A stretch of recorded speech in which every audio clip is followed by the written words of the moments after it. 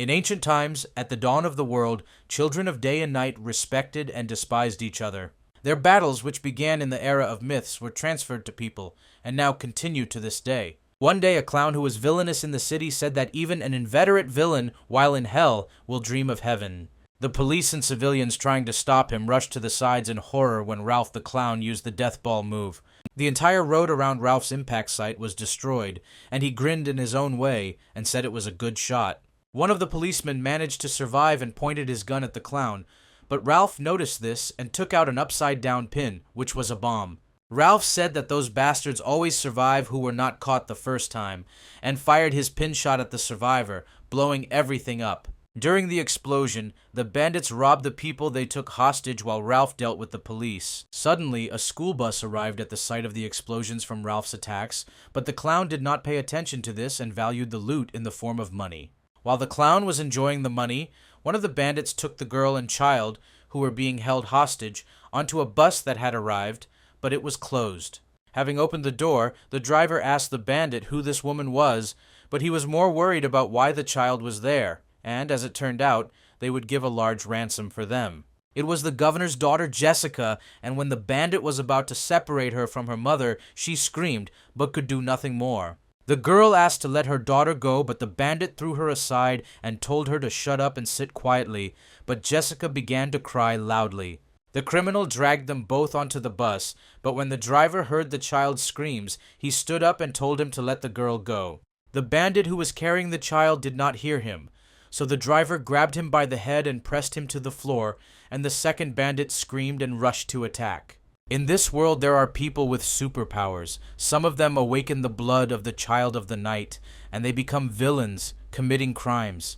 They follow their own desires, like Ralph, who at that time wanted to get on a school bus and go to his base. Everyone cheered and shouted the name of Ralph the Clown, but when he was about to get on the bus, the bandit holding the hostages flew out of it, breaking the window. There are also people in this world who stand for order on the side of society, such as the bus driver who got out through the window.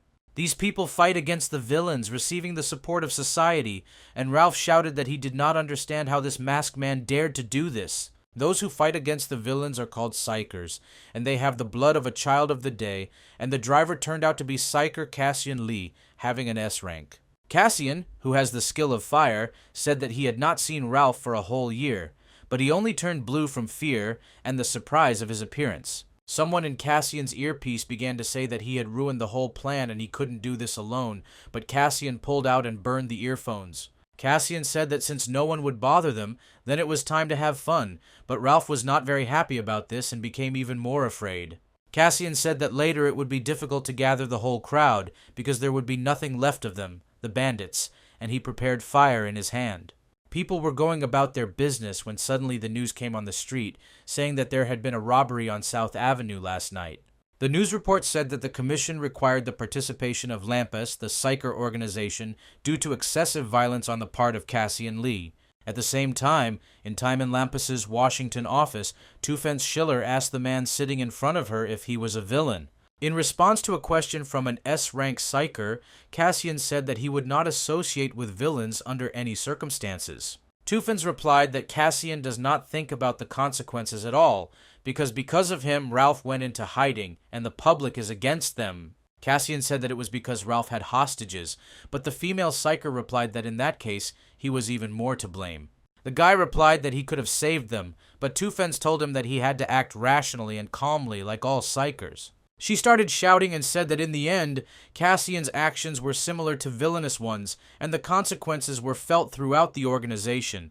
Cassian only remained silent in response, but the woman calmed down and said that he was only on probation and he couldn't break off. Cassian left the office, thinking that she was a real witch, and not understanding how Jeff, his friend, became friends with her. He thought he should cool off with a drink from the machine, but suddenly the phone rang and he answered because it was Jeff. On the phone, Jeff told him to urgently fly to Rhodes, a city in Greece, and Cassian couldn't help but be shocked.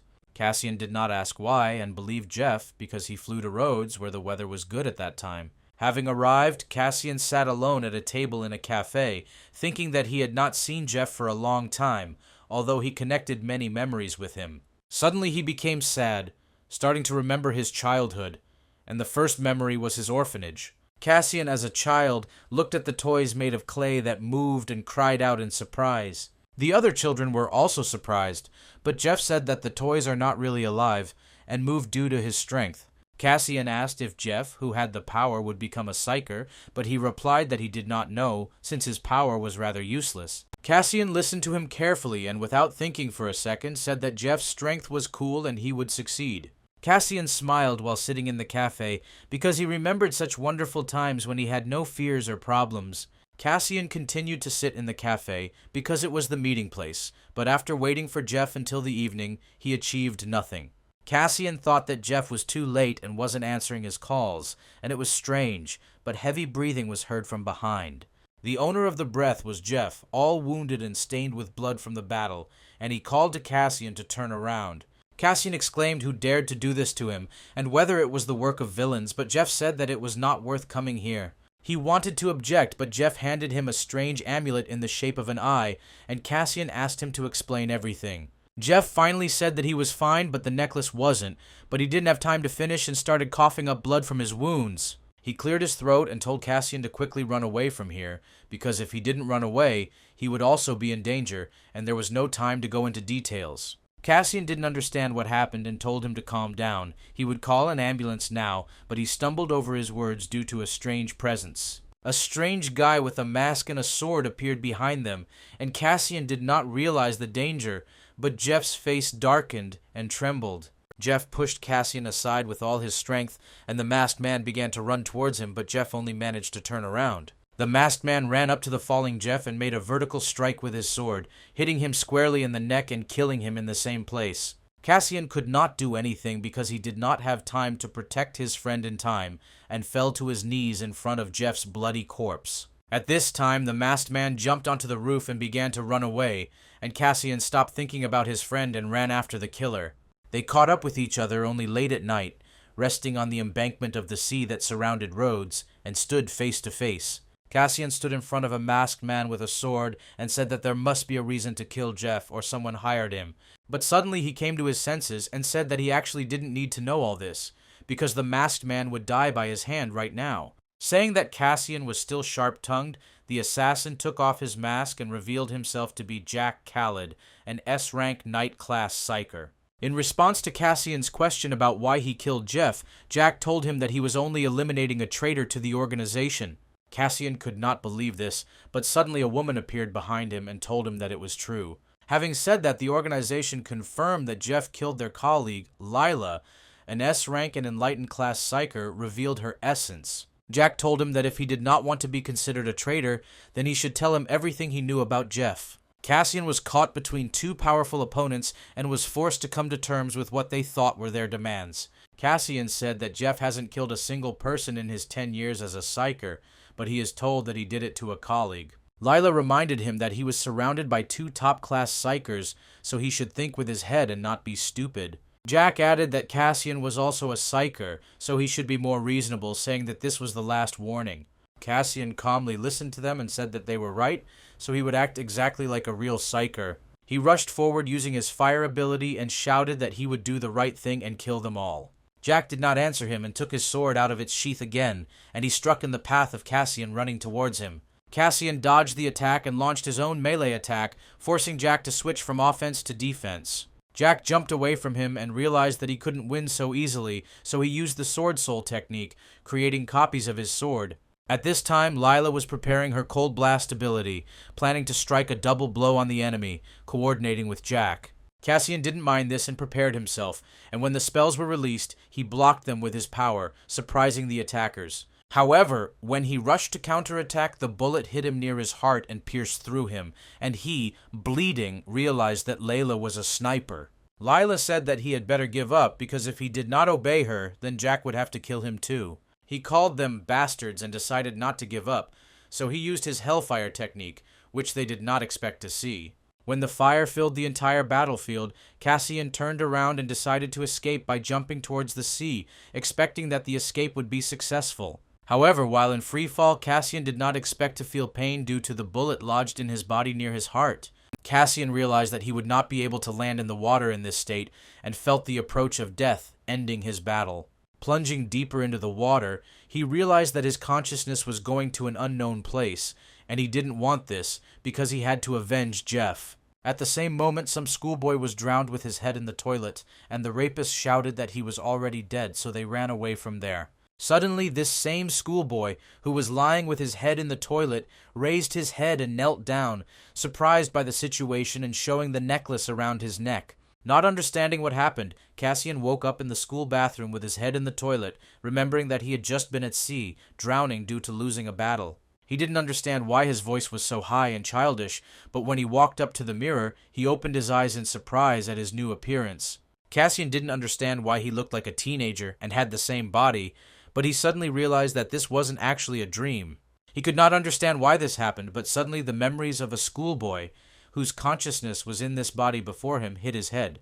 He realized that his name was now Kwon Kanwoo, and he was in Korea, but he couldn't understand why he had someone else's memories in his head. Suddenly, a voice sounded in his head saying that Cassian had finally woken up and he couldn't figure out where the voice came from, so he tried to find its source. Turning around, he saw no one, but suddenly the necklace on his neck began to turn into something stranger.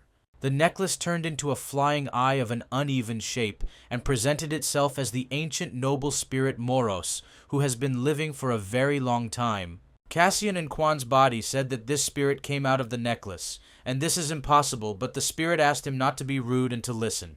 Moros said that he should not be impatient because Cassian had many questions and he wanted to find answers to them. They continued their conversation elsewhere, and Moros said that it was he who brought Cassian back to life, but in a different body, and repeated this several times. They walked around the schoolyard, and Moros said that Cassian had picked up Korean pretty quickly, and he replied that he lived here before he was adopted. While telling this to Moros, in his head he thought that he really died and came back to life in a new body, perceiving this as delusion. Moros, who flew out of the necklace, said that Jeff gave him this pendant in order to protect Cassian's life, because this was his last wish. Cassian understood what Jeff's words meant, but asked Moros out loud what kind of ancient iron sword he was talking about. Moros told Cassian that this great sword of destruction was forged back in the era of myth, when the children of the day fought with the children of the night for freedom and justice on earth. Cassian in Kwon's body asked him how he knew this in detail, but Moroso replied that he was an ancient spirit to know such stories and asked him to shut up. Cassian was distracted by the phone, saying that he did not need to know this, but Moros replied that, in fact, he was the victim here, because he had to use half of his power to revive someone like him. Looking at the phone, Cassian saw that Lampas made the case of his death look like he killed Jeff, and for such an act he was killed by Lila and Jack. He could not believe his eyes. He couldn't admit that Lampas had framed him as the killer of his best friend and mentor, because Jeff was the most important person in his life, which is why he clenched his teeth out of anger. Cassian began to express his anger to those around him, saying that he hated Lampas for putting everything up like that, although he protected people with blood and sweat, and Moros asked him to calm down, because a strange energy was emanating from him. This absorbing energy began to devour his consciousness from the inside, and he bent over from the pain in his head, but this did not stop his appearance from changing, making him look like a terrible monster. Cassian did not understand what kind of strange energy was coming from him, and when he was able to open his eyes, he saw that his hands were covered with strange armor, and his face had changed in appearance. The color of his eyes had changed. At this time, 3 hooligans were sitting in the backyard of the school waiting for someone, and one of them asked when this person would come, but the second asked him to calm down and continue to wait. Suddenly, a plump high school student began running towards them from afar, and they called him a boor. But when he arrived, he said that he had double-checked everything again, but did not find a corpse in that same toilet. The bully asked him again, but realized that he had checked everything, and asked if there was an ambulance or police there, but the answer was no, and he did not understand how this happened, because that student was no longer breathing while in the toilet. The hooligan with the baton thought that he himself had personally checked that student, and remembered that he had died, but the situation was not in their favor, and the other hooligans were also alarmed. The most aggressive of them, the blonde one, asked what they should do now, but the guy with purple hair told him to calm down, because all they had to do was find him and finish him off with their own hands. At this time, Cassian climbed onto the roof with his new hands, and Moros said that all the school children come here for privacy, but he answered him, telling him to shut up and not pester him. Cassian asked Moros why he became a villain, and he replied that his fate changed the moment he was reborn, and the owner of this body was destined to manifest the abilities of a villain with disastrous consequences. Moros finished talking about the enormous consequences of his power, and Cassian asked if he had taken over someone else's destiny, and upon learning that this was indeed the case, he sank, upset at the impossibility of achieving his old goals. Cassian realized that he, a former psyker of the highest rank, had become a villain, reborn in a new body and taking over someone else's fate, power, and life, and out of despair in himself, he hit the wall next to him. Moros told him to control himself, but he asked him to close himself, and Moros said that now there is evil inside Cassian, which takes over his mind, forcing him to look only at his desires, as if he were a villain. Moros said that while he now helps contain the evil within him, the more angry Cassian gets, the stronger his villainous essence is within him, the worse the consequences will be. Cassian asked Moros not to say anything more, and out of misunderstanding he sat on the roof of the school, saying that he did not know what he should do now with these powers of the villain. He covered his face with his hands, but Moros shouted that now his task was to survive at any cost, and added that Jeff would definitely say so, because Moros communicated with Jeff before his death, talking about Cassian. Moros said that when he talked to Jeff, he realized that he felt death approaching, but was not afraid of it, and was only worried about having to drag Cassian into this matter, and gave him a chance to survive this situation. For Cassian to survive was Jeff's last wish, and Moros said that he needed to learn to control his powers, to which Cassian asked him to stop giving him advice. Moros replied that without his advice he would not succeed, and since Cassian wants to return fully to human form, then he should listen to the advice and instructions of Moros. After some time, Cassian asked Moros what he even was, and Moros answered if Cassian really wanted to know, and he became wary. Moros said that he would find out everything when he found the Sword of Destruction, and Cassian asked him if this strange sword had anything to do with Jeff's murder, to which Moros replied that it most certainly did. Cassian was lost in his thoughts, but he was interrupted by some bullies who came to the same roof of the school as him, and the main one with purple hair said that he was very glad to see this idiot alive. At the same time, a red-haired guy named Kim Woo-chung, walking along the school corridor, caught the passionate glances of schoolgirls around him because he was a psyker on probation already in high school. Suddenly, Kim received a phone call and it turned out to be Lee Doon. Kim picked up the phone and asked what happened, to which he received the answer that there was some problem. Suddenly, he looked out the window and remained silent on the phone. But a few seconds later, he saw the hooligans on the roof and answered Lee Doon that he could call him back a little later. At that moment, Cassian stood on the roof in a new body and 3 hooligans, and he began to rummage through other people's memories, realizing that they had killed the previous owner of the body, and Moros told him that only he could see him. The blonde bully said that he was glad to see him here because they wouldn't go to jail, and the guy with purple hair said that he should have come to them right away instead of hanging around on the rooftops. Cassian arrogantly asked who he was to say that, and added that he did not like to beat children, but for educational purposes he was ready to do it. Suddenly Moros told him that the villains, even without transformation, have enormous physical strength, 3 times that of an ordinary person, so he should not lose control of himself. Cassian answered him in his mind that he knew about it and would restrain himself, and at that moment a blonde bully approached him, saying that from his conversation it was clear that Cassian went with his head.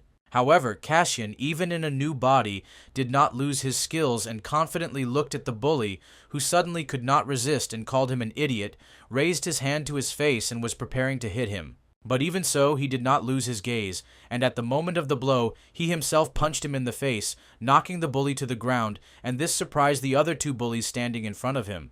While the main guy among them, the guy with purple hair, didn't understand where such a wimp got such strength and skills, another hooligan with a club ran at Cassian in order to avenge his friend.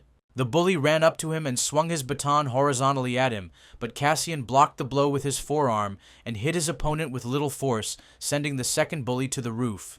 While the remaining main bully was thinking about how he was able to defeat 2 of them in one fell swoop, Cassian approached him and asked how their conscience did not gnaw at them for such actions. The bully was silent at first, standing in shock, but after a few seconds he replied that he doesn't know what conscience is, because he hates conscience and all other people, so he's ready to hit Cassian right now. Cassian listened to all this in silence, but then said that apparently the bully has no conscience, so this needs to be corrected, and his fist will help with this, because new foundations can be hammered into a person by force. Cassian did not wait for a reaction from the bully, so he immediately ran to attack him and dodged his blow, after which he himself struck him in the face, causing him to lose concentration. But he was not going to stop there, so he hit him in the stomach, after which the bully fell to his knees cursing him, and Cassian said that now a conscience should begin to appear. The purple-haired bully said that he would not answer such a bastard, and Cassian realized that his conscience had not appeared, so he said that one blow was not enough, and he needed to strike again. However, at that moment they were interrupted by a student who came to the roof at such a time, who stood out with his red hair, and asked what they were doing here. The bully realized that this was the same Kim Woo-chang, and Cassian let him go, telling Kim that it would be better if he did not interrupt their business, but Kim replied that one should not beat someone who is several times weaker than him.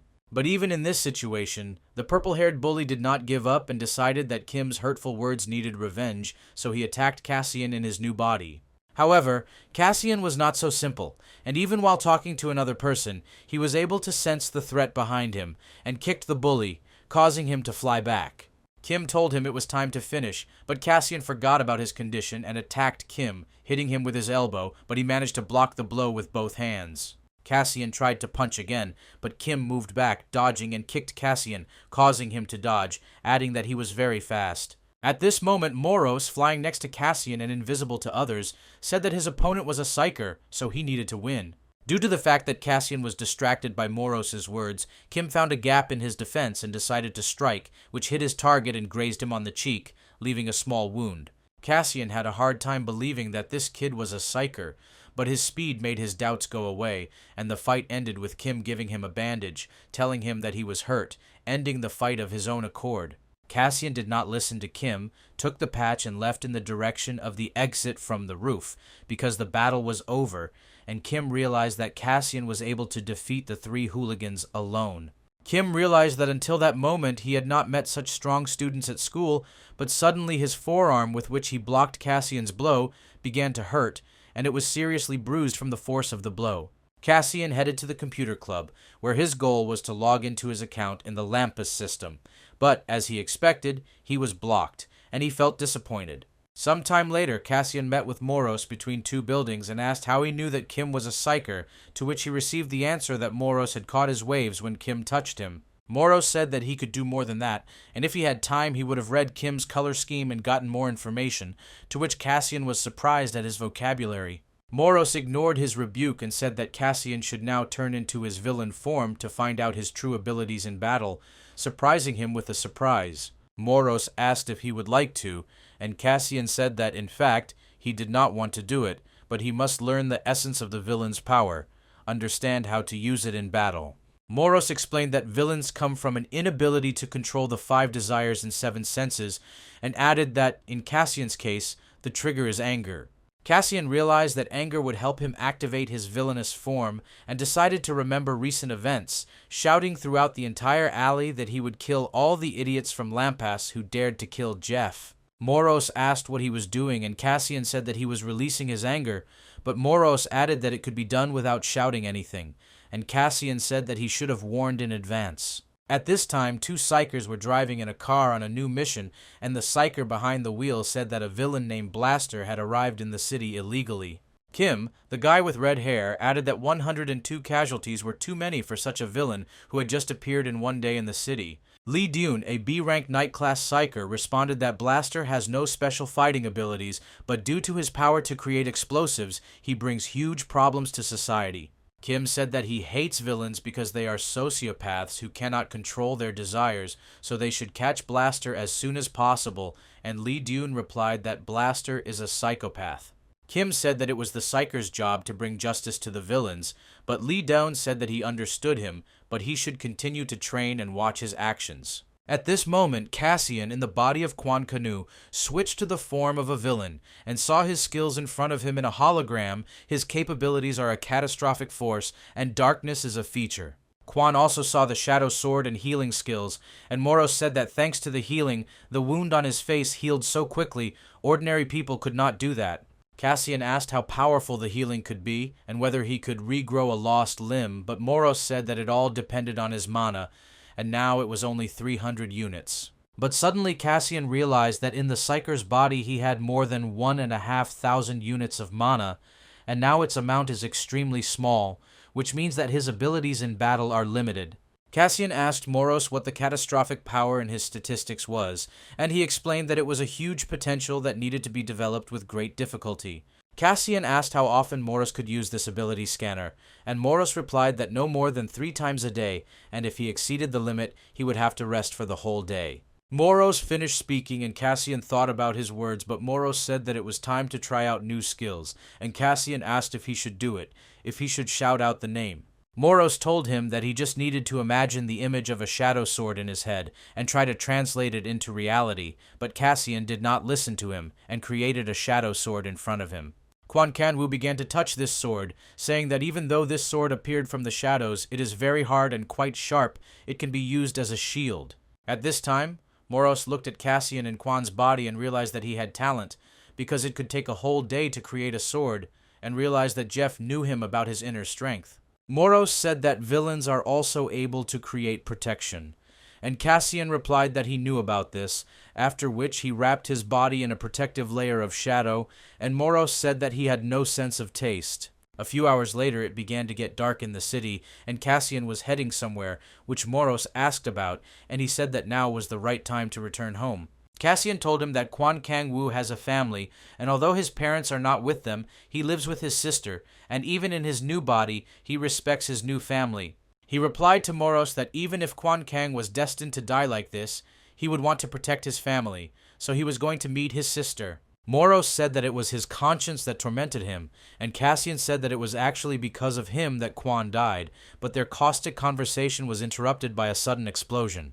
Cassian turned around and realized that the explosion had occurred in the building behind him, and everyone around him was shouting that there was a villain there, and the connection was lost due to a huge explosion. One woman said that the villain grabbed a mother and child, and Cassian did not wait and rushed forward towards the building where the bomb exploded, and Moros chased after him.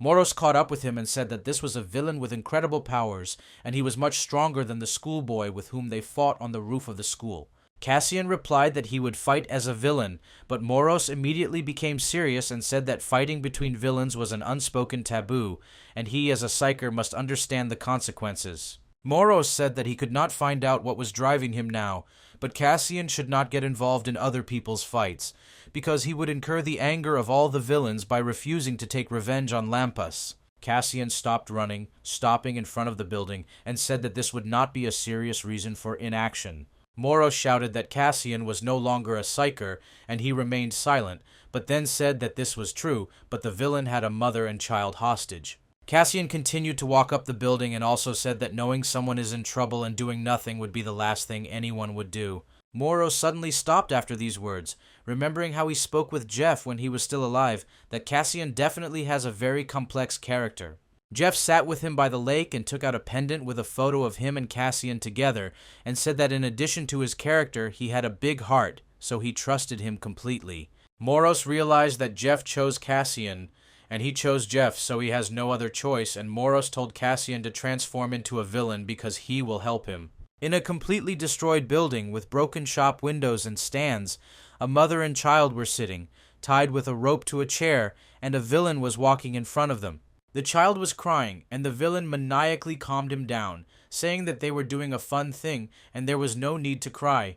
But after his words, there was only fear on the faces of the hostages, and the villain told them to smile, just like him, holding a bomb in his hand, which he constantly spun in front of their faces. At this time, Kim stood leaning against the car, thinking that the guy from the roof, Quan, is not as simple as he really seems. Kim picked up the ringing phone and learned that a task had appeared, and informed his mentor Lee Doon, who had gone to the toilet, about this, adding that they were ordered to catch the C-rank villain Blaster. In the building at that moment, Blaster was asking a child if he had ever seen 5-colored fireworks over the pitch-black night sky. Blaster said that he had never seen anything like this either, feeling sad for a second, but then he said that he would let the boy see something more beautiful than this, smiling from ear to ear. Suddenly, he nervously said that the boy would be able to see how the insides of his mother, hung with dynamite and explosives, would fly away like fireworks, and he could not get enough of it. He asked whether he should start with his mother's arms or not, adding that he wanted to leave the head as a souvenir and the chest and neck for last, smiling strangely, but suddenly they all froze with a strange sensation. Blaster realized that another villain had arrived, so he took a break from the hostages and said welcome, after which he prepared bombs in his hands just in case. He added that the guests should not be embarrassed and come out to play with them, and Cassian agreed, flying onto the floor through the window, preparing to hit the villain in flight. Cassian broke the glass in the window and flew onto the floor, after which he hit the uncomprehending Blaster right in the face. He did not have time to dodge the blow. The blaster flew 10 meters away from the impact, and Cassian asked what happened to the hostages, and Moros told him that they were still alive, but suddenly he shouted that there was a bomb on Cassian's body. Cassian realized the situation and ran as fast as he could from the hostages so that they would not be hit by the explosion, and he almost managed to jump out of the building, exploding far from the hostages.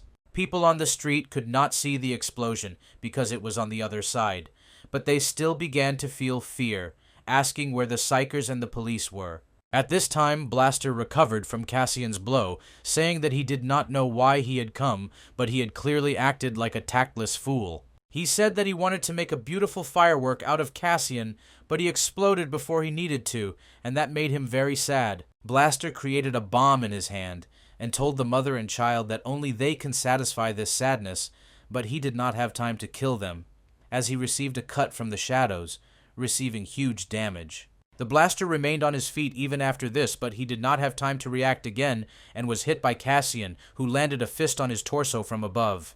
Cassian pinned him to the floor with his body, but Blaster decided to create another bomb, and Cassian grabbed his arm, saying that he would not fall for this trick a second time, and punched him in the face. Cassian began to hit him in the face, continuing to intensify his blows, and Blaster's face had already turned into bloody meat, but Cassian began to forget and continued to strike. Moros began screaming his name as Cassian began to lose control and only thought about the pleasure of the beating, and eventually he stopped, regaining a sense of reality. Moros said that he finally heard his urges and explained that Cassian had lost control in his personality as his emotions got the better of him while he was beating Blaster.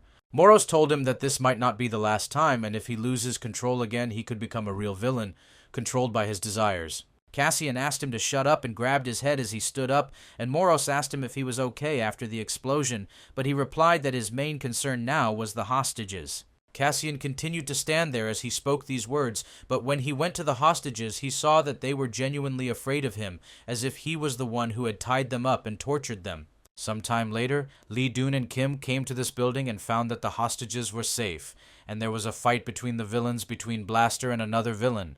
Lee Doon said that witnesses described him, but so far they could not determine his identity, and Kim thought that the hostage was a child, but there was a fight between the villains. The police at that time were talking about how the villain had saved the hostages, and Kim heard their conversation, was surprised, and approached them, asking who they were talking about now. Before Kim Woo-chin could finish speaking, his mentor asked him to go check the cameras on the first floor, adding that he would join him soon, and he could only agree. At this time, Cassian remembered how he, in his villainous form, stood in front of the hostages' mother and child, who looked at him as if he were a murderer, begging for help and salvation.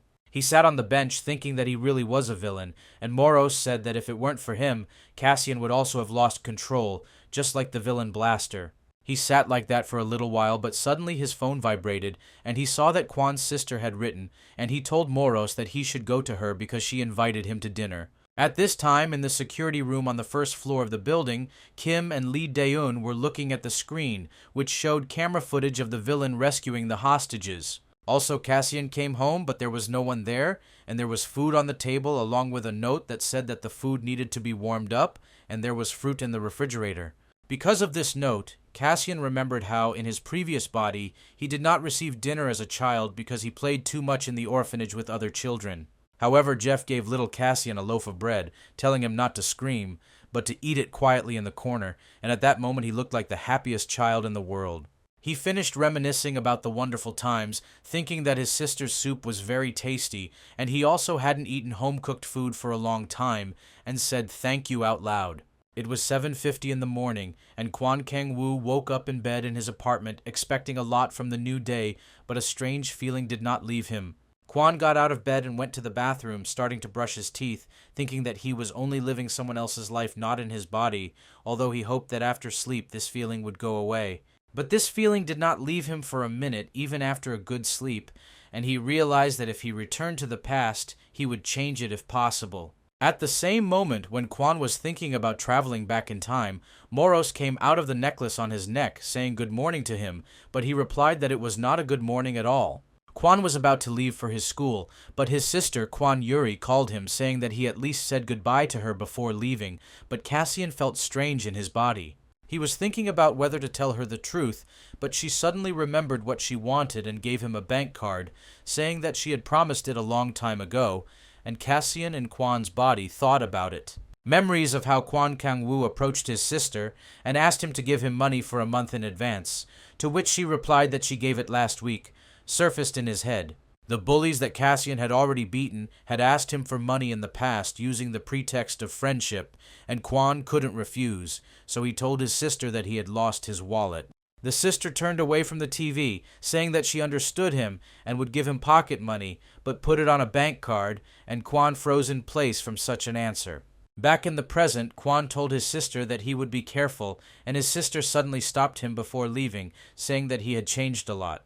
He suddenly got scared, but Yuri added that his hairstyle had changed and asked if he had a girlfriend, but Quan ran off to school saying that he had styled his hair differently. At the same time, in class 3, Blonde, one of the bullies, was sitting in his seat with a bandage on his face and bruises, and everyone was staring at him in surprise that the bully had been beaten. He realized that he was getting strange looks on himself and shouted at those watching to shut up and turn away, and everyone was afraid of him, but the blonde thought about Quan. While he thought that it was all because of Quan, this same Quan appeared behind him and asked where his desk was, to which the blonde, frightened, pointed his finger at 3 desks in front of him.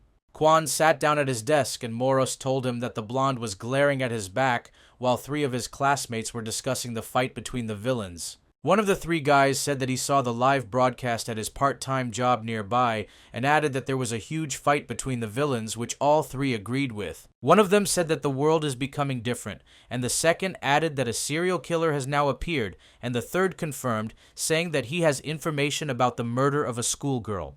One of them said he learned from the news that the killer was Driver, Wilzona's boss in the Kadam area, and Quan wondered if Wilzona had been there before.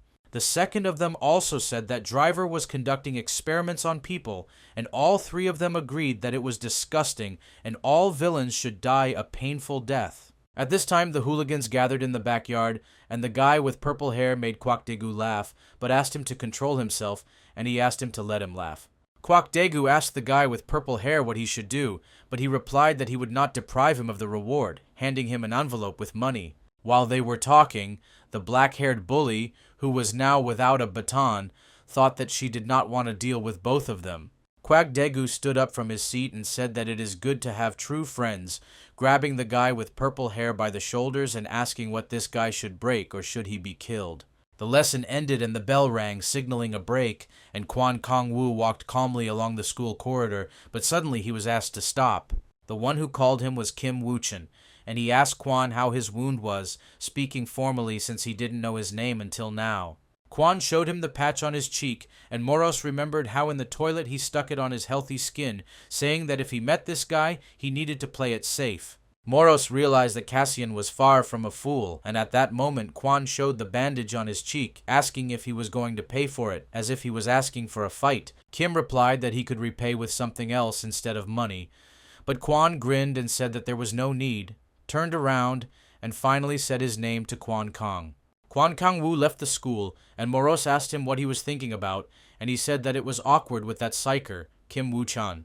Quan began to talk about Kim, that he owns fire, and also has an ideal appearance, has an ideal academic record, and cannot turn a blind eye to injustice, an ideal psyker. Moros asked if Quan was jealous, but he only continued to say that with the ability of fire, he wanted to become like Cassian Lee, a special class psyker with the same power. Moros asked if he was Kim's idol, and Quan said that with such power, he should have been sent to special psyker training, and not the usual one where he goes now. Moro suddenly noticed that while he was talking with Quan, he was being watched from around the corner, and the blonde man who was watching him did not even suspect that they already knew about him.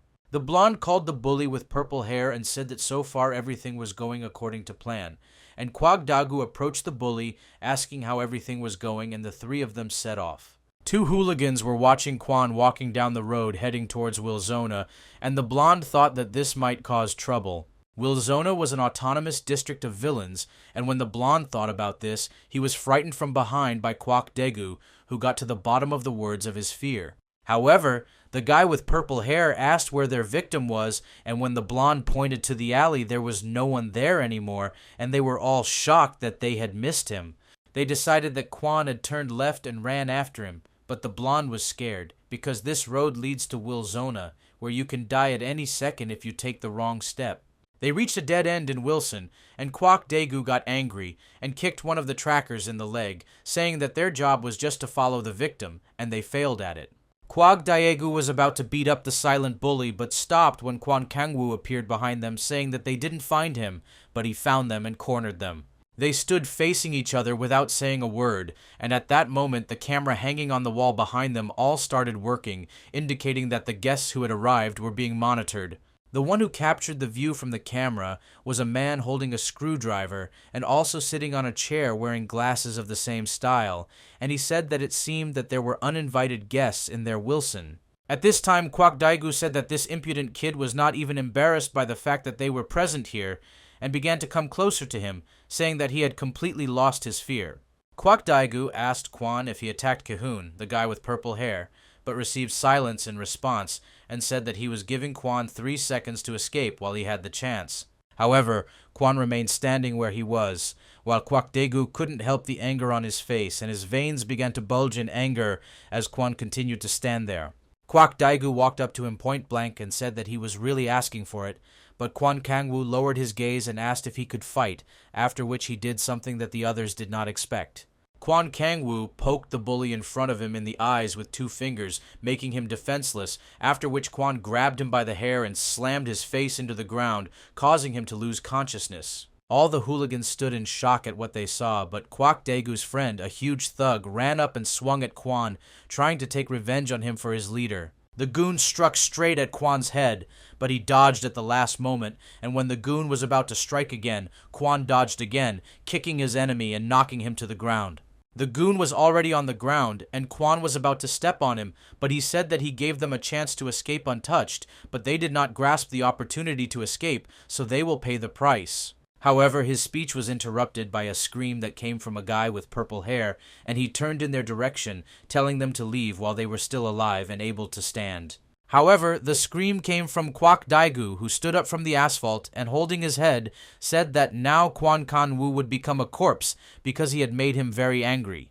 Cassian in Kwan's body wondered if he had overdone his enemy, but Kwak Daegu took a fighting stance because he was second in the national Muay Thai competition. Ki-hoon, the guy with purple hair, thought that Kwak Daegu had finally gotten angry and would now punish Kwan, but Kwan himself, even in such a situation, remained calm and kept his gaze confident. Cassian in Kwan's body remembered how he, in his previous body, was in the gym, where he sparred with C+ rank Psyker John Klaus, who had the Striker class. While the bystanders were telling Klaus to go easy on the newcomer because he might kill him, Psyker Jack arrived, and the bystanders greeted him, saying that he was late. Jack asked them what they were doing, and the guys explained that they were watching the sparring that was now happening in the cage, and Jack also began to watch them. Jack wondered and told the guys why the attacker was without protection, and they replied that the newcomer refused protection, but Jack added that he meant that John needed protection. The onlookers were surprised by his words, but Jack explained that Cassian was a graduate of the Psyker Combat Training Agency, and the youngest one at that. Jack added that Cassian was a master of hand-to-hand combat, and had never lost in a one-on-one fight, despite his enlightened class and fire skill. Cassian struck John, knocking him down, and at this time Kwan Kang was beaten by Kwak Daegu, who was arrogantly going to knock all the pride out of him, and Kwan put him against the wall on the ground. The thug got up from the ground, but saw Kwan holding his head by the face, lying on the ground, and Kwan thought that all they could do was attack school children, not knowing how terrible the world was.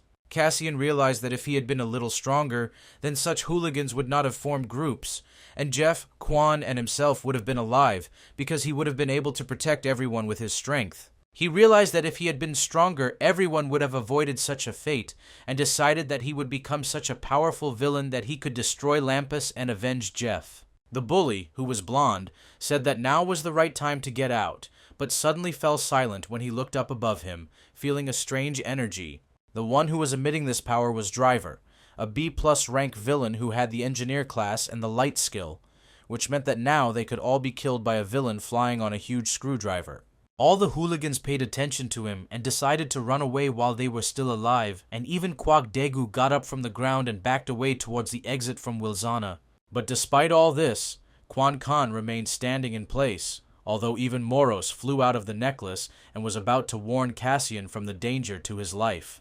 The driver sank to the ground and said that he was going to help Quan because they were going to beat him, but in the end his help was not needed because everything turned in his direction. Quan Kang Wu replied that he didn't ask him for help, but Driver said that he shouldn't be so caustic because not everyone wants to fight with someone like him, and to confirm his words, he prepared a weapon.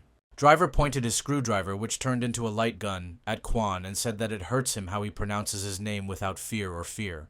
Driver became serious as he began to say that Quan Kang Wu should have been prepared for such an outcome of events, and prepared to attack, but a flower instead of a laser protruded from his cannon, meaning that Driver was joking. Driver laughed, saying that it was a joke to scare Cassian, but then added, becoming serious, that next time it would not be a joke, and he would kick Quan's ass properly. However, Quan did not answer him and turned around, starting to walk towards the exit from the Wilson, and Driver asked him where he went, to which he replied that he was heading home, leaving him in bewilderment. On the way out, Morris began to tell Quan that Driver was too strong an opponent, and he had just almost gotten into a big mess because of his sense of justice. Moros explained that Driver had much more mana than Cassian, and he did not listen to him, leaning against a nearby wall as if he was sad. Moros told him not to be upset because they would start training when he got stronger, but Quan suddenly asked him to tell him everything Moros knew about the Driver. Quan said that the best training is to actually risk your life while transforming into your villain form, and added that there is no way he can miss such an opportunity. At this time, Driver was in Wilson, remembering Quan's movements during the battle, thinking about who this brat was, because his movements were clearly not like those of a beginner. Driver also remembered that Quan was not the least bit afraid of him up close, realizing that high school students had become very scary lately, but something began to approach him from behind. At this time, Quan was approaching Driver from behind, and he did not have time to dodge, but turned around and blocked the blow, which was aimed directly at his chest, with incredible force. However, Kanu did not wait for Driver to react, and was about to approach him point blank using his shadow sword skill, but Driver managed to fly into the sky. Cassian did not have time to attack with the skill and remained standing on the ground, realizing that the Driver was not as simple as it seemed, and the Driver summoned his weapon. Moros says to be careful as he prepares to shoot, and Driver loads the weapon, saying that Quan is in very great danger now. Quan opened his eyes in surprise, and Driver said that what you get, you must always give, after which he used Driver's beam skill, which was directed directly at Cassian. 320. All the villains who were in Wilson at that time saw a huge beam of light that illuminated the area, and did not understand what made Driver use this skill. The Driver finished an attack of incredible power, and the light dissipated, but he saw Quan Kanwu sitting unharmed and invisible, covered by the shadow sword from the light beam. Moros flew next to him, remembering how he used his skill on the Driver, showing Quan its characteristics, and they saw that the Driver had 3 times more mana. Cassian, in Quan's body, shrouded in shadow, said that in this case the battle would be even more interesting, causing Moros to be surprised at such great self-confidence. At this time, the Driver realized that he had not applied enough force, and was already preparing to attack again, saying that this time he would definitely not fail and would try. Driver swung his huge screwdriver with all his might, but Cassian dodged and continued to dodge while Driver tried to hit him. Driver didn't understand how Quan managed to predict all his movements and avoid getting hit, and wondered how he could not know a guy with such skills. Driver guessed that it was most likely he who killed Blaster, but when he continued to strike with enormous force, Quan caught one of them and stopped his weapon with his hand. Driver's screwdriver began to crack under the influence of Quan's power, but he did not lose his head and began pouring mana into his eyes, which is why red light lasers almost appeared from them. However, Cassian dodged and tripped Driver, causing him to fall, and as he ran towards him, Driver realized that Quan was fighting like crazy. After asking if Quan was a Mastral, Driver jumped back a few meters and decided to use his second most powerful skill, his mechanical arm, aiming it at the running Kana. However, Kanu did not stop and continued to run, summoning shadow swords that cut Driver's mechanical arm into pieces. Kanu approached Driver and delivered a straight punch to Driver's face, forcing him to block again with his already beaten weapon, throwing him back. The Driver realized that this was no longer a joke, because Kanu's skills were at a different level, and they could not be developed like this without professional training and training in sparring.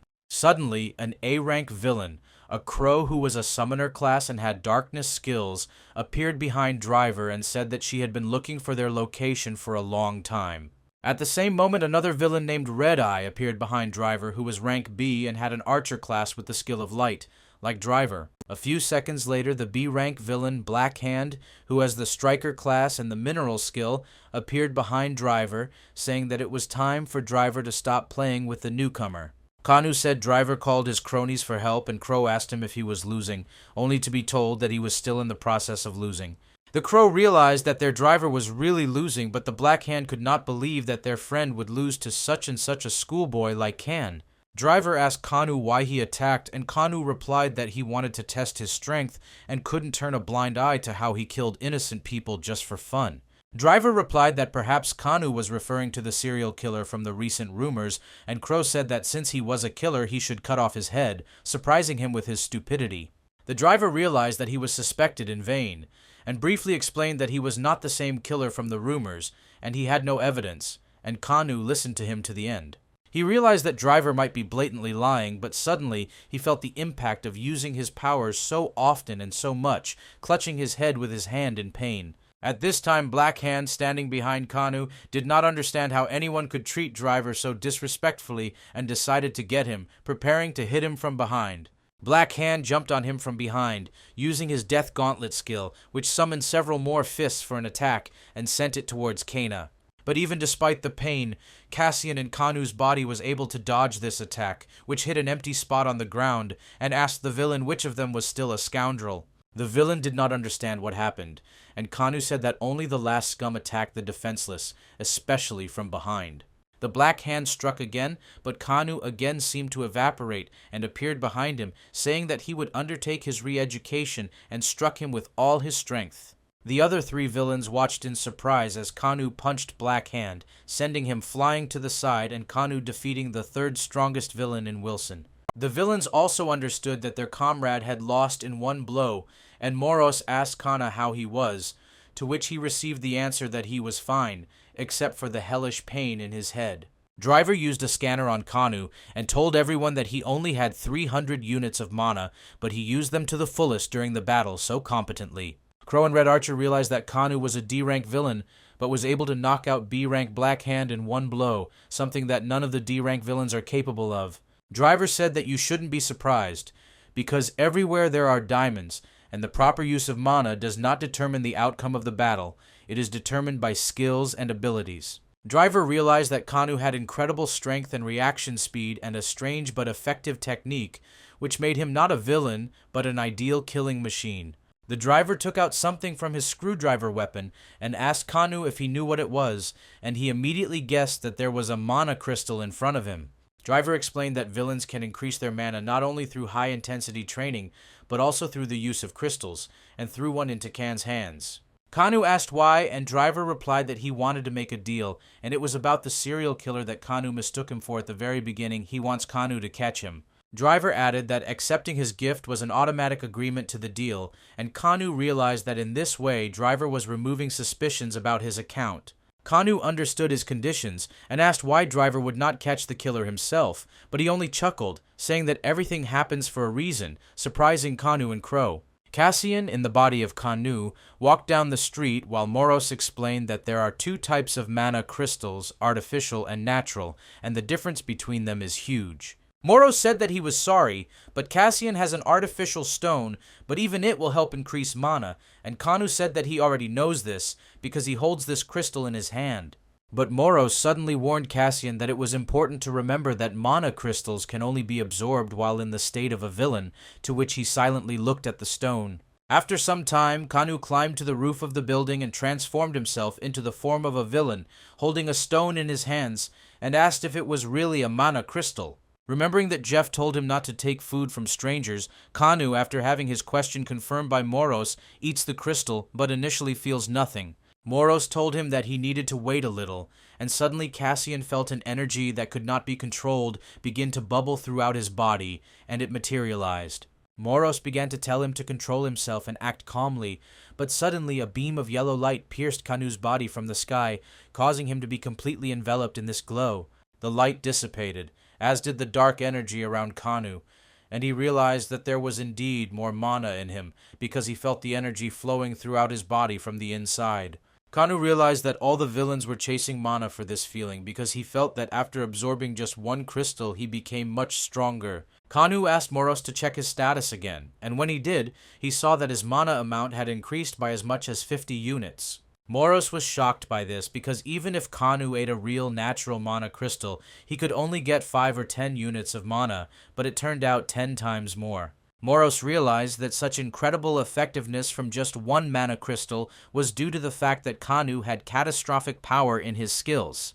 Kanu saw that a new hidden skill for extracting mana crystals also appeared in his status, and he asked Moros how to use it, and he replied that everything was written in the status. This meant that he could extract mana crystals from magic weapons and even natural stones from legendary magic weapons. Cassian and Kanu's body said that he did not like this skill, but Moros added that now he will be able to get all the mana crystals he wants, and only he is capable of this. Cassian said that he thought that hidden skills would be cooler, because now his skill is useless, since he doesn't even know where to find these common and legendary magic weapons. At this time, Lee Doon, Kim Woo-chang's boss, was sitting with him in the bakery, where he showed him his new weapon with the brilliant name Megrets. Kim Woo-chang reacted sluggishly to this, but Lee Doon continued to praise his weapon, saying that it was one of the 2 best magic swords among psychers. He was very lucky. Kim Woo-chang didn't listen to his eulogies and asked Lee Do-woong if he had gotten information about the villain who was fighting Blaster in that building when the explosions happened and the hostages were taken. Lee Doon noticed how smartly Kim changed the topic of their conversation, but replied that there was no data about that villain in Lampa's system, and most likely he had only recently transformed. Kim asked if he could be an outer, but Lee Doon said that he couldn't be an unregistered psyker because he definitely looked like a villain in appearance. Lee Doon said that there was something more important than this, starting a conversation about how because of the serial killer, they could not get out of the emergency situation with the special squad. Kim entered into the dialogue, saying that the main suspect for the role of the serial killer is now Driver, but Lee Doon said that this is not so, because these are just rumors. Kim Woo-chang asked how he could be sure of this, and Lee Do-woong said that although Driver is obsessed with new cars and implants, he cannot become a serial killer for this. Kim said that Lee Do-woong forgets that all villains are sick and mentally unstable people, and he agreed, saying that this was definitely the work of such a villain. Lee Doon explained that in this case, anyone could be a suspect because anyone could be unhealthy and go crazy without anyone's help. Lee Do-woong mentioned that it seems that Kim's sister is now interested in modeling and has also transferred to high school, and Kim confirmed by saying that she has a curfew. At the same time, 2 high school girls were filming in a large building, and the photographer asked them to make more arrogant faces in order to get the perfect shot. Pink-haired high school student Kim Neun, Kim Woo-chan's sister, said after filming that she wouldn't have time to stop at a convenience store on her way home. She noticed her friend An Min-young, and she asked her to go with her to the toy machines right now. Kim Nayeon said that she couldn't because she had a curfew, but An Min-young persuaded her by saying that both of them had not been there for a long time and they would make it quickly. The 2 girls ran towards the shopping center, where there were vending machines with toys, not noticing how they were being watched by a strange man who smiled terribly. The next day, Kanu was sitting at his computer, studying the news, where a serial killer had killed 3 more during the day, and Moros asked him if he would agree to the deal. Cassian in the body of Kanu said that the killer is unlikely to stop at 3 victims, and there are unlikely to be fewer, so he should take on this case. Kanu said it is difficult to catch a criminal who has no specific target if only the locations of the murders are known and nothing else. Moros advised him that he could take advantage of Driver's gift, but Kanu said he was not sure whether to do so. Some time ago, Driver gave Cassian a phone saying that they would use it to communicate, and the phone does not have a location tracker. It is safe and convenient. Kanu said that he did not need it, but Driver replied that he would share information about the killer with him, and if he wanted to know something, he could write at any time. The Driver became serious and said that he sincerely wants to help him and catch the serial killer, so Kanu must complete this task and catch the little bastard. Kanu was about to write to Driver, but suddenly gave up and threw the phone, saying that he respects himself and will not cooperate with the villain. Moros asked where he was going, and Kanu replied that he could not stay in the apartment, so he needed to go outside and clear his head. At this time, in a shopping store, 2 high school girls were trying to draw a plush toy from the machine, but at the last moment it fell and they lost. An Min-young said that they still didn't catch anything, so they should play again, but Kim Naeun replied that it was time for her to leave, while a drone with a camera was filming them outside the window. Kim Naeun said that even if it's not 8 o'clock in the evening, she already has a curfew, so she needs to finish, but An Min-young asked her to stay a little longer. Naeun asked what happened, and Min-young explained that she saw one of the girls at her school being brutally murdered a few days ago. An Min-young said that she wanted to tell someone, but she was scared because she thought the killer would come for her, and Naeun realized that the killer had seen her. Kim Naeun decided that this couldn't be left just like that, so she told her friend that they should immediately find the police station and tell them everything. However, when they were about to flee, they could not leave the building, because all the entrances were closed at the same time, and the lights in the building suddenly went out. Kim Naeun noticed that there was blood pooling under their feet, and they saw behind them the villain Blood Rain B rank, who has the enlightened class and the skill of psychokinesis. This time later, Kanu went for a walk, and standing on the roof, Moros told him that the walk didn't seem to be particularly calming or helpful. Kanu said that if Moros would be mischievous, it would be better for him to stay at home, but Moros replied that he could not stray far from him and the necklace. Their verbal skirmish was interrupted by the phone that Kanu had in his pocket, and Moros reproached him for lying and saying that he had pride. Kanu said that he needed to know if Driver wrote something, and when he read the message from him, his face immediately became serious. Kim Naeun at this time stood in front of the villain, realizing that he looked like he was a born killer, ready to feast on his next victims. When she thought about what they should do in such a hopeless situation, she remembered how her brother gave her a strange emergency communication device.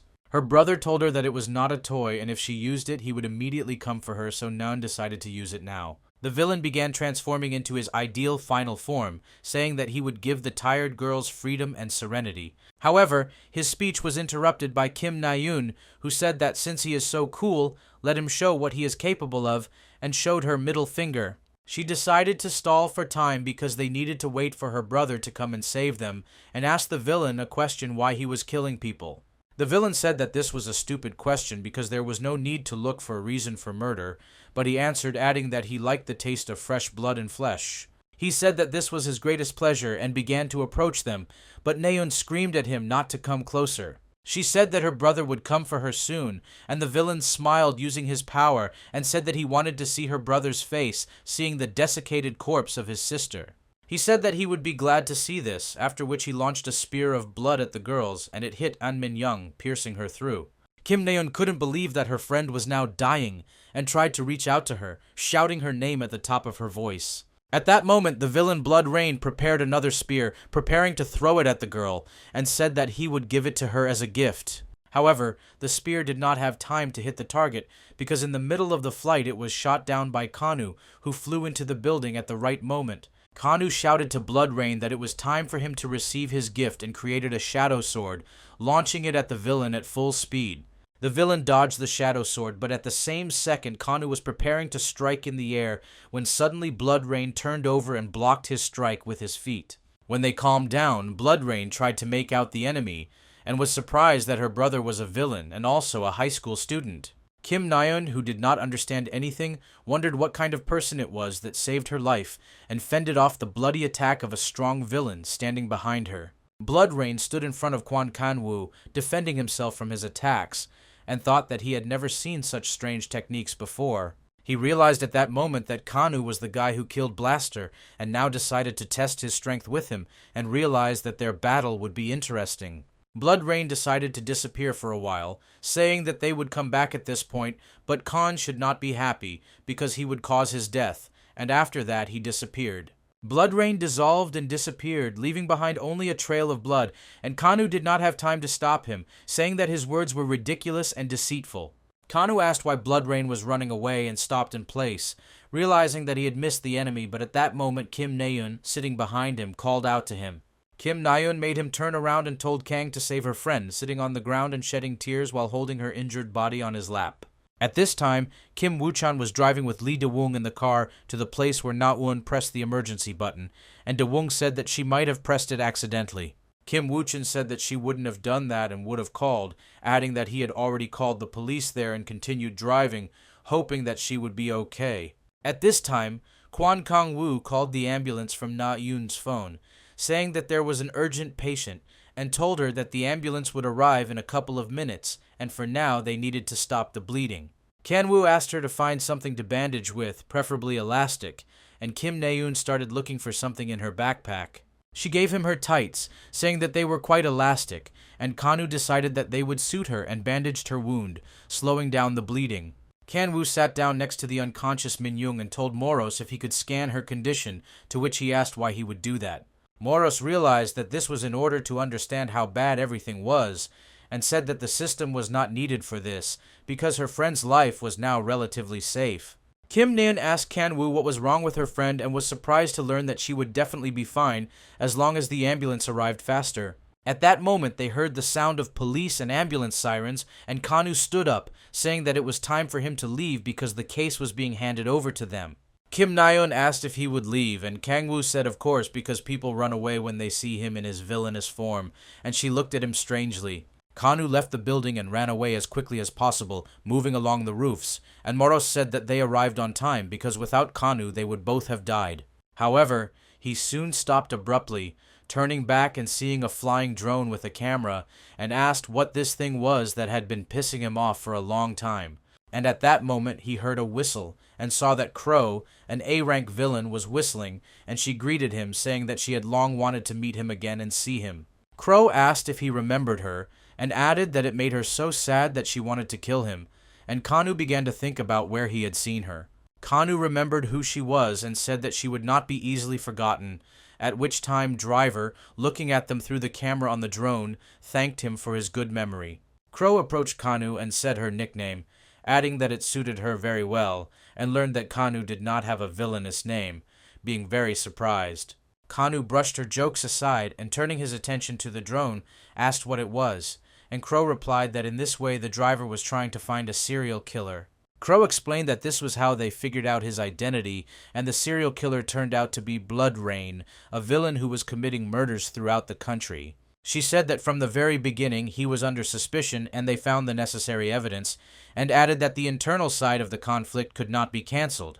She stopped, saying that she had said too much, and if Kanu did not remain silent, she would beat him, because she did not want to do something that Driver, who at that time was looking for lost popcorn, did not like. But Crow changed the subject and said that Driver wanted to give something to Kwon Kang, and took out a small box and threw it to him, saying that the explanation would come later. Kanu asked what it was, and Crow said it was his promised reward, and Kanu opened the box to see 3 superior quality mana crystals. Sister Kanu, watching TV the next morning, listened to the news as they talked about a serial killer attack that was thwarted by the Psychers. There, the presenter said that no casualties were avoided, but the schoolgirl who was attacked is now in the hospital, but her condition remains stable. Kanu finished listening and left the room, and his sister asked if he was already getting ready for school, and when she found out, told him to be careful, to which he peacefully agreed. Walking down the street, he thought that several weeks had already passed since his appearance in the body of Kwon Khan, and the most important thing for him now should be revenge on Lampas. Kanu was thinking that now he had to figure out how much he could trust Driver because of his sudden appearance in Wilson. He began to remember how the Crow gave him a box with 3 crystals of the highest quality mana and asked why Driver was so generous with him. Crow told him that she didn't know, but explained that now with his powers, he is not able to fight a serial killer, and the rest is decided by the Driver. Crow said that in the box there was a small tracker made by Driver, and said that they had already located the serial killer. She added that it was not that they expected anything from Kanu, but told him that he should understand what would happen to him if he upset Driver. Kanu returned to reality, realizing that he could not understand Driver's intentions, and Moros said that the school was in the other direction, but Kanu continued moving. Kanu told him that he needed to go to another place because he analyzed the materials found by Driver and found information about the Sowa school. Kanu added that the 2 schoolgirls he saved were from there, and they should check out Sowa school as they might find new information about Blood Rain. Moros told him that Kanu fancied himself an investigator, but he replied that he still needed to try to search, although it would take some time. Kanu said that one of the Levchenkos is the sister of Kim Woo-chang, a popular high school psycher, and decided to call the school, saying that he was sick and would sit at home. Kim Woo-chan was sitting in the hospital looking sleepy at the time, and Lee Da-woong, his sunbae, greeted him, asking if he had slept and giving him a cup of coffee to cheer him up. After asking how Na-yoon was and learning that she had just fallen asleep, Lee Da-woong said that he had seen the case files involving his sister and explained that they had been attacked by the villain Blood Rain. Lee Doon confirmed that only Blood Rain could suck the blood from a victim, but the serial killer constantly abused the bodies of his victims. Lee Daeun said, clutching his head in despair, that for this reason Blood Rain is not the one they are looking for, and in fact the serial killer is someone else. Kim Woo-chan mocked him, but answered with the same lost look that it was the villain who helped the girls escape, and Lee Da-woong asked if it was the same villain. Na-yoon told him that the villain came there to save them, and Kim said that despite the madness of the villains, he saved the person, his sister. Kim Woo-chan didn't understand what was going on with the world of villains, and Lee Da-woong said that he himself couldn't understand this strange, unidentified villain from the cameras. Kim Woo-chan, like his sunbae, wondered who this villain was who saved a man and defeated his fellow villain Blaster. At the same time, Kanu was standing near the store, looking at the school children passing by, and Moros said that now he was skipping school near another one. Kanu entered the store and took a soda from the shelf, while at the checkout, 2 schoolgirls pestered the cashier with questions about whether he was definitely not a model.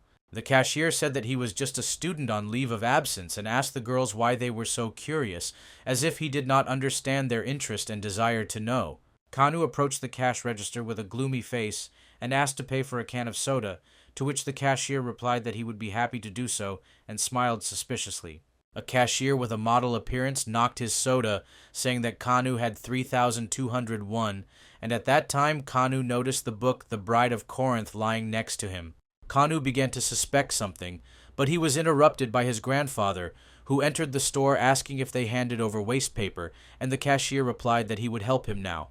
The cashier took the cardboard and carried it to the exit, hitting Kanu with his shoulder, and at that moment Kanu felt that the cashier was not really who he seemed, and Moros also noticed this but did not show it. Cassian in Kwan Kan-woo's body left the store and entered an alley, after which Moros told him that he had important news, and Kan-woo replied that he knew that the cashier was a villain. Kanu said that he immediately realized that the cashier was a villain when he saw his eyes, and Moros replied that unfortunately they could not find out if he was Blood Rain. Kanu replied that the Bride of Corinth lying nearby gave him away, because before leaving, Blood Rain uttered lines from this famous novel about vampires. Moros said that he was surprised that he remembered such a thing from his past life, and Kanu replied that he had been reading all his childhood, and now they just had to see if they were lucky enough to guess Blood Rain's identity. Moros and Kwan Kang-woo waited for this model-looking cashier to finish his workday and began to follow him, not knowing where he was going to go. They continued to follow him and came to a crowded intersection, realizing that the cashier was walking along the road leading directly to the girls' school, where Kim Na-yeon and her friends studied. But his thoughts were interrupted by a strange feeling of danger, and he turned around, seeing a truck rushing towards the old man with waste paper, so he ran and jumped to the side with him. The van driver got out and asked if Kan-nu and the old man were okay, but he remained silent because he looked in the direction where the cashier was going, and there was no one there anymore. Kanu decided to go to the computer club, and in the toilet of the building he listened as Moro said that it was not worth taking the form of a villain here, and he replied that there were no other options. He locked himself in the booth because he decided to use the 3 mana crystals he received from the driver, and he swallowed them at once, emitting the same bright yellow light. Kanu asked Moros to check his status, and he saw that his mana had increased to 470, and 2 shadow movement and hiding skills had also appeared. Moro said that the number of skills increases with mana, and eating mana crystals gives him new skills, and Kanu thought that he could not do that as a psyker. Kanu noticed that the mana had increased by only 120, and Moros explained that this was due to the body's adaptation to them, and now Kanu would receive less and less mana from ordinary crystals. Kanu was upset, but agreed with Moros, because otherwise both Blaster and Crow with all the villains would have long ago become invincible opponents. Kanu realized that if he wants to become stronger, then he cannot rely only on mana crystals. He needs to find another way to increase strength, for example, the same training. Kanu asked Moros to show Blood Rain's status, and he replied that this was the second time that day, so he would only have one time left, but Kanu replied that he knew about it. Kanu examined its characteristics and thought about the Blood Step skill, but then realized that Blood Rain had used it at the beginning of the battle when they met. He continued to look at Blood Rain's statistics, saying that he has psychic powers, and his distinguishing feature is hypnosis, and Kanu also added that this is bad. It was evening time, and in the hospital next to the girls' school, all the workers had already left, but strange things were happening in the chief doctor's office. There was blood spilled everywhere in this office. 2 doctors stood in the middle of the room with the chief doctor in the middle, waiting for an order from the villain in front of them. Blood Rain, who was in his true villainous form, told his sweet and obedient servants to bring them to him. While the hospital was already starting to empty, Kim Na-eun was sitting in An Min-young's room, who was on a chair in front of her friend, who was lying unconscious. Kim Na-eun was holding a phone in her hands, in which she was looking for information about the villains on the official website of Lampas, but could not find anything about who saved her, trying to find out who he was.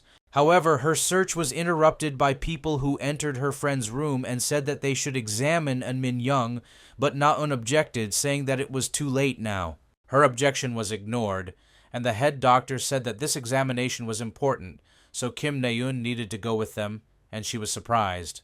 The doctors' faces twisted into smiles as Cassian tested his new skills in Kwan Kanwoo's body, transforming into his final villain form. By moving with the help of shadows, Kanu realized that he could combine his shadow hiding and shadow movement skills, gaining invulnerability when moving. Moros stopped him, telling him that he was watching him, and Khan should spend less mana and use such skills only when necessary. Kanu stopped moving in the shadows and stopped on the roof, after which he took out his phone and saw that the driver's tracker was shown very close on the screen. Kanu realized that this bastard, Blood Rain, went immediately after his shift to the hospital where 2 high school girls were. Kanu saw this thanks to driver's tracker. Kanu realized that the schoolgirls were now defenseless against the villain, so he jumped off the roof and used shadow movement to rush there. At this time, An Min-young, who was unconscious, was loaded into the car by the doctors, and Kim Na-eun did not understand what was happening, and asked why her friend was being taken away. The doctors did not stop after her words, and only answered Kim Na-eun that this was such an important test that it was not carried out in this ordinary hospital. Her question was also answered by Blood Rain, who appeared from behind, saying that this was a test of loyalty, and greeted her, saying that he was glad to see his food. Kim Na-eun did not fear, but shouted to the doctors to run, because there was a villain here, but the doctors did not listen to her. Their eyes glowed red, and they smiled strangely. Blood Rain said that these doctors are his puppets, and soon she will become the same obedient and sweet puppet, and Blood Rain approached her, touching her face with his finger. Kim Na-eun replied that she would never become his puppet, so Blood Rain began to realize that she was brave and strong, and decided to even make her his bride.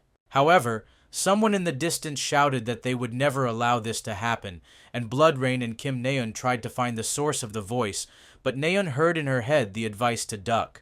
3 seconds later, Kim Na-eun ducked down and Kanwoo appeared from his shadow, flying with his foot right at Blood Rain's face, but he managed to dodge and the foot hit him in the torso. Blood Rain was slammed into the wall, saying that he had been thwarted again, and Kanu decided not to slow down, so he gathered his strength into his fist and rushed to strike him.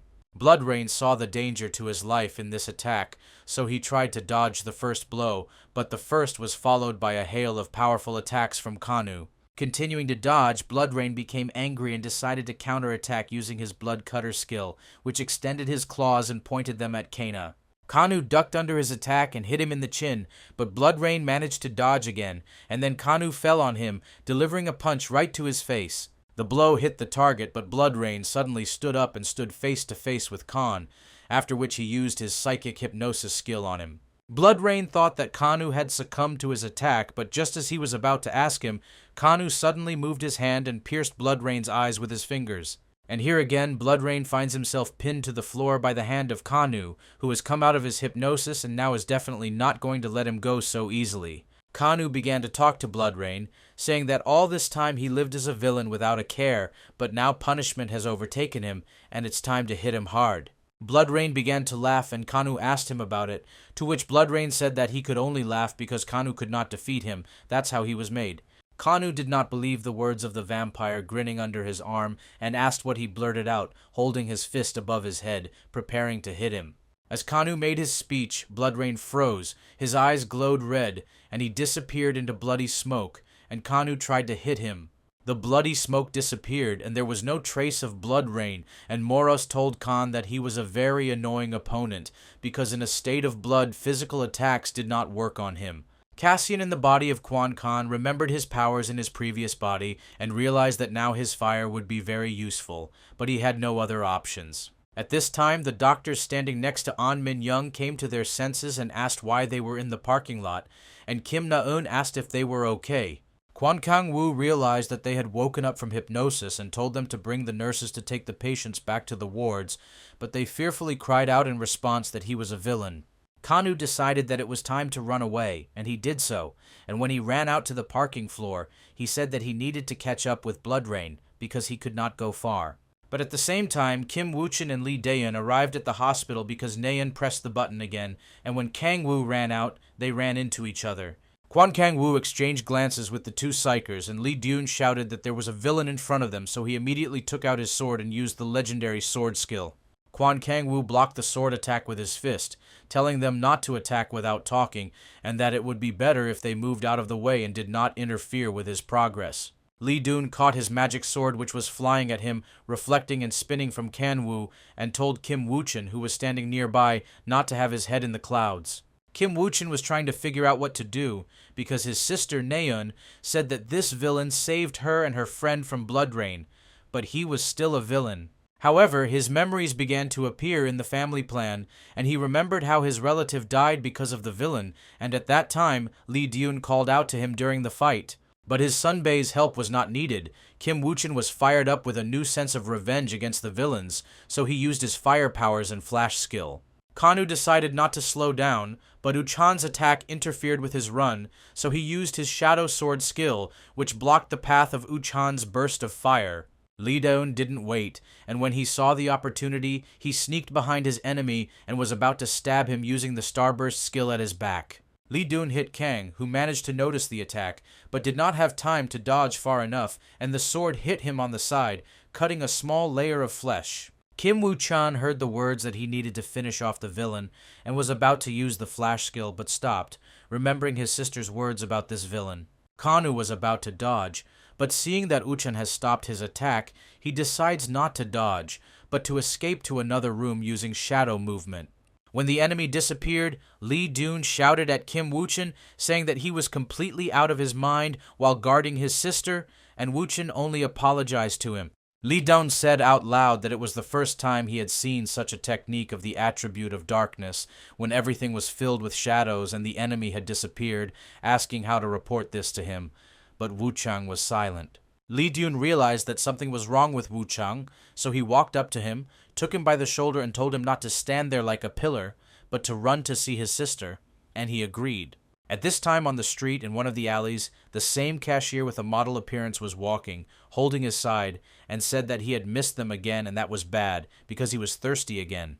This man continued walking, saying that he again failed because of the villain, but on the way he felt thirsty, because his throat was very dry. He walked out into a crowded alley, covered in blood, and saw a club building in front of him, so he decided to go there, saying that in a place like a club, he would quench his thirst. After some time, in this very club, the cashier approached the girl, and she asked if he was hurt, because his shirt was covered in blood, and she was worried. He said he was thirsty, and the girl said she could buy him a cocktail, but the cashier bit her on the collarbone, saying he wanted something better than a cocktail. Lee Daeun was driving in his car, listening on the radio to the Red Juice Club's Blood Rain-like villain attacking the people in the club, and Lee Daeun screamed in displeasure. Wu-chang asked him what happened, and Lee Daeun explained that Blood Rain started attacking the locals again, and Wu-chang suddenly thought about something. Kim Woo-chan recalled how he and Lee De-woong found Na-eun, his sister, and he ran to her asking if she was okay, but she looked depressed.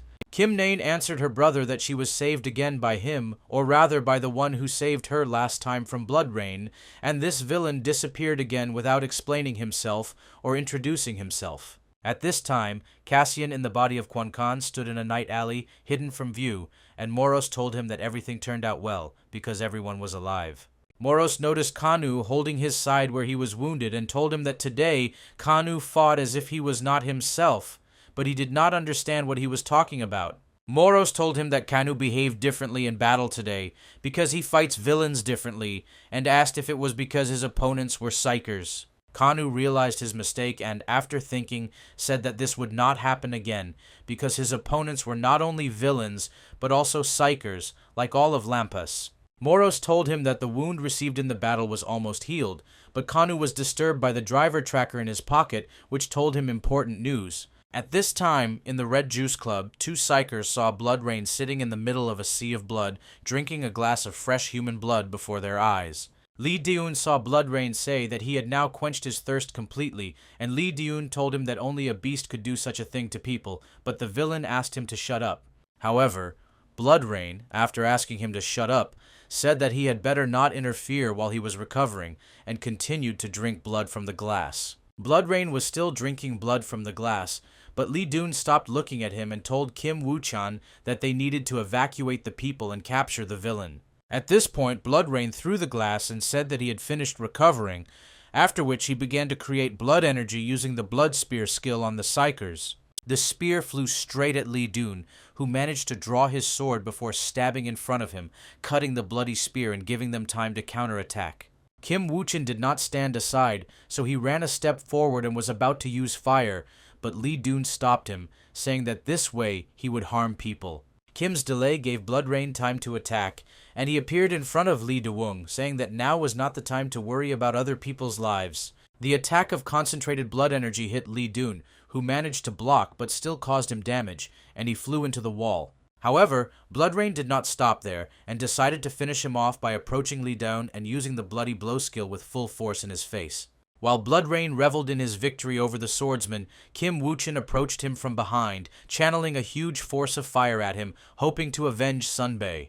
But Blood Rain was not so simple, so he managed to move behind Uchkan, saying that he has an excellent technique, but there is no point in it because he cannot hit.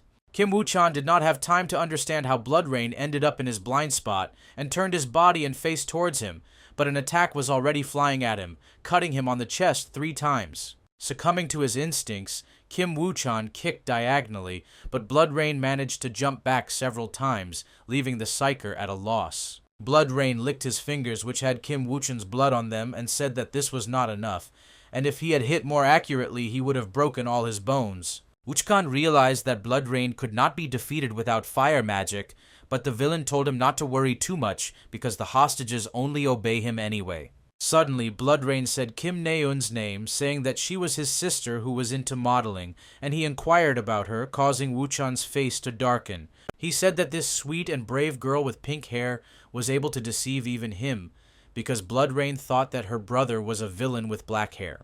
He said that his sister should be punished for this, but Uchkan rose from his knees with renewed vigor, saying that if he laid even a finger on his sister, he would kill him. Seeing how he flared up, Blood Rain realized that Uchkan had fallen for a trick, and he was already impatient to taste the blood of the furious psycher because it was very special. Blood Rain decided to continue to play on his feelings and said that seeing how he was inflamed, he decided to give Kim Woo-chan a chance to stay alive and fight again. They moved to an abandoned construction site, and Blood Rain said that this place was perfect for them, because here Uchan would be able to fully use his powers. Saying this, while Woo-chan was preparing for battle, Blood Rain actually thought that the place was perfect for drinking his blood while enjoying the starry sky. Kim Woo-chan did not wait for the battle cry and ran to the attack, saying that Blood Rain would regret it and used the flash of fire skill directly at the villain who was standing still. However, Blood Rain remained in place until the very end, but before the fire, he jumped and did a backflip, smiling and preparing to attack. Blood Rain, using the power of blood, extended his arm and fingers, grabbing Uchan by the neck, and said that this is really all that this promising psycher is capable of. Bloodrain said that our psyker was not trying to win at all, and added that he had something to show, after which he threw Uchan into the wall with great force. At this time, Quan Kan Wu came to the Red Juice Club where everything was already empty, and on the wall he saw traces of quite strong magic used by Bloodrain. Kanu could not believe that Bloodrain could use such magic, but suddenly he saw the unconscious psyker lying to the side of him, who had attacked him today. Kanu approached him and asked Moros if he was dead, but Moros said that he was still alive, and Kanu remembered that the red-haired Kim Woo-chan should have been with him. Moros managed to notice some kind of sword next to him, and he interrupted Kanu from his thoughts, saying that there was a sword lying nearby, and Kanu saw it, realizing that it was Li Dun's weapon. Moros suggested that this sword was a magical weapon, and Kanu picked it up from the ground, saying that it was definitely a magical sword, because he felt its energy. Moros said that this was his chance to get the mana crystals out of him, and Kanu replied that this was after all a psyker weapon, it belonged to him, and he thought about it. Kanu remembered that he had been wounded in the side by this sword, and decided that psyker would no longer need it, so he used the skill and took out 2 mana crystals. He swallowed 2 crystals at once, and suddenly the power began to condense around him in a different way than usual, and he felt a strange sensation of moving forward in power. Moros realized what had happened, and Kanu said that there was no need to use the system, because he felt that he wildly liked this feeling, as if the old power had returned to him. Kim Woo-chan was trying to fight Bloodrain, while 3 villains were standing on a construction crane, saying that they were late, they were tired of snacks. The wounded Kim Woo-chan was about to strike again at the villain, who stood without wounds or injuries in front of him, preparing to attack him with his fire magic. Bloodrain caught his fist with her arm around it and said that his attacks were too weak before using the power of the blood on him, hitting him in the torso and knocking the wind out of him. Kim Woo-chan took this attack and fell to his knee, and Bloodrain said that he can only blame himself and his weakness for this, but he can also become part of the great by being absorbed into it. Saying that he would absorb the psyker into his body, Bloodrain was interrupted by Kanu suddenly appearing behind him in his villain form, who said that he was painful to look at. Bloodrain had never expected him to appear here, and Kanu told Bloodrain to stop talking nonsense to him, calling him a vile insect and looking down on him. Bloodrain told Khan, a boy with black hair, that he was already starting to bother him with sudden appearances right in the middle of someone else's battle. Kanu responded sarcastically, saying that he heard these words from someone who constantly runs away from the battlefield, and Bloodrain laughed, saying that he was in a different state now. Bloodrain continued to laugh, but added that he became stronger because he absorbed the blood of all those people who were at the party at the Red Juice Club and increased his mana. Bloodrain also said that now his power is overwhelming him, and he is quite capable of winning even if an S-rank psyker comes, because his mana is now at its highest. At this moment, Kim Woo-chan, who was lying exhausted behind the vampire villain, tried to get up and saw that the same villain who had saved his sister twice had arrived. Bloodrain paid no attention to this and shouted for Kanu to see his invincible power, creating 4 attacks around himself from the power of the blood that overwhelmed the villain. Uchin realized that when the villain fought with him, he was not serious and did not use all his strength, and 4 bloody spears of enormous power launched by Bloodrain were already flying towards Kana. Kanu stood motionless until the last second, but at the very end, he made 2 crisscross strikes and fought off Bloodrain's attacks, giving him time to attack again. Bloodrain hurried and inflicted a gift on him, grabbing him by the neck with blood magic, and was able to immobilize him, after which he struck with his fist at the place where Kanu's head was, but his blow went through. Kanu dodged his blow, leaving an afterimage, and moved behind Bloodrain at that very second, saying that the end was coming for a fool like him. Bloodrain immediately turned around and angrily threw a curved blow at Khan, but he dodged again and hit Bloodrain right in the face, causing him to lose his balance. Bloodrain tried to resist him, but Kanu's power was overwhelming, so Kanu struck again, saying that he did not see his invincible power, and Bloodrain was slammed into the ground by the blow. Kim Woo-chan, who was sitting next to him, did not understand how the black-haired villain was capable of such a thing, because his strength was less when he fought in the hospital, and assumed that he was hiding his strength. Like a villain whose true power is currently unknown to anyone, Kanu was studying a huge amount of energy, looking like he was ready to kill anyone who stood in his way. Bloodrain's powers were already running low, while Kanu approached him, saying that he expected the villain to have the power to defeat an S-rank psyker, but his words turned out to be empty. Blood Rain tried to escape again. The bonds of blood magic began to envelop him, and he said that he recognizes Kanu's power, but physical attacks alone will not kill him, and he grinned evilly. Saying that his body could turn into blood, and that next time he would take revenge, Blood Rain tried to disappear again, but suddenly Kanu prevented him, using the shadow capture skill. Blood Rain, like Kim Woo-chan, was very surprised, and Kanu said that such garbage as Blood Rain should be gotten rid of immediately, and a fire consisting of darkness appeared in his hand as if he were Psyker Cassian Lee. This fire flew directly into Blood Rain's face, and Kanu's status gained the feature of Darkness Fire, in addition to normal darkness as well as the skills of Shadow Capture and Darkness Fireworks. The news in the building the next day said that the villain Blood Rain, who was instilling fear in the entire country, was arrested in Kadamgu last night, thanks to young Kim Woo-chan. With this sentence, the report ended, and Lee Doon pushed Kim Woo-chan on the shoulder while they were both lying on hospital beds in the ward, and Lee Doon said that he did a good job and did a good job. Lee Doon was even wrapped in bandages on his head, and Kim Woo-chan told him that it was not he who defeated the villain, he only called the headquarters when the battle ended before his eyes. Kim Woo-chan remembered how he watched this fight and saw how Kanu used the power of fire and defeated Blood Rain, after which Woo-chan wondered how the villain could wield the two powers of fire and shadow. Kim Woo-chan forgot about his 3 deep cuts in the chest area and looked at Kwon Kang-woo as something strange and unknown, because for the first time he saw 2 forces in one villain. Kwon Kang-woo, who hadn't even spent half his mana after testing his strength in battle, told Woo-chan to call the police and report that Blood Rain had been caught. Kim Woo-chan came back to reality and told Lee Da-woong that he wasn't the one who caught the villain Blood Rain, but the entire public ended up making him out to be a hero without permission. Lee Doon asked him who exactly defeated Blood Rain, and Woo-chan said that it was the same young unidentified villain who defeated Blaster. Lee Dion asked Kim Woo-chan if he felt guilty for the fame that should not belong to him, and said that these were all trifles, he should calm down and rest. Lee Doon lay down on the bed, relaxed, and said that Woo-chan shouldn't be upset about one loss, he can see many more villains.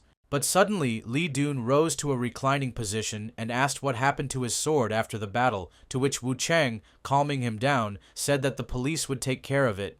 At this time, the bullies behind the school were discussing that yesterday Blood Rain appeared at the Red Juice Club and was caught by Kim Woo-chan, and they said that they were lucky not to go there. The bully with purple hair asked Kwak Daegu, sitting in front of him, if he remembered that guy, and he replied that he couldn't help but remember because he hit him in the head so much that he was still recovering. The guy with purple hair told him that he would not buy medicine, and they should not leave everything like that, but gather the guys and take revenge on this nasty kid. Kwak Daegu told him to moderate his ardor and added that he was not going to do it, saying that the guy with purple hair did not see how difficult that guy was. Kwak Daegu said that, to be honest, he fears this guy more than Kim Woo-chan, who catches dangerous villains because he saw his eyes, which were like those of a man who has seen a lot. Sometime later, Kwon Kang-woo sat in class, listening to his classmates talk about how cool Kim Woo-chan really is, because he caught a dangerous killer. Kwon Kang-woo said that everyone is very noisy today and sat back in his chair, thinking that he needed to meet Driver to check something that Moros asked about. Kanu did not answer him and was lost in thought. And at this time in Wilson, a place for villains, a girl was painting a wall with spray paint, making various graffiti. At the same time, Driver was sitting in his base, minding his business, and 3 villains came to him, 2 little girls and 1 tall man in the middle of them. The man said that his place was not cleaned as usual and stank of dampness, but Driver replied that he had just arrived and was already talking all sorts of nonsense, but the man said that he himself called them. Smirking, Driver got up from the floor and went to pour drinks for his newly arrived guests, asking along the way if they had seen the guy fight. This man was Royal Gannett, an A+ rank villain with enlightened class and fossil power, and he said that this battle was a pleasure to watch like a movie.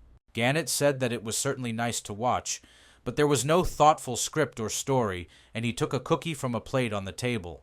The girl with lilac hair, the A-rank villain Otto, said that there were too many cliches, and the blonde girl, the villain of the same rank as Otto, Aroma, said that she agreed with her.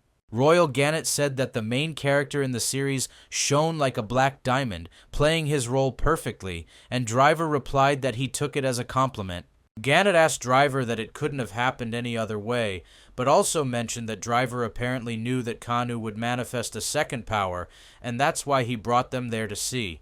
Driver looked at the three villains sitting on his couch and said that now everything was clear to him, to which Royal asked if he really didn't know about it himself. The Driver answered him that he guessed that the guy was not like everyone else, and Gannett replied that everything was clear to him, but he added that it was the first time he had heard about a villain who had two powers. Driver said that this was possible, and the three villains became alarmed, and Driver continued, saying that such villains existed a long time ago, back in the era of myths. After some time, Kanu walked through Vilzona, realizing that this was not a prison for villains, but a place where they could live in peace, without fear of meeting the evil Psyker. Continuing to walk along Vilzona, heading towards its very center, Kanu realized that this was a refuge for everyone except the Psykers serving Lampas, and here he would not find his revenge. He stopped in the center of the alley, thinking that he would never get used to this place, and suddenly he was greeted by Driver flying in the sky, saying that during the time he had not seen him, Kanu had changed a lot. The Driver brought him to the bar, saying that he was very glad to meet him, and treated him to grapefruit juice, saying that it was very tasty here, and they needed to relax and take a walk around Vilzona. Kanu remained silent, looking at the grapefruit aid, and Driver took out the box, moving it towards him, and said that this was the promised reward for his efforts with Blood Rain. There were mana crystals in the box, and Driver peered at Kana and said that he had really found real mana crystals because his level had increased significantly. Kanu told him that he couldn't get it out on his own and took a sip of the juice, and Driver, using his instruments, continued to evaluate him, trying to find out how this happened. Driver learned that Kanu's mana had jumped over 500 units, and realized that Kanu could not have become so strong only thanks to his crystals, and tried to find out how he did it.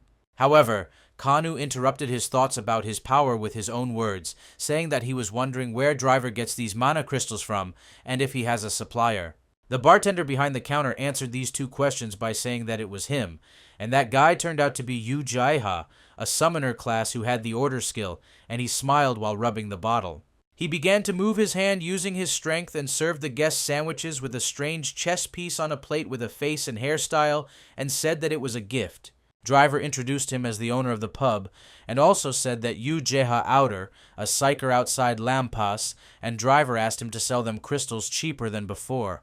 Yu Jaiha said that the price is already below the baseboard, and Driver sweetly said that he could give a discount to his friends, but Yu Jaiha also replied, saying that he separates work and personal. Kanu thought at that moment that since Yu Jaha Outer was in Wilson, he probably had a very interesting personal story behind him. Kang Wu interrupted his thoughts and asked the pub owner if he could also buy crystals, and Yu Jaiha replied that of course he could if he was a resident of Wilzona.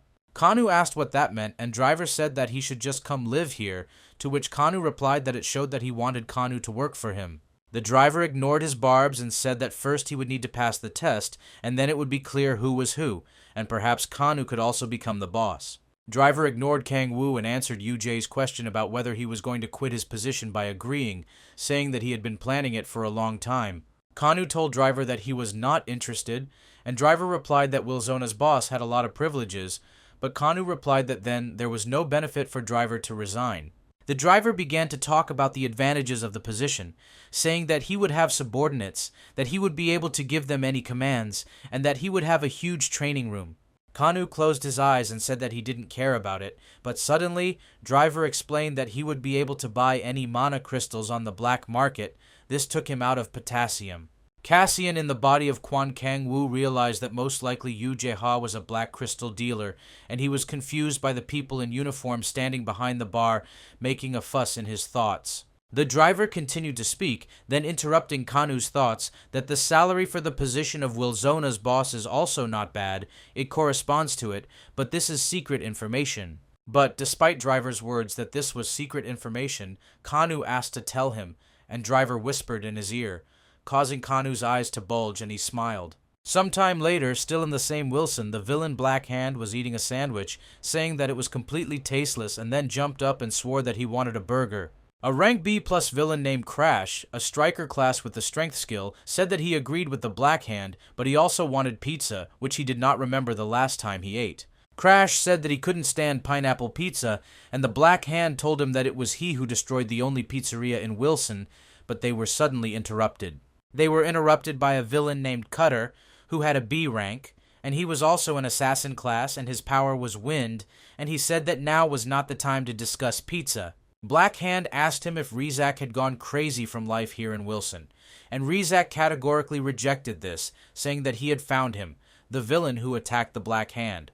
Black Hand remembered how Kanu humiliated him in front of the driver and asked the Cutter if he knew where that villain was now, to which the Cutter said that the driver had him. Cutter asked him if he planned to go after the villain, and the Black Hand replied that of course, because Driver had introduced a ban on fighting in Wilson, but today he would break it. A few hours later, Driver gave Kanu a tour of Wilzona, showing how the evil green dog digs the earth, and the janitor behind him removes every speck of dust. The driver said that now everything is in harmony, and such villains do not attack, but if something happens, they can fight back. That's what Vilzone needs. Kanu realized that he had imagined Wilson differently, but it was all because of him, and asked why Driver didn't catch Blood Rain himself, to which he replied that there was a traitor.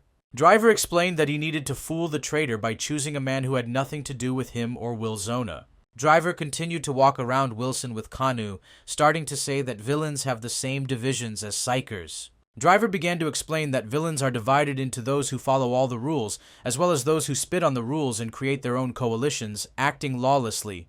Kanu asked if this meant that there was a connection between Blood Rain and the traitor, and Driver replied that Blood Rain was just a pawn in a big game between the villains. Driver added that there were a lot of people behind this who wanted the end of Vilzone, and Kanu replied that he was not interested, but Driver replied that he knew he would say that.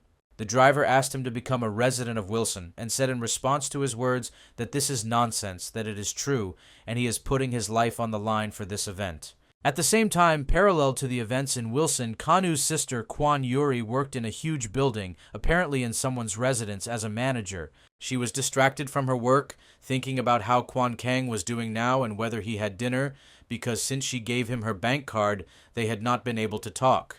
At that moment, one of the servants called manager Kwan Yuri and said that the director was calling her to talk to him, to which she was very surprised. At this time, the director was in his room talking on the phone with a person from a distant place, telling someone that she was an excellent employee and there would be no problems. The woman answered the director that this was a worthy person, and she was looking forward to meeting her, while looking out the window from her window in the room. The director told her that he was even sorry to give up such a valuable employee, and the woman replied that she was sorry for that, but at that moment Kwan Yuri came. The director hung up the phone, after which I went up to Yuri and gave her the envelope saying that she had received an invitation from the American department.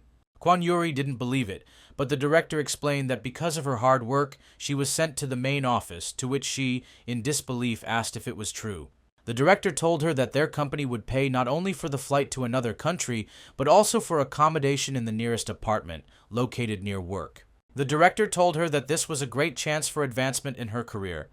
Asked if she would go, to which Kwan Yuri was going to answer right away, but thought about her brother Kanwoo. Kanu stood under the night sky, remembering the conversation with Driver, where he said that he was putting his life on the line and asking him to move to live in Wilson. Moros asked Kanu if he liked Psyker's proposal, but Kanu did not answer because he noticed the villains from Vilzona standing nearby. Crash told the Black Hand that this was the same villain, and Kanu approached him, saying that he saw how a rat had started among the villains of Vilzona.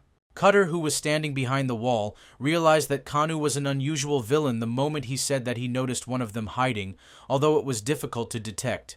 Crash said out loud that Kanu was pissing him off and he wanted to blow his head off right now, but the Black Hand told him to stand in line, because he would be the first. Black Hand activated his fossil mana, telling Khan that he would now learn for himself what happens to those who humiliate and mock him. Kanu had absolutely no idea what he was talking about, and Moros told Cassian to be overly careful because all the villains could attack together. However, at that moment, when the Black Hand ran towards Kana, wishing him death, a barrel flew into him, which stopped his fight and changed the situation among them. The villains did not understand what had happened, but a B-rank villainess named Juak, who has the striker class and the strength skill, said that they should not treat guests like that. Blackhand was angry for such a dastardly act to interrupt their fight, but Juak said that she was just trying to remind them that this fight was against the law in Wilson.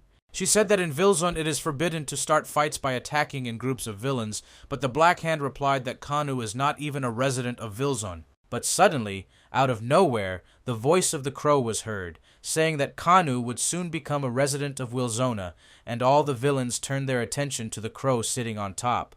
Everyone in the place fell silent, and Crow asked them if they were going to leave Kana alone, and the Black Hand along with Crash wondered if they should answer. Besides this strange conversation between the villains in Wilson, that night Kwan Yuri returned home after work, her head not working well due to fatigue. She went into the apartment and wanted to go into Kan's room, but remembered that she was invited to America, so she decided to take a shower and go to bed, forgetting about everything. The next morning, Kanu went for a run, wearing sportswear and running weights weighing 10 kilograms, and all passers-by were shocked by this. As if in response to those watching, Moro said that it was not that much weight, and Kanu added that this type of training is great for muscles and physical strength in general. Continuing to run, Kanu said that now the battles may not be one-on-one, and now several opponents can attack him at the same time.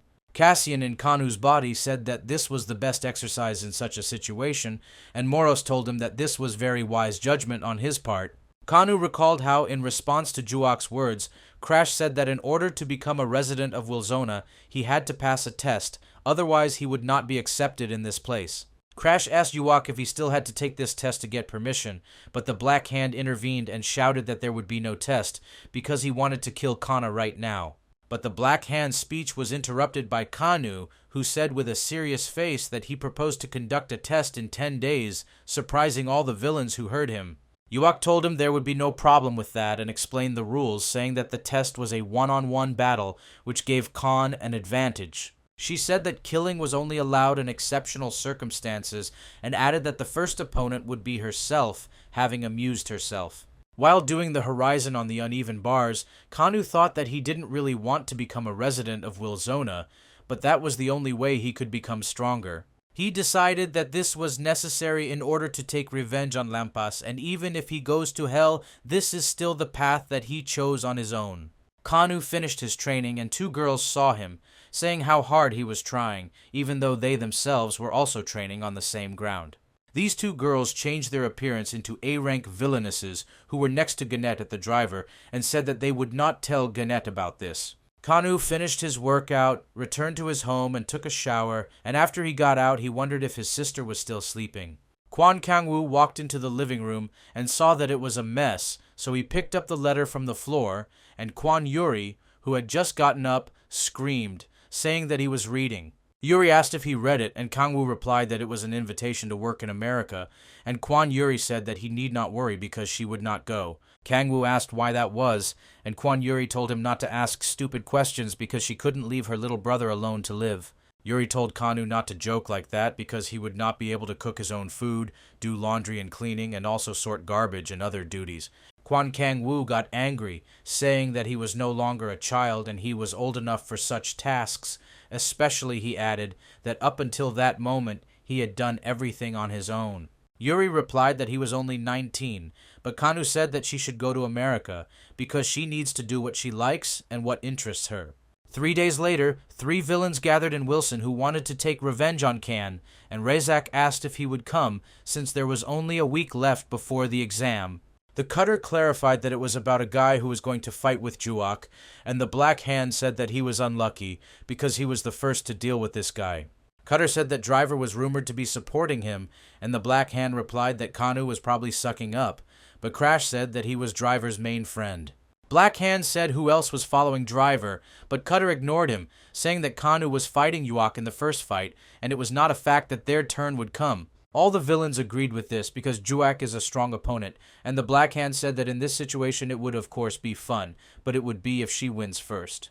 But the Black Hand added that this time he is on the side of that guy because if he wins, then the Black Hand will be able to carry out his revenge and Kanu will get what he deserves. Moros asked Cassian if it was a good idea to let Yuri go, and Kanwoo said that he was ready to do it because it was the best option for both of them, and he said this as Kwan Kanu. Moros asked Kanu if he could handle it, to which he heard consent, and Moros also added that he asked this, seeing Kanu searching on the internet for how to cook food. Kwan Yuri was thinking about what Kangwoo said about her flying to America, because this is her only chance, and at the same time she was holding the invitation letter in her hand. But suddenly she stopped reading in the clouds, returning to reality where she was sitting in a cafe with two friends, and one of them shouted to the waiter that she wanted to place an order. The blonde friend asked Yuri what she was worried about, and the black-haired friend tried to guess, thinking that she was worried about the handsome guy. The blonde friend shut the black-haired girl's mouth, telling her to remain silent and show tact, after which they were brought the beer they ordered. They took a glass of beer each, saying that alcohol would make conversation go smoothly, so it was worth drinking, and Kwan Yuri took a few sips of beer.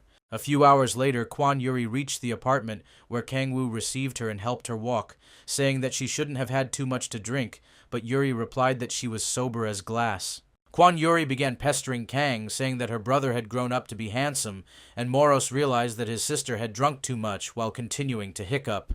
Kanu put her to bed, and Yuri started telling him that Kanu was such a cute baby when he followed her around as a child, causing him to react. She said that she still couldn't believe that he had grown so much, that he was no longer a boy, but a man, and Kanu remembered Jeff saying similar words. The next morning, Kwan Yuri woke up and, leaving the room in the morning, felt a severe pain in her head from a hangover, but suddenly saw breakfast and a note on the table. This breakfast, like the note, was prepared by Kanu, and it was written there that he had prepared hangover soup. She needed to eat it with rice and have a good rest.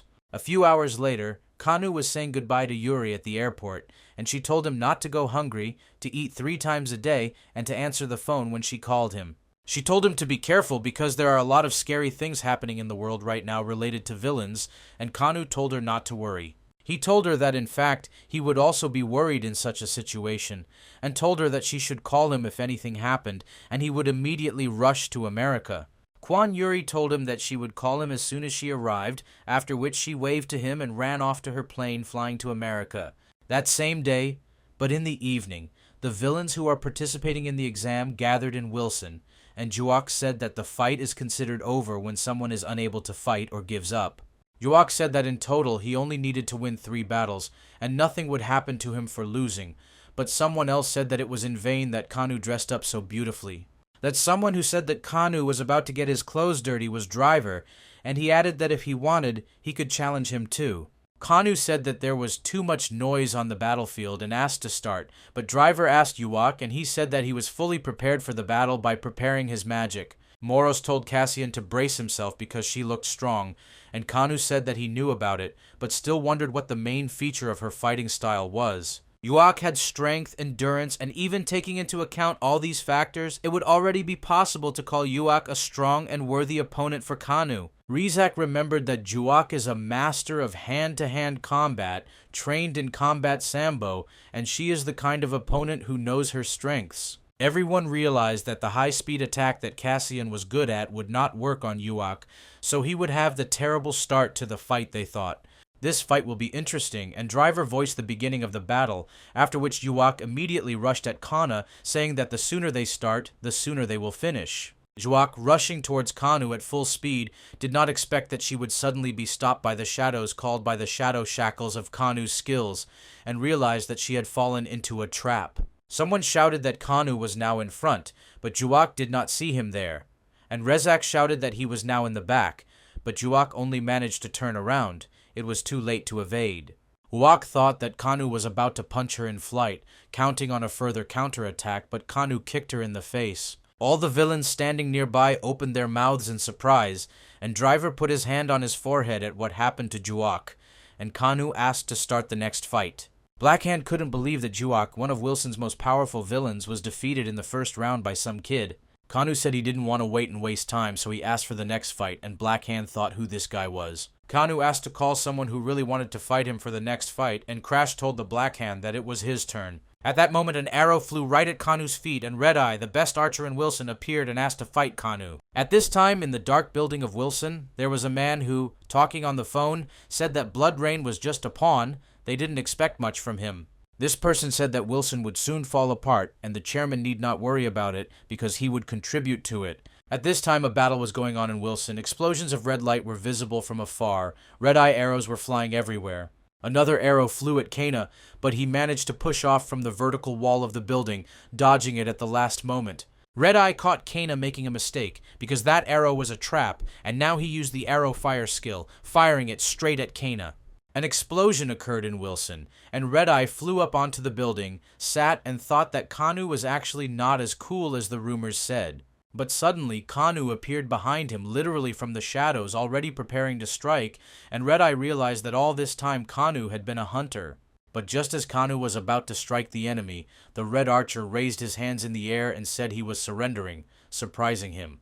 Kanu was shocked and called the Red Archer an idiot because he ended the fight at the very moment when Kanu caught him, losing the whole point of the fight. Red-Eye said that he was quite sincere and added that if Driver had not called him to battle, he would never have come here. Red-Eye explained to Khan that Driver asked him to fight him because he did not want to see serious injuries in this exam. Red-Eye gave Khan a strange thing, saying that it was a desire suppression patch, and all the Wilson villains use it. Red-Eye explained everything to him and said that this patch needs to be attached behind the ear, and it is flesh-colored, so it will not stand out. Kanu thought that he was wondering who was making these patches, since the villains in prisons were given exactly the same ones, but in a different form. Red-Eye brought Kana back to reality by saying that the next opponent is the Black Hand, and he hopes he and the good guy don't get beat up too much. Kanu listened to him carefully, but did not understand where the Black Hand was a good guy, because he himself attacked him from behind for the first time. At this time, Black Hand was discussing with the villains how they liked the guy, and Cutter said that Kanu is good in one-on-one battles, or maybe Juak is weaker as a woman. Rezik added that it may not be a matter of gender, but that Kanu has enough strength to defeat Juak in the first round, knocking him out with one blow. Crash offered to fight him 3-on-1, but the Black Hand did not appreciate this idea, unlike Cutter, and someone interrupted the conversation. It was Juak who woke up, saying that even lions make a group attack, calling their friends for help in hunting a strong buffalo. The Black Hand told her that Juak had completely lost her fear, because he himself could defeat him, because he was a great tiger hunting alone, and not some kind of lion.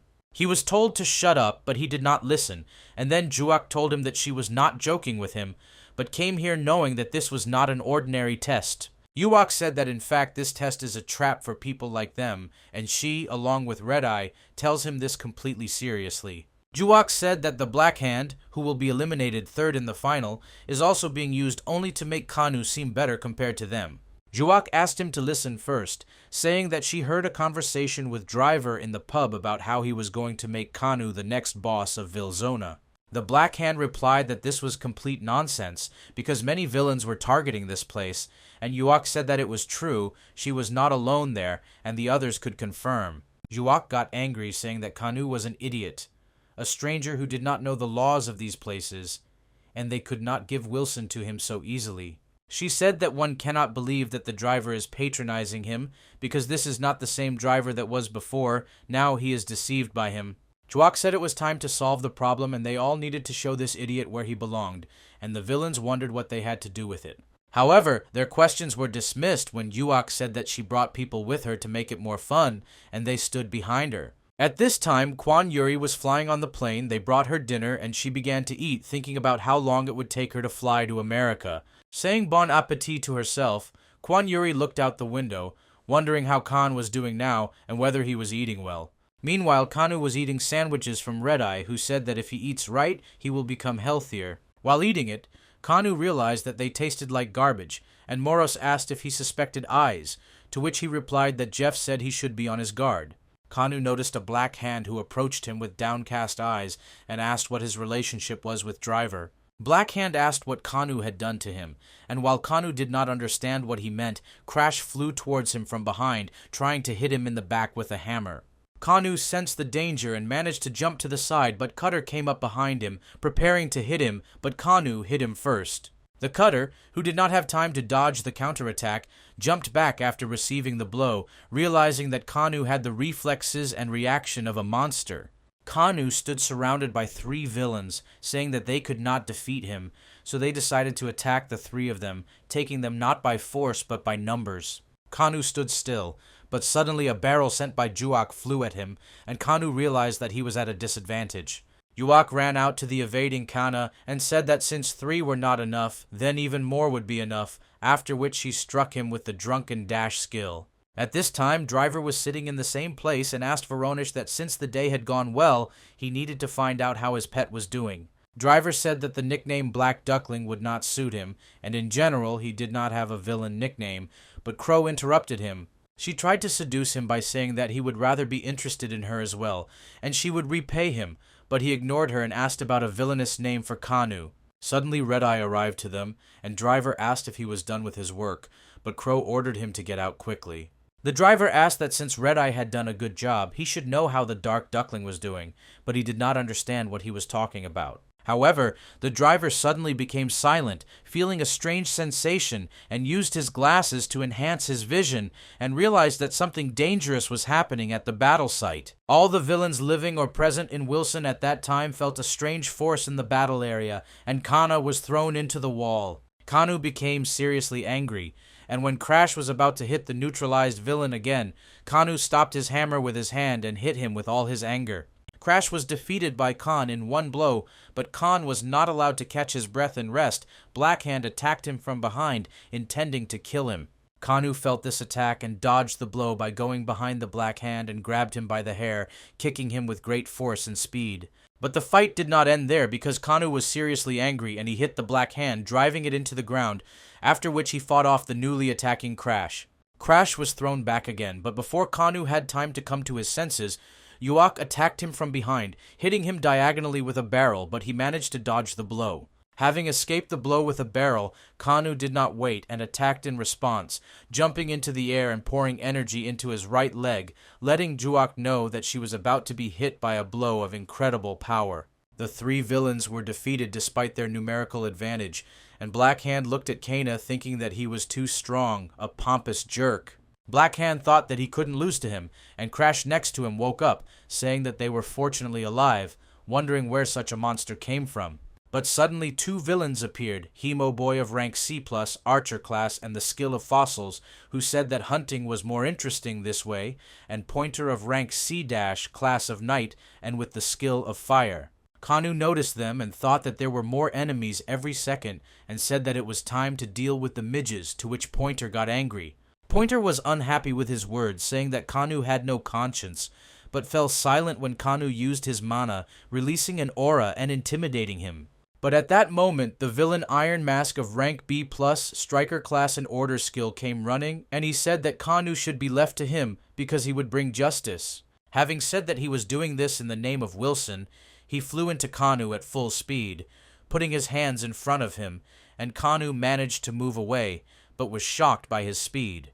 Hemo Boy immediately began his attack, shouting that the hunt had begun, and used the Hammer Strike skill, hitting the nail from his body with the hammer in his hands. Kanu reacted instantly, dodging the attack by diving forward and running with fast and sharp explosive movements straight towards the Hemo Killer. However, Pointer prevented Hemo Breaker from defending himself by standing in front of him and used his Fire Spear skill to summon fire, saying that he would show Khan real fire. But Kana was not at all embarrassed by this. He continued to run towards him and used the Dark Fire skill, surprising the printer with his abilities. Crash and Blackhand watched this, and Crash shouted that perhaps Kanu was an enlightened class, but he was told not to stand idle.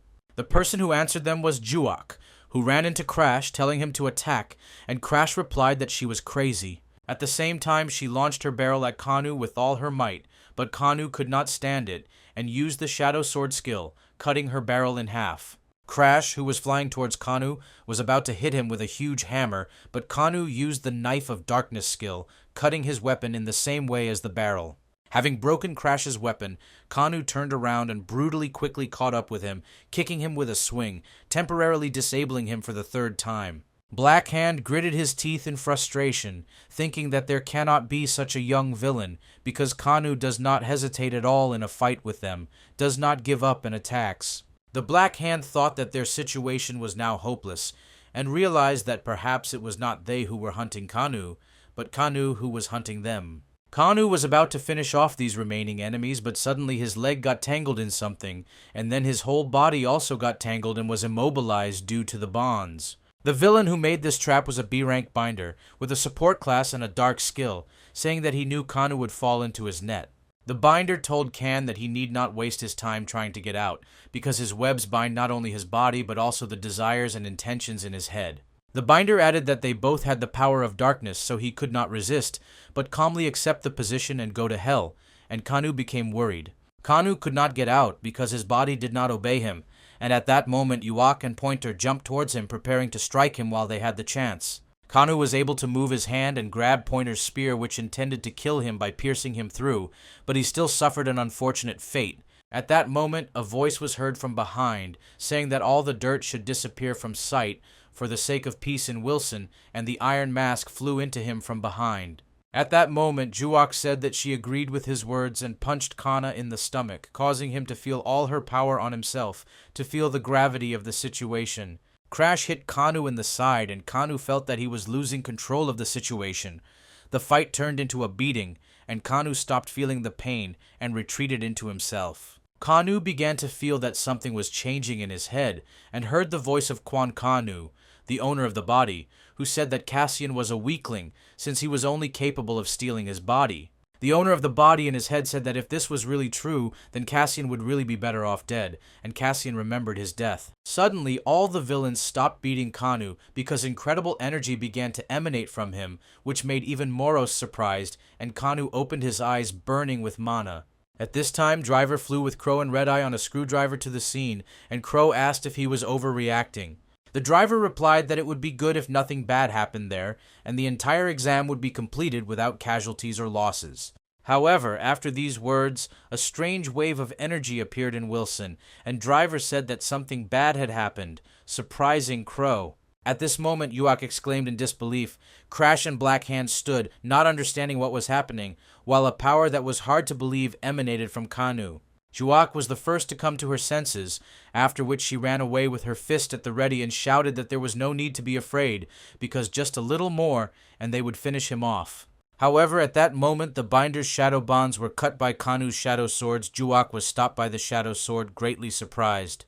Kanu was angry and began to summon shadow swords in huge numbers, creating a boundary between him and the villains, and he was eventually driven back. Yuak said that he was crazy, but Kanu did not hear her, saying that he must take revenge and under no circumstances could he die in this place. Kanu stood in the middle of the battlefield, and Driver looked at him along with Crow from above, asking if this was exactly the same dark duckling. Driver peered at Kanu with his scanning glasses and said out loud that Kanu's mana was now more than 2,000, surprising everyone with this. Red Eye realized that Kanu was now at a catastrophic level of danger, and Crow asked how to deal with it now.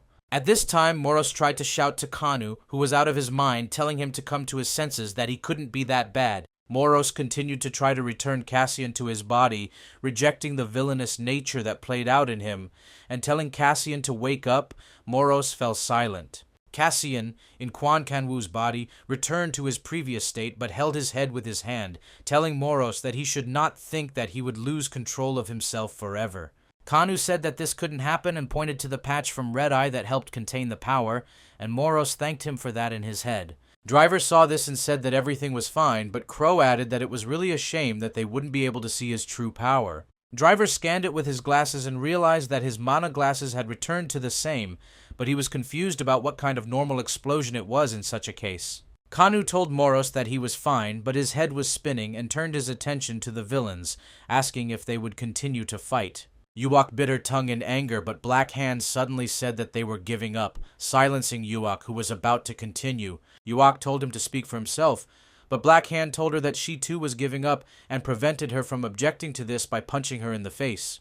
He grabbed Yuak by the collar and prepared to strike again, saying it was time for her to finally admit defeat in the fight. Black Hand asked if she had any pride left and told her that she would tell the boss about it, at which point Driver appeared behind them. Driver looked at them, then turned his attention to Kana and said that he congratulated him on his victory, grinning cheerfully.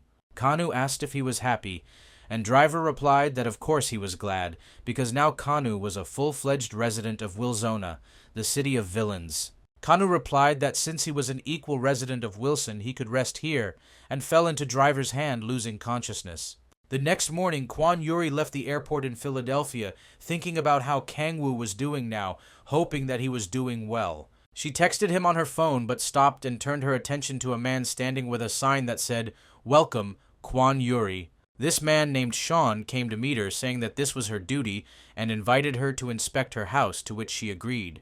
Sean said that this is also his responsibility, and Kwan Yuri said that she was grateful to him, asking what kind of person is the boss. Sean told her that the manager really loves his job, and now he is on a business trip from which he can return in 10 days. Yuri said that was great, and Sean told her that she could ask him anything she was interested in at any time. She thanked him for his concern and suddenly said that she promised herself and him that she would work hard, tirelessly, and achieve her goal. Suddenly the action moves to distant years, in someone's memories, and in an orphanage a boy told a man that he would become a psyker.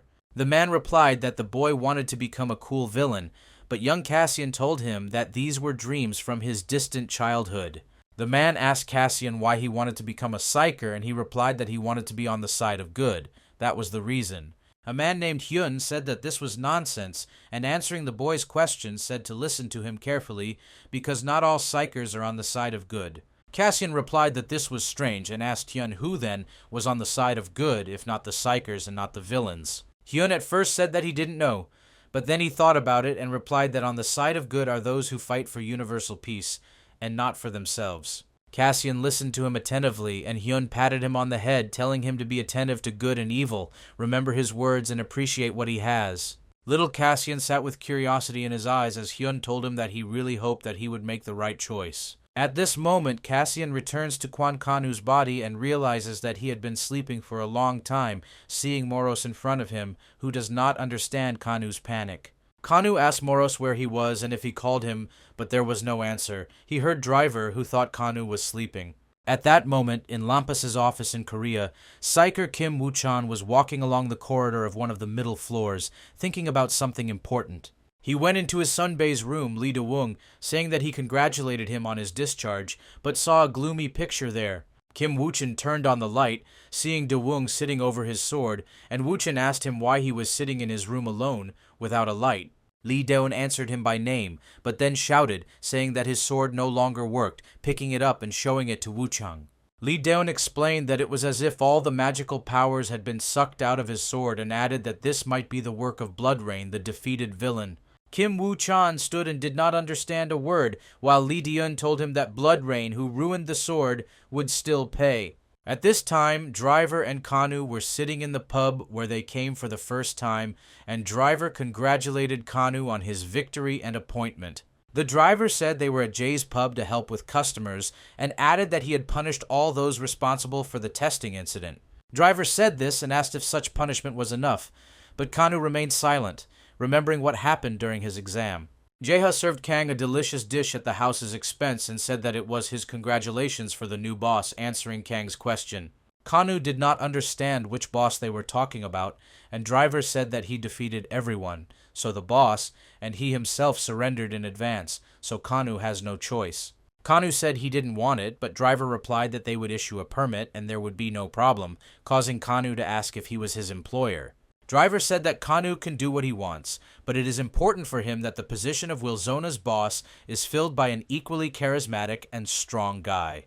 Kanu said the locals would not be able to accept the new boss so easily as he was an eyesore, but Driver said they would change their minds. Driver said that the main thing is that he believes in Kana, and his opinion will not change and will remain so in the future. The rest is trifles. Kanu remembered how Hyun told him similar words when Cassian was a child, adding that one should believe in goodness and be a kind person. Driver asked Kanu if he had a villainous name and wanted to say that the Dark Duckling came up with a name for him but didn't have time. He said that he would take the name Cassian, the name of a high-class psyker who was killed for treason, and this villain would exact revenge under his name. Kanu recalled standing at the airport watching the plane with his sister take off, and Moros asked if he was worried. Cassian, being in Kanu's body, replied that he hoped that nothing bad would happen to her and that his help would not be needed. Moros asked if Kanu was looking to settle in Wilson to improve his skills, and Kanu said it was a great place. Kanu thought about it and replied that he would have strong comrades next to him, and he could not lag behind them, he needed to match. Kanu said that thanks to training he is getting better and stronger, but Lampas has eyes everywhere, so Wilson is the best place because it allows him to move freely. He added that perhaps due to his enormous potential, he was able to gain a second power that no one had heard of before. Kanu looked at the sun and said that if he used all his skills wisely, his revenge could be carried out perfectly. Moros added that then they could begin searching for the sword of destruction that Jeff was talking about, and Kanu was surprised at his words. Kanu came back to reality, standing on the bridge looking at Wilson, and realized that he had indeed become the boss of this city. At that moment, at Seowa Girls' High School in Kadam District, Kim Naeun returned to her studies and noticed that her classmates were engrossed in something. A friend showed her the news with a photo of Kanu, saying that there is a new boss in Wilson, but there is no need to be afraid, because Brother Naeun will quickly catch him. While her classmates said that it would be easier than Wuchen catching Blood Rain, Naeun was shocked that Kanu was Wilson's boss. At this time in Wilson, the Black Hand asked Crash to give him a list of the 6 best villains, but Crash replied that there was no need to be angry if he didn't make it there. Black Hand reproached him, but Crash replied that he was in 6th place there, and Black Hand got angry, saying that the ranking was delusional and false. Crash wondered why Kanu chose the villainous name Cassian, and, answering the Black Hand's question, said that the name belonged to one of the best psychers. Black Hand asked who the other psycher was, and Crash replied that he didn't know anything, but Black Hand said that he didn't know their names. Bloodcutter replied that Cassian had recently died, and Crash realized that Kanu took the name of this psyker out of superstition. Rezek said that the superstition is that if a villain takes the name of the deceased psyker, then his powers will be transferred to him. The Black Hand said that this is complete nonsense and only an idiot would do this. You cannot believe in such nonsense in your own mind. Crash said that many in Wilson do this, and Black Hand added that many idiots do this, and Cutter asked not to quarrel between them again.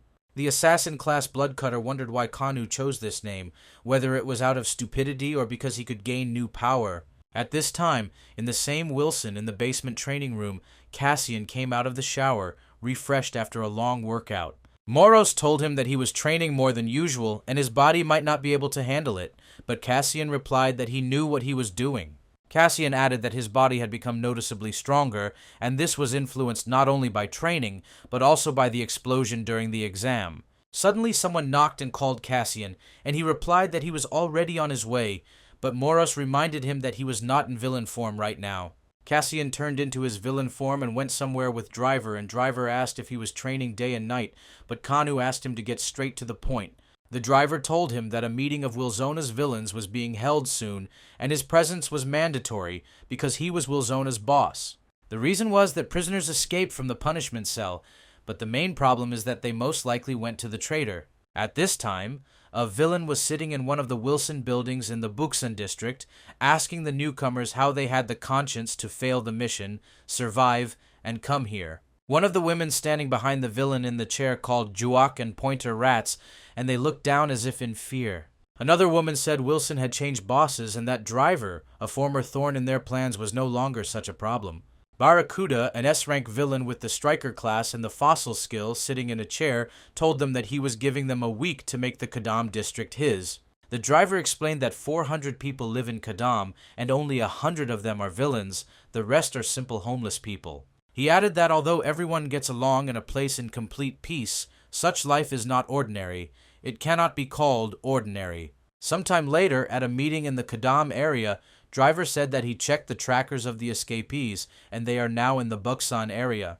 Cassian said that there were 4 areas with Wilsons in Seoul, and asked those sitting at the table why those who escaped went to Buksan. Driver said that Kadam has differences with them. They cannot understand that Kadam does not want to unite with them. Driver created a hologram, and Khan was explained that it was Wilson's boss in Puskin Barracuda, and Red Eye added that he was S-rank. Red Eye added that Barracuda is a very cunning and strong person, but Driver said that he would not be able to defeat them. He explained that Barracuda's pride is his brass knuckles. It is said that this brass knuckles has several magical mana crystals. Buxton outnumbers them, according to Driver, and the problem is that Barracuda has a lot of top-ranking villains. Red Eye was about to say that they would attack the post, but Driver added that they would not attack without complete confidence in their victory. The Crow suddenly said that you can take away Buksan's confidence by showing your love of freedom, making it look like all the villains in Kadam have gone crazy. The Driver said that this has never happened before, but you can try, as long as it doesn't look too forced.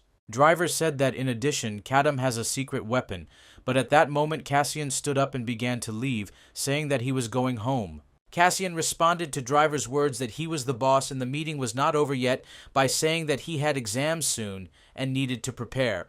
After Cassian said it was time to study, Driver let him go, and Crow wondered why Wilson's boss needed exams. Sometime later, at a coffee shop, Kim Woo-chan was sitting with someone having coffee, answering someone that he didn't hang up his calls. Seo Ji-ho, a psyker trainee with a support class and the skill of psychokinesis, replied that he himself had not tried to call either, adding whether Woo-chan had plans for the future since it was already autumn. Seo Ji-ho asked if he would move forward as a psyker or go to school, but Woo-chan told him that he didn't know yet. Woo-chan took coffee and said that he wanted to try himself in different areas and gain some life experience. Seo Ji-ho replied that then it was worth choosing not a regular school but a training campus for psychers as his father wished. Woo-chan remained silent and Seo Ji-ho said that if he becomes an S-class psycher like his father but did not have time to finish because Woo-chan said that he was not ready for this. Woo-chan said that only 30 people around the world have this title and his goal is to become one of them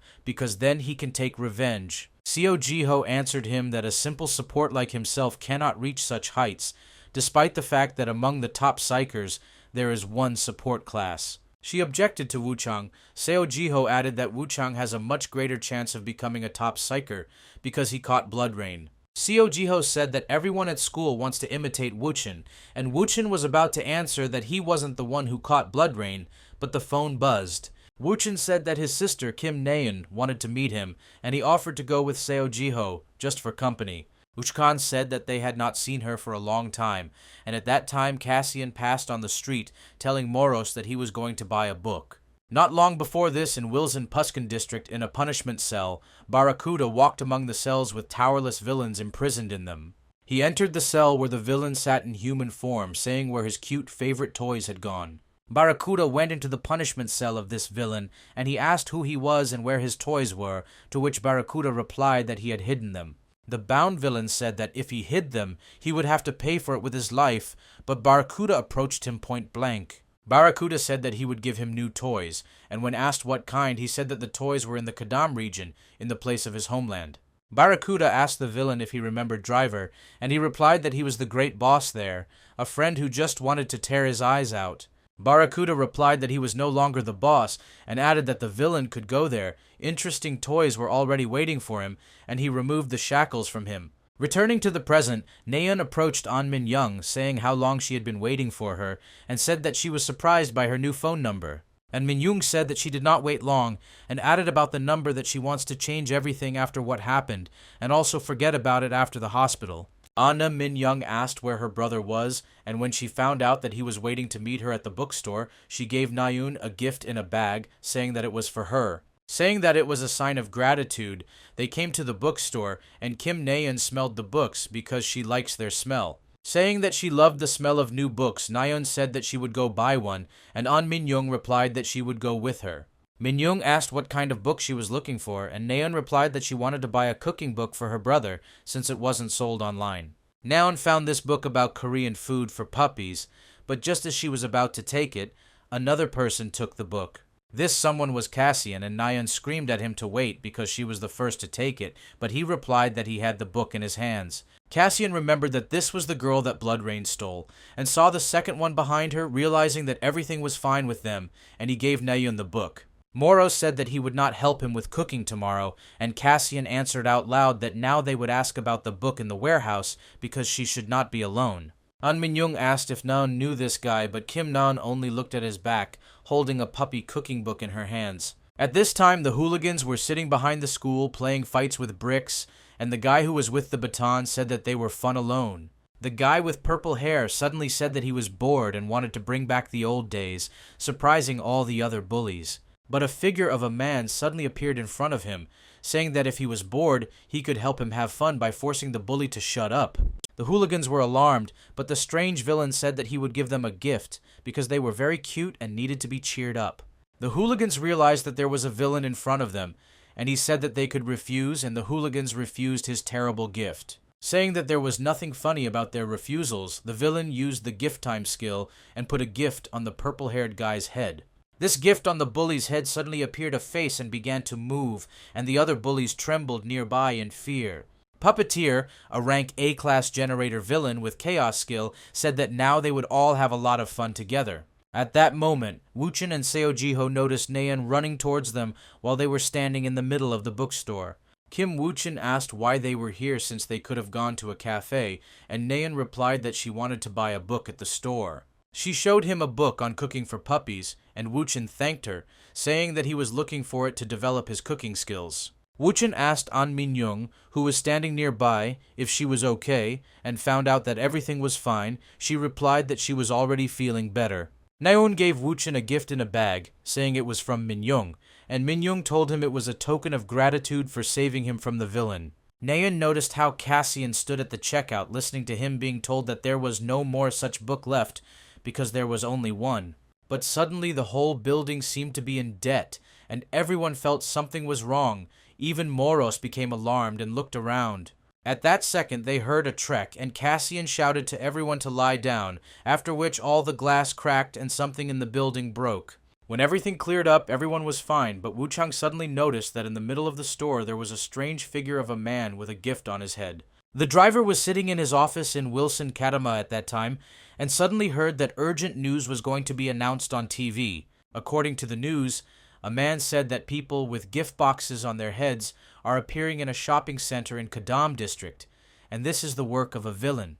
The news said that they would be contacting a reporter, and driver turned his attention to the news, stopping to think about Cassian's exams. The driver asked what they were talking about, and Crow said that based on the familiar boxes, it was clear that this was the work of that crazy villain who escaped 3 years ago. Meanwhile, at the shopping mall in Kadama, Wuchen and Seo Jiho were looking at the man in the gift box, thinking that he was a villain. At that second, while the psychers were thinking, 3 plush-like toys flew out of the man in the gift. Kim Wuchen and Seo Jiho fought off the 2 toys as if they were being hit not by soft plush toys, but by cannonballs. The 3rd toy flew straight at Kim Naeun, but it was knocked down by Cassian, who was standing nearby, hitting it with a book, and Naeun said thank you. The man in the gift moved again, and Seo Jiho said that now something might come out of him again, while Cassian looked at the disappearing toy. Kim Wuchan rushed into battle, telling Seo Jiho that he would neutralize the villain and he would cover the others, preparing to attack. Thinking that he must destroy all the villains, Wuchen rushed forward, but he was stopped by Cassian, saying that he did not want to kill a person. Cassian stepped forward and said that the man in the gift was just a puppet controlled by the villain, and there was no point in attacking him. Seo Jiho turned around and stopped, thinking that since the man in the gift was a puppet, how did Cassian know this? But he remained silent. Cassian remembered being told in Lampas that if he was a psyker, he had to think like a psyker, be rational, and look from the outside. Cassian advised Wuchang and Jiho that the safety of civilians was paramount and they needed to look at the situation from different angles. Uchkan wondered how the man knew the psyker rule, but at that moment the villain was flying at him and Cassian shouted for him to come to his senses. Wuchen turned around and barely managed to dodge the blow, after which Seo Jiho shouted for Wuchen not to touch the person in the gift box. Seo Jiho decided that since this was not a villain, but a controlled person, his magic would work, and he used the recovery skill on him. Seo Jiho hit the target with his skill, and the gift-wrapped man began to return to his normal face. Seo Jiho asked if he succeeded, and An Min-young praised him for his hard work, but Kim Naeun looked at the situation with caution. Cassian said that he was great, under the mask was an ordinary person, and Jiho's restoration magic returned his ordinary face. Cassian began to punch the man lying on the ground in the face, which surprised everyone sitting nearby, but Kim Wuchan was thinking about something else. At this time, complete chaos was happening in Kadam. People were running in the streets with gifts, and the villain puppeteer was standing on the roof of the building, content with the view from below. However, he suddenly stopped laughing, feeling that someone had offended his toy, and began to seek revenge for it and find the offender. His thoughts were audibly interrupted by Driver, sitting behind him, who said that he would not find anyone, forcing him to turn around. The puppeteer realized that it was the driver, and he said that he had warned him that if he came into their territory, he would not leave him alone. The puppeteer replied that Driver's intimidation was too weak for him, and said that he was very glad to see him again. After his words about meeting again, the puppeteer said that he loved his beautiful sparkling eyes, and the poet was going to snatch them from him with his own hands. The puppeteer attacked him, but Driver was prepared for this, so he used his large screwdriver as a club, hitting him from the side. After that, Driver said that these dummies annoy him, so he doesn't want to see them and might even get angry. At this time, in Seoul, in Wilson District of Buksan District, the news showed that there had been a terroristic attack by villains in the Gadam District. Barracuda, sitting among the villains, said that this was not enough, and the beginning for Gadam should be even more fun. Rockhand, an A-rank striker with an ore skill, asked why they couldn't just barge in and destroy everything in the Gadam area. The villain Ice Demon is an A-rank mage class, and with the skill of ice said that all he cares about is that he can freeze everything around him. Barracuda suddenly said that he didn't care about the others. The main thing was that the drivers should be left especially for him, taking all the most delicious things for himself. Smoker, an A-rank villain of the magic class and with the wind skill, said that she wanted fried chicken, so she would take on Crow. An A-plus rank black ghost with an assassin class and a darkness skill said that he was interested in Cassian because they were both attribute of darkness. The smoker said that it was unusual for him to be interested in people, and Barracuda replied that he was talking about Vilzona's new boss, Gadam. Barracuda answered Black Ghost's question by saying that he could do whatever he wanted, and he thanked him with an indifferent face. CSM asked what would happen to the puppeteer, the toy maker, and Barracuda replied that he would get rid of him because he had fulfilled his role by starting the war. Ignoring the fact that it was cruel, Barracuda said that this time he would surely capture the Gadam for himself, putting on a determined face. And in this very Gadam, people were running in gift boxes in the middle of the streets, and one of them was about to catch up with civilians. At that moment, Seo Jiho, together with Wuchan, caught up with the man and used restoration magic on him, returning him to his previous form. Wuchan said that they need to catch the villain, but Seo Jiho said that it would be better to wait for reinforcements, and Wuchan replied that he should not hesitate for a second. Seo Jiho asked who was behind this, and Wuchan replied that the villain was a famous psychopath, a toy maker. He saw records of him in Gadam's library of villains. Wuchan said that the toy creator puppeteer is a dangerous psycho who is ready to take any risk and do anything for fun. Cassian took the phone and said that Driver had contacted him, and Moros said that apparently the creator of the toys was a problem since Driver asked for help. Moros said that there were too many eyes around, and Cassian replied that he needed to get out of here and disappear from people's sight. He was about to leave, but Kim Naeun stopped him, saying that it was dangerous there, and it was better to wait for her older brother, Wuchan, because he was a psyker. Cassian realized that it would be difficult, and Moros, as if confirming his thoughts, said that escaping from them was more difficult than it seemed at first glance. But suddenly the puppeteer appeared behind the girls, about to hit them on the head with a gift, and Cassian rushed forward, saving their lives. The puppeteer praised Cassian for his speed, and Wuchang suddenly noticed that he, his sister, and An Minyoung were thrown to the side because of the villain. The creator of the toys drew attention to the psychers, saying that he would punish them for damaging his toy, and Uchkan realized that the villain himself had come into their hands. The puppeteer said that he was very glad that after 3 years someone still knew him, and said that Uchkan should be rewarded for this. The villain created a gift in his hands with which he was going to hit the psychers, and said that this special gift was especially for them.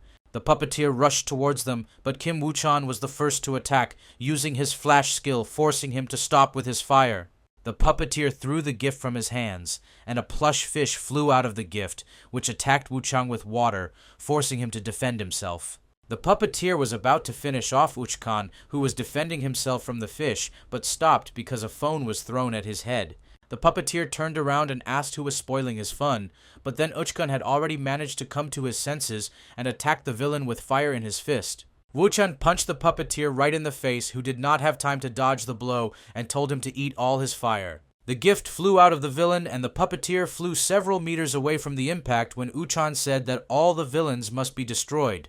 Kim Wuchang stood with his fist lowered, which he hit the puppeteer with, and saw a familiar phone in front of him, which prevented the villain. Moros asked if Cassian saw how Kim Naeun threw the phone at the villain without even hesitating, thereby helping her brother in the battle. Cassian noticed that a strange power was emanating from her at that moment, and realized that Kim Naeun was close to awakening her powers. But suddenly all of them, standing around the villain, saw how he came to his senses, lying on the ground after being hit by Uchkan, far from them. The puppeteer stood up as if he had become a new villain, and said that people are so naughty because you can't break his toys so carelessly. But he suddenly used his power and stuck out his tongue, saying that he still had many funny toys, and created a gift with a face in his hands. At this time in Lampus, Korea, Lee Doon ran out of the building, apologizing to the psyker girl for the fact that he urgently needed to go to the toilet. He called this girl Soonbai Nim, saying that she had a cool car, but she replied that a pain like him had better get into the car quickly. Ham Ji-sun, an A-plus ranked striker class psyker with a physics skill, said that Gadam is densely populated, so delay is prohibited. She also said that the suspected villain is the puppeteer, and Lee Deung said that he did not expect the toy maker to return. Ham Ji-sun said that his partner Wu Chang reported what was happening, and Lee Deung asked if he was alone there now. She replied that psyker trainee Seo Jiho was with him, and Lee Deung replied that he would call him now and tell him not to stick his neck out again. Ham Ji-sun told him to tell Wu Chang to wait in a safe place and wait for reinforcements without repeating the incident with Blood Rain. She said that she had a bad feeling because it was very strange for a villain who disappeared 3 years ago to suddenly appear again. Lee Deung said that the villain probably got bored with hiding and started going on a rampage, but Ham Ji-sun replied that it was not that simple. She said that not only in Seoul, but also in every Wilson region of the country, strange activity of villains who have gotten out of control has been noticed. Psyker also said that it looks like someone is trying to stir up conflict by pitting the Wilsons against each other. Lee Deung asked who benefits from this, and Ham Ji-sun replied that the one who wants to absorb all the Wilsons will benefit. Lee Deung screamed, saying that Wu Chang's phone was turned off and it was most likely the work of the puppeteer, but the girl told him to call again. Lee Deung shook all over, saying that the second time there was silence, worried about his partner, and Ham Ji-sun told him to shut up and not interfere. During this time in Gadam, the puppeteer began to create many gifts, saying that it was time to have fun until they dropped dead. The puppeteer launched these gifts at peaceful people, and Kim Woo-chan began to repel the attack, breaking every gift in his path. But the toys that flew out of the gifts hung on Kim Woo-chan, restraining his strength, and the puppeteer said that this was his special slime gift. The puppeteer said that this gift is unique, and soon Woo-chang will become the best toy for him, and the toys began to consume his body. Cassian shouted at Seo Jiho, calling him blue-haired, and told him to use his ability on Wu Chang and not stand there like a pillar. Seo Jiho did as Cassian said, and the toys began to fall off Kim Woo-chan like water, releasing his power. The puppeteer realized that the one who was killing his puppets was Jiho, and jumped towards him, telling him to stop breaking his toys. Woo-chan managed to push him in the back while jumping, and began to attack the puppeteer, but he began to read his attacks and dodge the blows. The puppeteer grabbed Kim Woo-chan by the neck, saying that he had a super rare item in his hands and he would be honored to become his toy. But suddenly, the shadow sword cut through this gift in his hand, and the shadow bonds rolled up the puppeteer, immobilizing him for a while. Kim Woo-chan caught the moment when someone interfered with the puppeteer again and delivered a punch to his face, causing him to fly away. The puppeteer was incapacitated and thrown back, and Woo-chan noticed that it was the same sword that the unknown villain used to save his sister. Driver watched the battle from above using his drone and said it was best to pretend he didn't see anything. The next day, there was a TV report about the events that took place in the Gotham shopping area yesterday afternoon. The host asked Ham Ji-sun if the creator of the toys was responsible for this, and she confirmed his words, saying that huge damage was caused.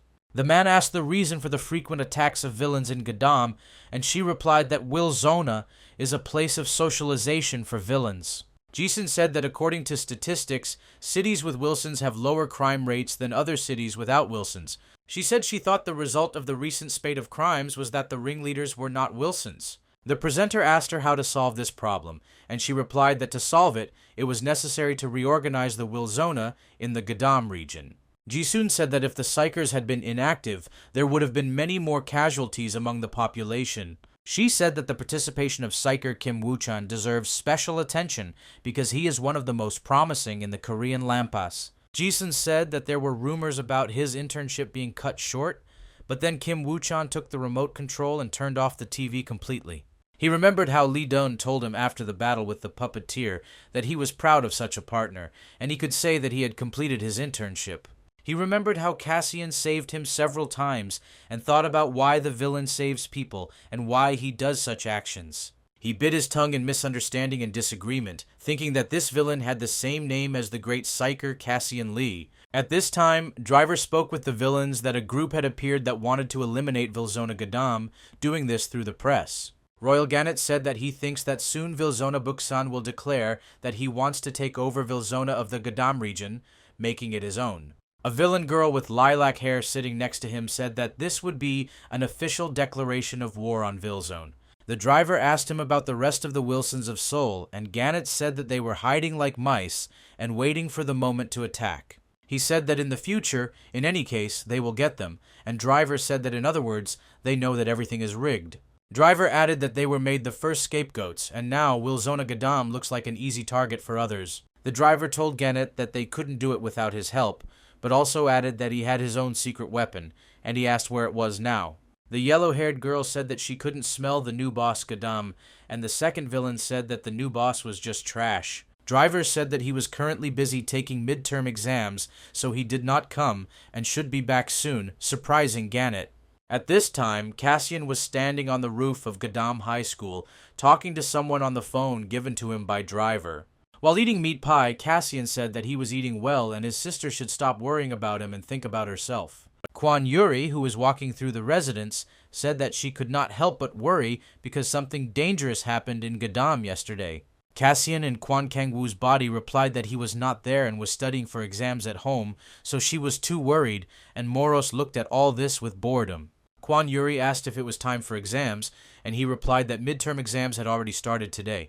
Yuri asked if he was studying hard, adding that he should remember what would happen if his grades dropped, and Kanu replied that he would do his best. Yuri replied that he should always give his best because she wants to see the result, but the conversation was interrupted by Kim Woo-chan. He suddenly told her that he needed to go to the toilet and would call her back later, after which he put away the phone and turned to face Woo-chan. Kim Woo-chan stood with a serious face and suddenly called Kangwoo by his name and said that he had important words for him. At the same time in America, Kwan Yuri thought that her brother was nervous and she should have told him to take some healing herbs from the house. A man in a suit suddenly called her, saying that he could not get through and find her, and she replied that she called home, asking what happened. Sean said that he was on another occasion and said that the director of this residence returned from a business trip 10 days later. Sean said that as soon as the director returned, he immediately said that he wanted to meet Kwan Yuri in person, which surprised her. A minute later, Sean came into the director's office saying that he had brought manager Kwan Yuri, and she thought it was the first time she had seen this man.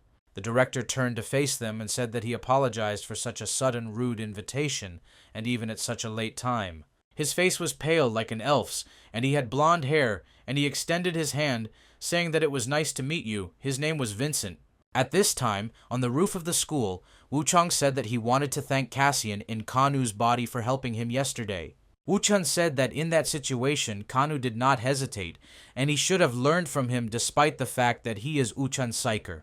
He said that Kanu acted without delay and helped him with advice, after which Uchan handed him the package, saying that this was the second thing he wanted to do. He said that his sister gave it to him, saying that she wanted to thank him for his help yesterday, and Cassian was surprised. Wu-chan became serious and said that he wanted to confess that this was the first time his sister had given a gift to another guy other than him. Kim Woo-chan handed him the package and told him to take it, because Naeun had been trying to find this gift for a long time, and after that, he asked one more thing. Woo-chan asked if Kanu had happened to see a man dressed in black yesterday, but Cassian pretended not to understand him. Wu-chang realized that there was no point in asking this, so he said to score, after which he turned around and wished him good luck in the midterm exam. Moros asked what was inside the package, and Cassian took out a cooking book from there, which he gave to Naeun yesterday at the shopping center. Sometime later, Driver asked Gadam Hemaboy to set up barricades in Wilson and said that he relied on his help. Driver said that they needed to set traps, and Crow asked if the Buksan guys would come, to which he replied that he thought they would. Driver realized that they seemed to be preparing for war and noticed Cassian, asking him if he had passed his exams since he returned so early. Cassian saw the villains working hard on something and asked Driver about it, learning that they were preparing to fight off the attack. After being asked who would attack, Driver said that he had quite a few men, but because of the preparation they could win. Cassian said he was going to Yu Jaeha's pub, and Driver asked if he failed his exams, and Crow said she wanted to have a drink alone with Driver. At the pub, Yu Jaeha asked how many top-quality mana crystals Cassian wanted to buy, and he replied that he needed all he had. Yu Jaeha asked if he had enough money, because the crystals were incredibly expensive, and he wouldn't give them away for free, and Cassian asked how much they cost. Yu Jaeha thought for a moment, after which he said that Cassian was very persistent, and if he was not bluffing, he invited him to inspect the goods. They went down to the basement behind the counter, and Yu Jaeha pulled out 2 boxes, saying that there were only 5 in stock, and Cassian replied that he expected more. saying that almost all the crystals had recently been bought up, and also that they were very difficult to get. Yu Jaiha handed him a paper with the price of the crystals. Yu Jaiha said that the price was very small, and Cassian suddenly replied that he would buy all 5 for a 20% discount, but he was refused. Cassian said that he would then buy 4 crystals but would take the 5th as a gift, and Yu Jaiha realized that the buyer was very stubborn. Yu Jaiha said that he would give Cassian a discount, but only if he paid the entire amount at once, and Cassian asked for the invoice number. Some time ago, Cassian sat at the computer with Moros, saying that he has a Swiss bank account in Cassian's name, which only he knows about.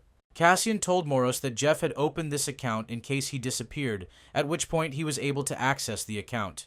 Moros said that there was a lot of money there, and Cassian replied that he would rather keep all his savings there if he knew about the account. Moros asked what he was going to do with the money, and Cassian replied that he was going to invest it in his improvement. Cassian bought 5 crystals from Yu Jaiha and left the pub, after which Yu Jaiha thanked him for the purchase and asked him to come see him again. After Cassian left, Yu Jaiha wondered who he was, because this young villain, Wilzona's boss Gadam, paid the entire amount. At this time, 2 friends decided to go to a cafe for lunch, buying 2 mangrove parfaits, and they both went there and began to eat in peace. Saying that they put a lot of mangoes, Nayun asked An Minyoung if she remembered where the guy who saved them yesterday went, and she replied that she did not remember. Minyoung said that he probably went home, and Nayeon wondered how he ran away from them without saying anything goodbye. At that moment, Nayeon suddenly realized something important, and her friend called her because she had dropped the parfait spoon on the table. Nayeon tried to connect this guy with the villain who constantly saved them and suddenly realized that this was actually the same person. Kim Nayeon told her friend that she would go to the toilet at the end of the corridor, and while she was walking, she did not notice how the villain Black Ghost was chasing her. Kim Nayeon thought that no one, not even her brother, saw anything in that battle, only she saw how that guy helped her brother. She thought what would happen to him if she revealed his identity to everyone, but at that moment she saw in the reflection that this same villain had entered the toilet. She asked the villain what he was doing here, but he did not answer, simply remaining silent while looking somehow different than last time. An Minyoung thought that Nayun was very late and did not respond to her messages, but suddenly the wall broke and someone shouted that there was a villain. An Minyoung asked what happened, but the villain, who looked like Cassian, asked her in response if she was Kim Na-eun's girlfriend. Radiating a strange aura, the villain told her that if Nayeon's brother wants to return his sister, then he should come to Wilzona in the Gadam district. Already in the evening, in Wilson, Gadam the Black Hand and Crash saw a barricade in front of them, and Rezak said that it was from Buksan's attack. Crash said that it was better to break it, because it would still be more useful if they attacked Buksan everywhere first. Black Hand walked forward and invited them all to go to Buksan together, but Cutter warned him that there were traps ahead. Cutter said that it was Hemo Boy and Earth Dog who tried, but Crash suddenly turned in the direction opposite to Wilson. Crash asked if Kim Woo-chin was running toward them by chance, and Black Hand asked who it was, thinking it was the villain from Buksan, but it was Psyker. The Black Hand asked everyone to step back, saying that Uchkan was his, preparing to attack and asking why the Psyker came to them. The Black Hand called the Psyker to come up because now he would get a lot, but Uchkan prepared to attack, saying that he had come for his sister. Uchan stepped on the trap, after which the ground beneath their feet collapsed, and Black Hand fell into a huge hole next to the barricade. Crash, looking at everything that was happening, asked which of them was the bigger idiot, but Cutter, standing next to him, did not answer. At the same time, in Wilson Gadam District, in his personal training room, Cassian stood in the middle of the room. Cassian stood still, feeling the strange energy he always feels when he consumes mana crystals. Moros asked how it felt after absorbing the 5 stones, and Cassian said not much, asking to check the status. Cassian's mana increased to 860, and Moros said that now they either need to look for natural stones or absorb many artificial ones. But finding high-grade artificial mana crystals is difficult, so Cassian decided to focus on training. Moros said that the choice was Cassian's, but noticed that his mana had grown greatly since that explosion during the exam. Cassian asked what the numbers after the skills meant, and Moros said that it meant the skill level had increased. Moros said that during the battle with Blood Rain, Cassian used 2 shadow swords at once, and he said that it happened by itself. Cassian realized that by leveling up his mana, he could now level up his skill levels without training. He remembered that as a Psyker, he had to develop his skills only through brutal training. Only a few, thanks to their diligence and efforts, were able to combine existing skills to create new ones. Therefore, Cassian decided to focus on training. Now he will not be able to use several skills like during the exam.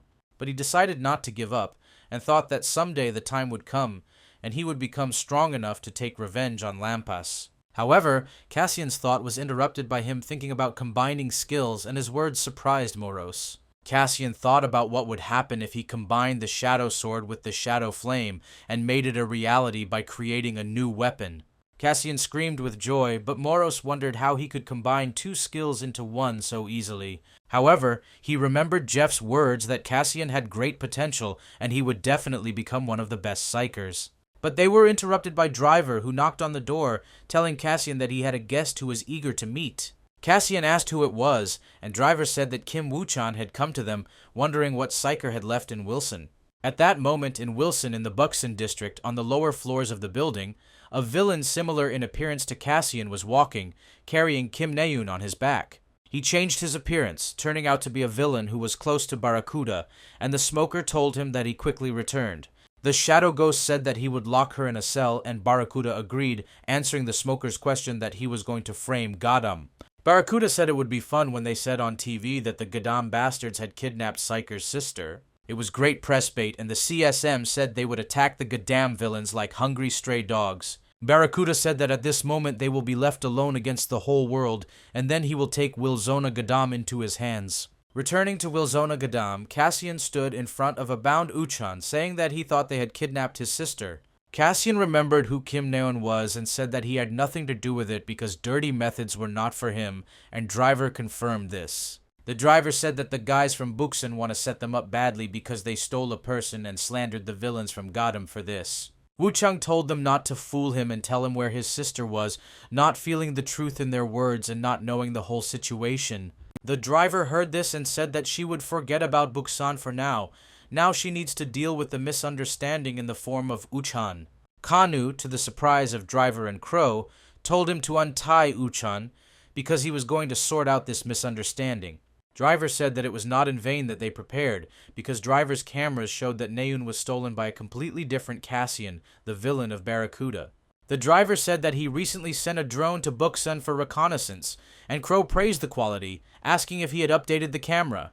When asked who he is, Driver said that judging by his ability to transform, he is a villain nicknamed the Black Ghost. Cassian said that the Black Ghost did not look like him at all, but Uchan thought that it was an exact copy of him. Cassian said that everything was clear to him, and he added that since the culprit was known, he needed to be punished, and Driver asked if he wanted to do it right now. Cassian said that right now they should be punished for the kidnapping and framing, but when he went, he was suddenly stopped by Uchkan. Wu-chang said that if he was going to go to Buxan, then he would go with him, because he had to save his sister from there. Cassian approved of this decision, and Driver said that they would not go without him, and Crow confirmed his words, sympathizing with Driver. Driver said that attacking is more fun than sitting on defense, and cheerfully added that today they will destroy Wilson Buxan. However, at that moment when Driver finished speaking, Black Hand, Crash, and Cutter burst into the room, saying that they were with them. Black Hand said that they couldn't allow Driver to go without them, and Cutter asked quietly if they could win. Cassian said that he didn't mind if they went together, but there were some things he would have to deal with before attacking Buxan. Cassian said this and looked at Uchan, and Driver first wondered what needed to be done, but then realized the problem. The action moves to the Levi and Rose Hotel, located in Seoul, in the general manager's room, designated as a suite. Jewels and jewelry were laid out on the table, and the director admired them, saying that they were magnificent. Calling them dear children, he kissed the jewelry, and the two twins behind him called him trash, saying he was in his repertoire. But his phone rang and he answered, asking what happened and saying that he was busy right now as he was working on a report. He thought to himself that he didn't have enough time to admire his favorite jewelry, but suddenly he heard something that brought him into the real world. Saying this to the person who called, he said that he understood him and would help him, because he could be relied on like an old friend. At this time, Cassian and the villains stood in Wilson Buxton in front of their main building, thinking that enemies lived here. The Driver said that once they are here, there is no turning back, and added that before action they need to repeat the strategy again. Driver said this phrase to all the villains from Gadam, and personally addressed the person standing behind him, telling him to come closer. Driver told him that even if he was a rookie, that didn't give him the right to just stand there, and called Kim Woo-chan Red Mask, his new villain name. Some time before, Cassian had told Uchan that if he wanted to go with them, he had to wear this red mask, and he asked why this was necessary. Cassian told him that this was to ensure that no one knew that Uchan was a psyker, otherwise he would be in trouble, and Driver agreed with him, saying that he had created this mask before. Driver said that he didn't mind giving away this mask because he didn't expect that it would be useful to anyone, and Cassian said that he advised him to wear it if Uchan didn't want problems for himself. At this time, in front of the main building of Vilzona in the Buksan district, there was a conversation between the villains from Gadam that their main target was the boss of Vilzona Barracuda. Cassian said that rescuing the hostage was a secondary goal, and Verona replied that his idea was very risky because it was difficult to checkmate with such a lineup. Cassian asked Driver to find the shortest path, saying that the speed and surprise of the attack were two of its main components, which they should all rely on. The Driver said that he was already in the process of searching, and Cassian added that now he would tell the roles for everyone, so you need to listen carefully, and Uchkan remained silent. Cassian said that Driver would be on reconnaissance, and Verone said that he would fight and she would cover, and she replied that this time she had to agree. Red Mask asked if this was a tight quarters tactic, and Cassian did not answer, saying that Red Mask would be in the rear. Crow asked Driver what fighting in a confined space meant, and at that moment Blackhand shouted the loudest, having objections. Blackhand asked why they didn't get the job, and Crash added that they could just burst in and destroy everything, because that's what villains are all about. Cassian looked at them and said that they also had an important mission in store, and Crash replied that he knew that the three of them were the key to victory in this operation. Cassian told him that they would wait for them to return at the entrance and help them get back out, and added that until then, it was better for them to sit hidden and not stick out. Cassian began to argue with the Black Hand, who said that they could do something more significant in tactics, but he replied that they needed to cover their retreat. During this time, Uchin recalled how, as a child, when he was in cadet training for psychers, someone spoke to him the same words that Cassian speaks now. This man told him that he should not swing his fist without a clear plan, because it would not achieve anything, and added that he needed to rely on strength and speed more often. This man was Psyker Cassian Lee, and he told little Wu-Chung that he was a very talented boy, so he should remember what he just said. Returning to reality, Kim Woo-chan now understands that the words that the great Cassian Lee spoke to him are being spoken by a villain who bears the same name as the great Psyker. At this time, the Driver, with the help of his abilities as an inventor, subordinated all the observation devices in Wilson and suddenly said that the 11th camera was in his possession and all the others too. Cassian said that for this reason it was time for them to take action, and he, Driver, and Crow jumped from the roof of the building, beginning to execute the battle strategy. Kim Woo-chan, in the form of the Red Mask, also decided to act, thinking that he hoped for the safety of his sister, promising to come and save her soon.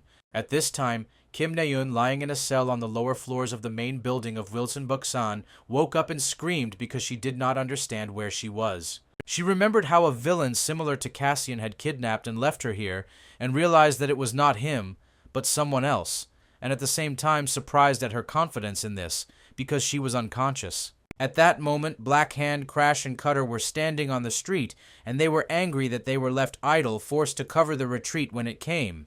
Crash told him that a real villain shouldn't sit still during a real battle, and Black Hand agreed with him, saying that he talks and thinks the same way. Cutter told them both that it should be obvious to them that they were kicked out of the operation for being too loud, and Black Hand countered by saying that it was also his fault. Black Hand, Crash, and Cutter, who were waiting in ambush to retreat, suddenly fell silent when they realized that they had been discovered by Yuak and Pointer walking along Vilzone Buksan.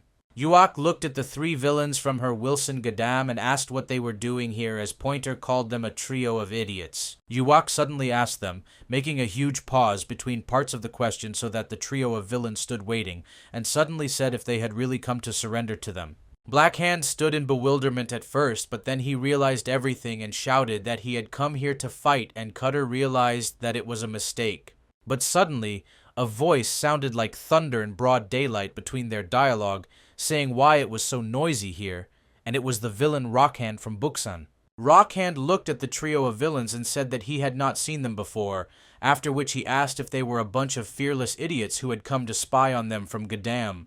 Yuak entered their conversation and told Rockhand that these idiots did not have enough surveillance abilities, so they most likely came to surrender to them. Blackhand shouted that this was a lie, and they came to capture Buxan, which made Cutter realize that now they would end, because their roles had been revealed. Saying that this was reckless courage and suggesting that they see if it could be stronger than stone, Rockhand used his strength and wrapped his hands in stone up to his shoulders. But the Black Hand was able to object to him, saying that the stone was not too strong, and his steel hands would be much stronger, and he used his strength, making his fists steel. At this time, Barracuda, sitting on the high floor of the main building in Wilson Buxan, closed his eyes and thought about something from his past. Barracuda recalled how several years ago he suggested to Driver that they merge the Wilsons, and Driver replied that he did not understand what the reason for this was. Barracuda told him that he was tired of living with an eye on the Psychers, and the union of Wilson Buxan and Gadam would allow them both to become stronger. Barracuda was delighted and began to say that he could look further and unite all the Wilsons in the country and maybe throughout the world, seizing power from the Psychers. Driver told him that he would not help him because art should be created alone, and Barracuda should not involve others in his ambitions. Barracuda said he didn't know what he was talking about, and Driver replied that he was mad because he wanted to stroke his ego, like a brat bullying weak children. Driver added that, one way or another, he was against the Wilson merger, and noted that the two remaining Wilson bosses were also against the idea. Barracuda expressed anger, but Driver said he didn't want to bore him with his brutality by taking out his weapon and pointing it at him, and said that he could get seriously hurt. Barracuda finished remembering the past and said the name Driver out loud, but the villain girl disturbed him, saying that a report had been delivered to him. It was Lens Girl, a B-rank Meiji-class villain with the skill of light, and she reported that the villains of the Gadam district had been discovered outside their Wilson area. Barracuda became interested in the news, and Lens Girl said that there were only 3 villains, and all of them were B-rank, and Barracuda said that in that case the problem was small. Barracuda realized that there were only 3 villains and asked who the Buxan were there, to which Lens Girl showed a projection, saying that Rockhand was fighting in that place now. Wilson's boss Buxan expected a lot from Rockhand, an A-rank villain, so he told her that Rockhand didn't need help and would be able to defeat the villains alone. But he suddenly fell silent for a few seconds, after which he told her that these 3 villains were just bait, surprising Lens Girl, who could not understand the Driver's idea. Barracuda told himself that Driver's moves were too obvious and such childish tricks would no longer work on him, activating Barracuda's brass knuckles on his hands. Barracuda said that the bosses of the other Wilsons would not have the courage to do the same, and told Driver that he was not the same as before and should not be underestimated. The 3 villains and the red-masked psyker stood on the roof of the building, and Cassian said that they got there very quickly, to which Driver replied that it was his merit. The Driver said that before entering they should check the situation inside the building and showed a new drone, which was smaller than all the previous ones. Crow flirtatiously asked the Driver to give her one, to which he replied that he would give a couple at home, and Red Mask thought that the 2 of them were very strange. But suddenly all 4 heard a strange sound, and Kim Woo-chang and a red mask said that they had been discovered, after which Cassian got ready to deal with the problem. Cassian was about to go to the source of the sound, but suddenly smoke enveloped the roof of the entire building. Stopping him, an uneven female laughter was heard. This woman asked where they were hiding, and suddenly Smoker, Vilzona Buxan's A-rank villain, appeared out of the smoke, and she said that she had found her scared rats. The Smoker was surprised, saying that she did not expect to see both Driver and Crow here, and Driver asked if she knew her, to which Crow replied in denial. When they finished talking, the Smoker said that Driver was the boss, so she would let him through, but she had the Crow in store for her lunch. Crow immediately responded to this provocation by stepping forward and telling her people that she had important business to do here, and they could go without her. Driver asked her if everything was okay, and Verona replied that this was a simple conversation between girls, which Driver had better not get involved in. Cassian, looking at this, realized that Crow was angry and asked if she needed help, to which Driver said that she could handle it herself because she was just having fun. Cassian, along with the red-masked Kim Woo-chan, rushed into the main building, and the Driver told Crow not to linger, after which he set off with the others. The Smoker smiled and said that since no one was bothering them now, why don't they spend time together more interestingly than before? Crow sarcastically answered her that she was out of her mind now, since she believed that they were interfering with her, and added that Driver with his presence saved the Smoker from her. The crow took out his staff and bewitched a lot of crows, saying that now they are not being disturbed, so now they will go crazy until the hour of death strikes.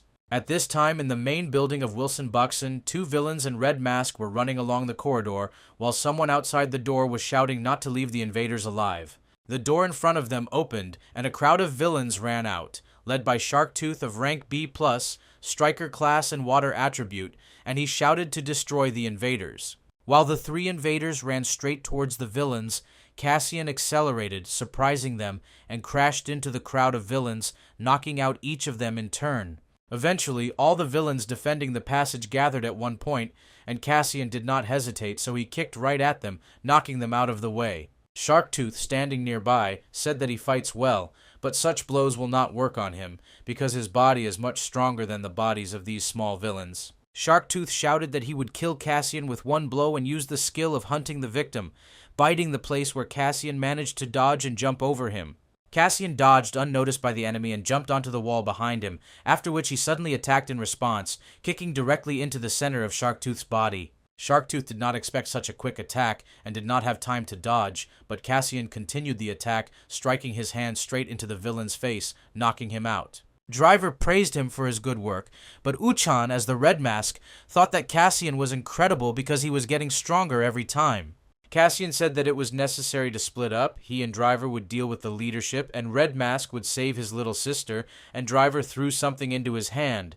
It was a device that showed his sister's location, and Driver told Uchan that she was on the top floor of an underground building because the drone had already figured out her location.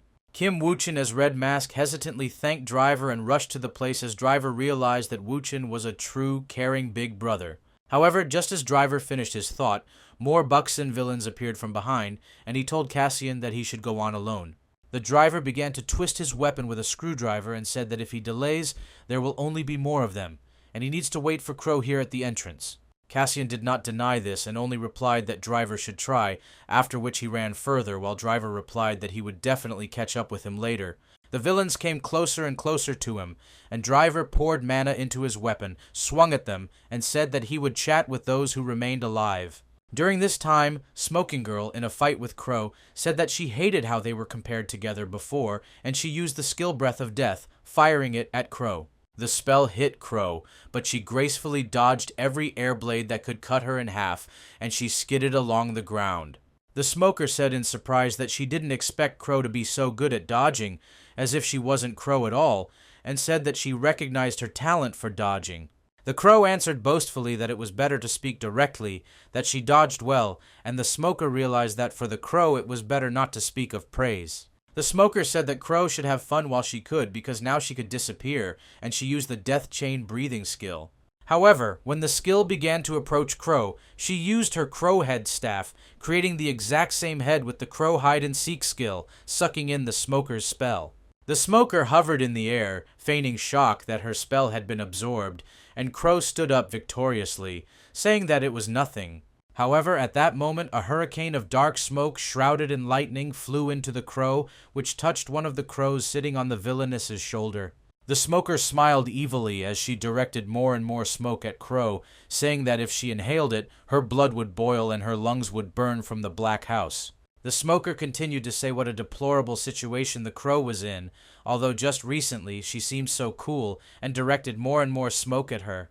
However, at that moment the Smoker stopped grinning evilly, because the Crow's voice was heard from the center of the smoke, saying that she had committed an unforgivable crime. All the black smoke dissipated due to the Crow's powers, and she said, sitting on the ground, that the Smoker in vain dared to touch her precious little Crow, the treasure given by the driver. Smoker's powers began to fade and be absorbed by Crow's powers, and she said that Crow couldn't have such powers, realizing that this was the awakening of her true villain power. The Crow began to look as if huge crows were about to fly out of it, and she said that for such a crime the Crow Court would now sentence her, pointing to the Smoker. At this time, on the second underground floor of the main building of Wilson Buxton, Wu-chang in a red mask was running, thinking that he was now indebted to the villains who helped him. Thinking that they were helping him on purpose, Uchan in the form of the red mask looked at the device from the Psyker, thinking that his sister was nearby, but suddenly someone froze the ground under him along with his feet. The villain in the ice mask asked Red Mask if he had come from the Gadam area, and said that it was not in vain that he stayed to guard the hostage, expecting that someone would come for him. However, Red Mask melted the ice on his feet with fire, allowing himself to move, summoned fire in his hand, and told the villain that he should shut up and get out of the way. The villain in the ice mask said that Red Mask's abilities are strange, matching those of a human, and he added that the fire ability fits his character perfectly.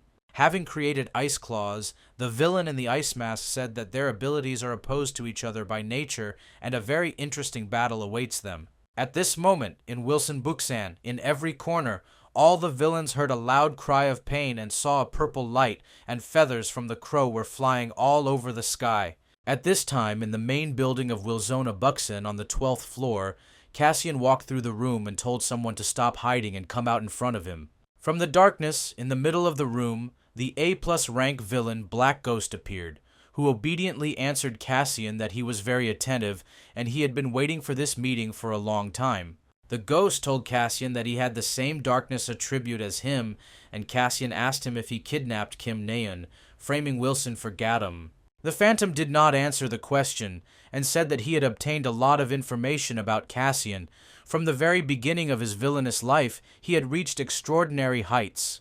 The Elusive Man said that as an unspoken rule, fights between villains outside of Wilson were prohibited, but Cassian ignored the rules and fought with other villains several times. He pointed his finger at Cassian, saying that he was an enemy of the people, and if he killed him here, then no one would even dare to mention responsibility for the murder of the villain. The Elusive Man continued by saying that even though he was a renegade, Cassian still became the boss of Wilsona Gadam, and Cassian asked him what the big deal was with all this information. The Elusive Man responded by saying that Cassian's words may have seemed like a mockery, but this was only a small misunderstanding, because the Elusive Man respects him completely. The ghost said that he, like a real villain, should get angry at the criminal and start going on a rampage, but he who lives in darkness cannot even repeat this. Cassian listened to all this, completely not understanding why the ghost was telling him this, and Moros told Cassian that he should praise him, but Cassian remained silent.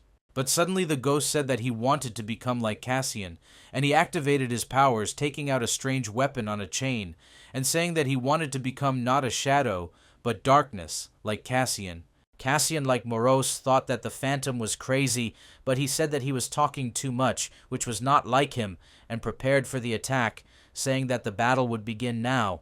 The ghost said that Cassian was very strong in the last battle, and began to move in a circle, leaving behind after images of his movements. He created 4 clones of himself using the Shadow Double skill, and said that if 4 of them attacked him, it could turn out to be a pretty good picture. Cassian thought that it was an illusion, but could not understand whether all 4 villains in front of him were real, and at that moment, all of the ghost's doubles rushed to attack him. Cassian decided that regardless of whether it was all an illusion, he would end everything and be done with it, and use the Shadow Blade skill, attacking all 4 opponents at once. The real ghost jumped away from the fight, but at that very second, Cassian was in front of his face, about to strike him unexpectedly. The ghost managed to escape from the blow, but Cassian chased after him, saying that he would not let him hide behind him, and the ghost tried to dodge his blows, but still not everything worked. Cassian delivered the final blow of his series, hitting the ghost's block, and told him, who had received damage, that he had good speed for dodging. Dark Ghost was taking a break from the fight at this time, deciding that Cassian was much stronger than he thought, so he used shurikens and broke all the lamps in the room. The Elusive Man only ended his surprise attack, which was not aimed at Cassian, until all the lights went out and Cassian found himself in a completely dark room. Cassian stood still, but suddenly he was attacked by the Black Ghost, who cut his shoulder and said that he knew this trick would work on him. The Elusive Man's voice seemed to be coming from everywhere, telling Cassian that it was difficult to navigate in the pitch darkness, no matter who you were, and Cassian thought. The Phantom was an assassin, and he had the advantage in a knife fight, and he said that he would now show Cassian the fear of death in the pitch darkness that surrounds him. However, Cassian repeated after him, asking if he knew the fear of death, and told the Elusive Man that he was talking nonsense like a second-rate actor, and activated his powers of darkness. Cassian's eyes lit up with mana, as if he was made of energy, and he said that people like the Elusive Man would never know the fear of death, drowning in an impenetrable abyss. Cassian emitted light thanks to his mana, finding himself behind the Phantom, and told him that he had known both death and rebirth, and now he would show him what true horror is. At this time, on the second underground floor in Wilson Buksan, in Barracuda's hideout, Kim Naeun sat in a cage like a prisoner, asking herself what kind of strange sounds were heard nearby. These sounds were the sounds of battle.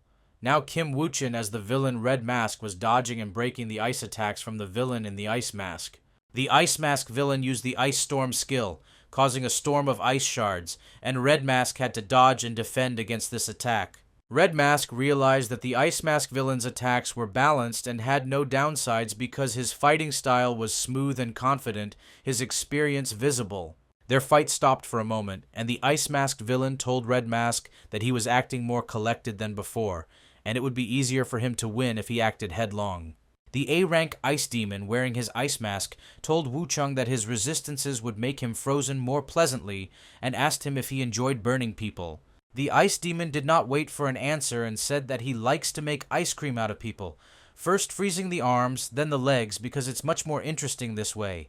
The Ice Demon said that he loved to see the fear in the eyes of people whose limbs were being eaten by ice and broke the ice-made toy of a man in his hand. Kim Woo-chan shouted that he was a vile villain, but then returned to the image of the Red Mask, realizing that he had just shouted these words to the villain, and he did not appreciate them. The Ice Demon told Red Mask that he doesn't give off an aura of madness at all, and the hostage has an older brother, Psyker, which gives his words new meaning. But suddenly Kim Woo-chan stood up, burst into flames, and said that he couldn't believe that the great villain Gadam Red Mask was compared to some low-grade Psyker. Kim Woo-chan, forced to say such shameful words, rushed to attack the Ice Demon, and he immediately used the Ice Needle skill, forcing Red Mask to defend himself. However, Red Mask smashed every ice spike that flew at him with his fire melee attacks, trying to rush closer to the enemy. Kim Woo-chang remembered how, before the attack on Buksan, Cassian called him to his training room and said that, getting straight to the point, Woo-chang had too much of a delay between attacks. Wu-chan listened as Cassian said that during battle he thinks too much, forgetting that he needs to think quickly and act immediately. Cassian said that it was better to see than to hear, so he instantly created a flash of darkness, squeezing the fire mana in his hand and launching it at the target, hitting it.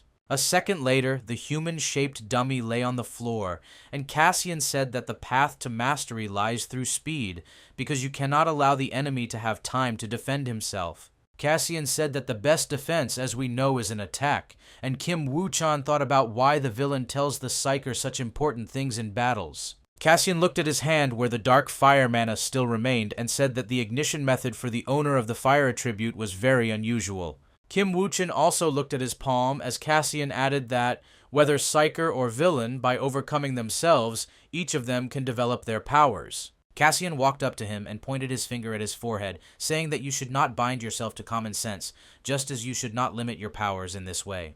At this time, Red Mask fought off the ice needles, walked up to the Ice Demon, and squeezed the fire mana in his hand, just like Cassian did, and launched a fiery flash at him.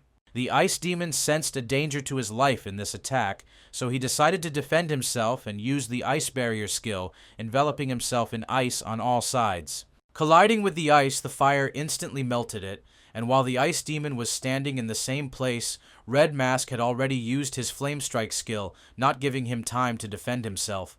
The Ice Demon, who was higher in level than his opponent, had to dodge, and Red Mask realized that he was succeeding, deciding that in this way he could defeat the enemy.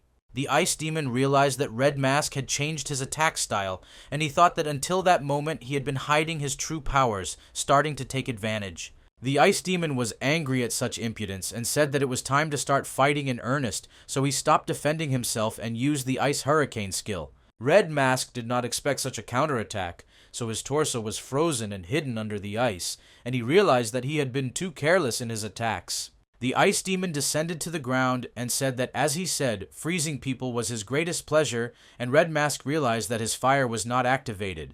The Red Mask could not move in the ice shackles, and the Ice Demon said that first he should remove his mask, reaching out his hand to Wu-chung's face. At that moment, a voice was heard from the cell where Kim Naeun was, shouting the question of who came to save her, and Wu-chun under the Red Mask drew attention to this. The ice demon stopped his hand and angrily asked if she could shut up, but Kim Naeun asked to be pulled out of here, shouting it out loud while banging on the cage. The ice demon got divorced, repeating his words about her to shut up, and used his ice powers, sending a sharp ice spike at her, causing her to scream in fear. Kim Woo-chan, under his red mask, remembered Cassian's words that he must think and act quickly, without being bound by common sense. Kim Woo-chan thought about how the ice demon even dared to touch his sister, and the fire began to act, forcing the villain to pay attention to it. Acting as if he were Cassian Lee, Kim Woo-chan melted the ice shackles, freeing himself, and struck the ice demon, saying that he would not forgive him for this. Kim Woo-chan used the Hellfire skill, the same as the great Cassian Lee, and a huge wall of raging fire stood in front of the ice demon. At this time, on the 12th floor in Barracuda's shelter, Barracuda himself was thinking that something had happened, because by this time, their victory should have been announced. At that second, the voice of the Black Ghost was heard from behind Barracuda, apologizing to the boss for failing to complete the task, and Barracuda turned back in shock. Releasing the elusive man he was holding by the head, Cassian turned his furious gaze to the villain before him, asking if he was Barracuda. At this time, in Wilson, Gadam, on the roof of the Royal Gannet building, told Red-Eye that it was strange that everything was going quietly and calmly, but Red-Eye replied that he loved calm, as if he were a psyker. Gannet replied that this was strange for a villain, and at that moment Yu Jae-ha appeared on the roof with his guard, telling them that they had done a good job. His guard gave Gannet a lot of pizzas, and he asked where it came from, because the pizzeria was destroyed, to which Yu Jae-ha said that I bought them outside Wilzona. In the end, when all 6 villains sat down, Yu Jae-ha asked if those who went to Buksan would be okay, and Gannet replied that Driver would not risk the lives of others in vain. Yu Jae-ha countered that it was not Driver who was commanding the attack, but the newly elected leader, but Gannet replied that Driver was not more important in either case. Yu Jae-ha realized that he believed in Driver very much, and asked if it was because they were old friends, but Royal Gannet replied that there was another, more important reason. At this time, at the entrance to the main building of Wilson Bucksan, Driver sat on a mountain of unconscious villains, saying that there were too many of them for such a building. But suddenly Crow came in here, calling Driver and asking what he was doing here, to which Driver replied that he was waiting for her return, making Crow very happy. Crow said that she had bad news, handing Driver a mechanical crow and asking if he could fix it, to which he replied, looking that everything was quite possible. Driver realized that if car was broken, then the crow most likely got out of control in the battle with Kuril Shitsa, but now she looks quite adequate. But suddenly strange sounds were heard from below, as if the building was in debt, and Crow asked if there was anyone from Gadam below, to which Driver replied that there was a black horse Gadam, red mask. But in addition to the sound from below, the same sound was heard above the 2 of them, and Driver realized that Vilzona's boss, Gadam, had also set to work, fighting Barracuda. Meanwhile, on the 12th floor of the main building, Barracuda told the Black Ghost lying in front of him that he had failed to live up to his expectations by losing to Cassian. The Black Ghost darkened his face, about to justify himself, but at that same second, a blow from Barracuda's fist with brass knuckles flew into his face, causing him to break the wall with his body. Cassian told Barracuda that he treated his subordinates poorly, but he, stretching his shoulder after the blow, said that it was none of his business. Moros turned his attention to Barracuda's brass knuckles and told Cassian that his magical weapon was made from natural mana crystals, but he remained silent in response. Barracuda did not find Driver with his eyes and asked Cassian where he was, and Cassian replied that he would come soon, but he could handle him alone. Barracuda said that he only had business with Driver, and there was nothing for the newcomer to catch here, but Cassian suddenly replied that he also had business, but with Barracuda. Cassian said that he knew that Barracuda had kidnapped a man and was trying to frame him, and he responded by asking if he should be paid compensation for moral damages. Cassian activated his mana, summoning the powers of the shadow in his fist, and told Barracuda that everyone owes responsibility for their actions and mistakes made to Cassian. Barracuda laughed at his words, saying that Cassian doesn't know his place, and he shouldn't think he's cool just because he caught the Black Ghost. He added that he had heard from Yuak that Cassian had outstanding fighting abilities despite his low mana levels, but it seemed that he was just lucky in picking weaklings. He just got lucky with the Black Ghosts, and Barracuda asked if the same trick would work on him, an S-rank villain, but Cassian also had an answer. Cassian said that it was all just because of magical items, and Barracuda asked who dared to say such a thing to him, to which Cassian replied that the driver himself told him so, causing Barracuda to think. Barracuda asked Cassian if he was trying to piss him off because he wasn't strong enough to fight him, but Cassian replied that he hadn't even thought about it. Barracuda replied that it was very funny to respond to provocations, saying that he meant that he wanted to enjoy an appetizer before the main course in the form of driver. After wondering how tasty this snack would be, Barracuda activated his powers, summoning spikes from his brass knuckles, and 2 spikes also emerged from his back. Cassian, as well as Moros, were surprised by the unusual strength of the villain before them, and Barracuda charged at Cassian, shouting that he was Barracuda, the leader of Wilzona Buxon. However, Cassian instantly moved behind Barracuda from the side and, asking what's wrong, hit Barracuda right in the face, forcing him to shut up. Barracuda did not dodge Cassian's attacks, and Cassian struck him again, hitting him square in the stomach with his fist and knocking all the breath out of him. Barracuda suddenly replied that it was nothing and said that his attacks only caused laughter, after which he grabbed Cassian by the hair and hit him in the face with his head.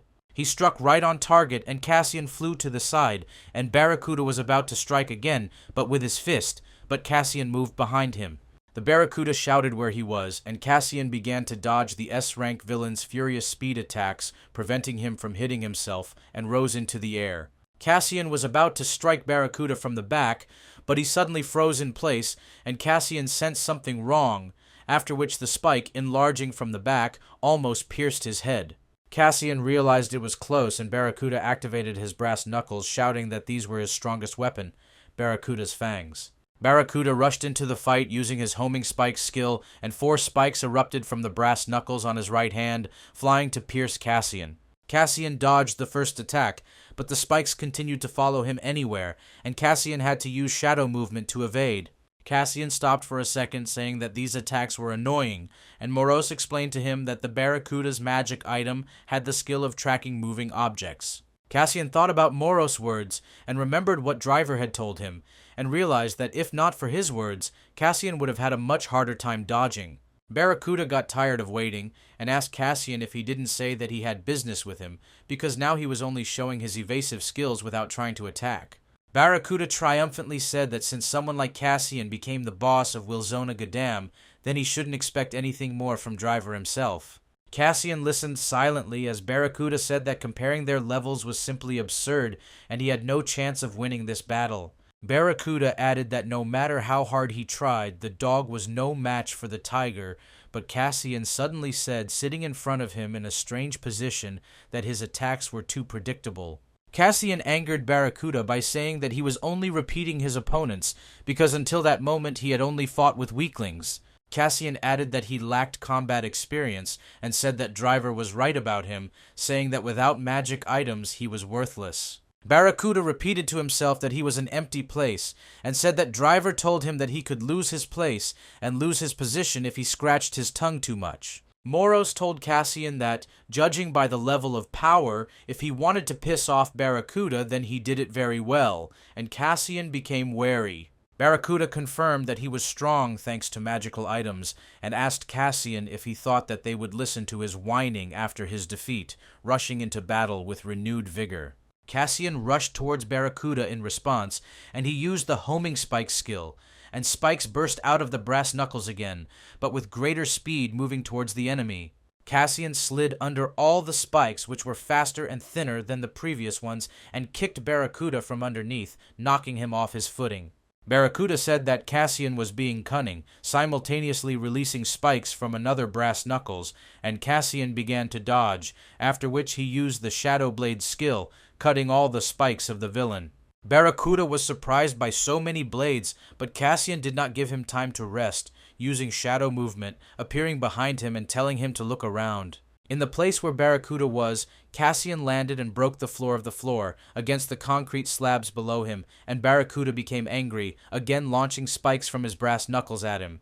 However, Cassian was not in his original place. He managed to disappear and appear in front of Barracuda, and he used the Flash of Darkness skill, directing a pillar of fire at him.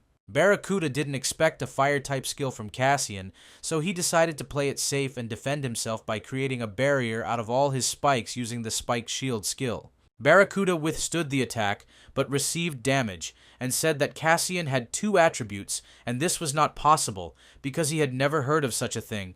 But Cassian replied that it was him. Barracuda did not understand Cassian's words, but he told him not to judge other villains by himself, adding that he, Cassian, was on a completely different level. When Barracuda realized that he was previously someone like Cassian, he was blown away and refused to accept such a truth, so he again used brass knuckles and summoned spikes. However, Cassian dodged each of his attacks and, approaching, asked if it had reached him, after which he said that he could see through all the attacks and attacked Barracuda again. The Barracuda flew several meters away and sat on his knees, covering his bleeding nose with his hand, and Cassian asked what it was like to fight someone much stronger than yourself. Cassian told him that he was not at all used to dragging out fights so much, so he suggested that he end it there, and Barracuda rushed into battle, bleeding. Barracuda shouted that no one dares treat him like that because he is the boss of Wilson Bucksan, an S-rank villain who has several powerful magic items with him. Cassian created a shadow sword in his hand and enveloped it in shadow fire, combining the 2 skills just like he did in his training room, and cut all of the Barracuda's thorns. Standing still with the sword in his hands, Cassian said that with such a difference in skills, rank was meaningless, and the outcome of their battle was a foregone conclusion from the very beginning when he provoked it. Barracuda became even more angry, shouting that he would kill him, and used his new skill, Hell of Spikes, creating as many spikes as possible from his body and magic items. He aimed all his spikes directly at Cassian, no longer thinking about strategy and battle tactics, but Cassian continued to approach him, holding a sword shrouded in dark fire. Cassian approached him, saying that he had already said that the outcome of the battle was a foregone conclusion, and cut both of Barracuda's arms with his sword, plunging him into severe shock. As Barracuda screamed in pain from losing both his arms, Cassian said that he should have had enough of the Bucksan region, and his arms were the least payback for his greed. Barracuda sat on the floor, drooping, with both arms cut off at the shoulders, and said that if he says that arms are an easy payback, then he is talking nonsense. He suddenly raised his head and with crazed eyes and mouth shouted to Cassian that he would take revenge on him for this, and give his word, the word of Barracuda, as if it mattered. Cassian said that this was bullshit and became serious, saying that Barracuda would only take revenge if he survived, but he did not promise that he would spare him. Cassian poured even more of his mana into the surrounding atmosphere and said that this was the end for Barracuda and he could only meanly call him in response to these words.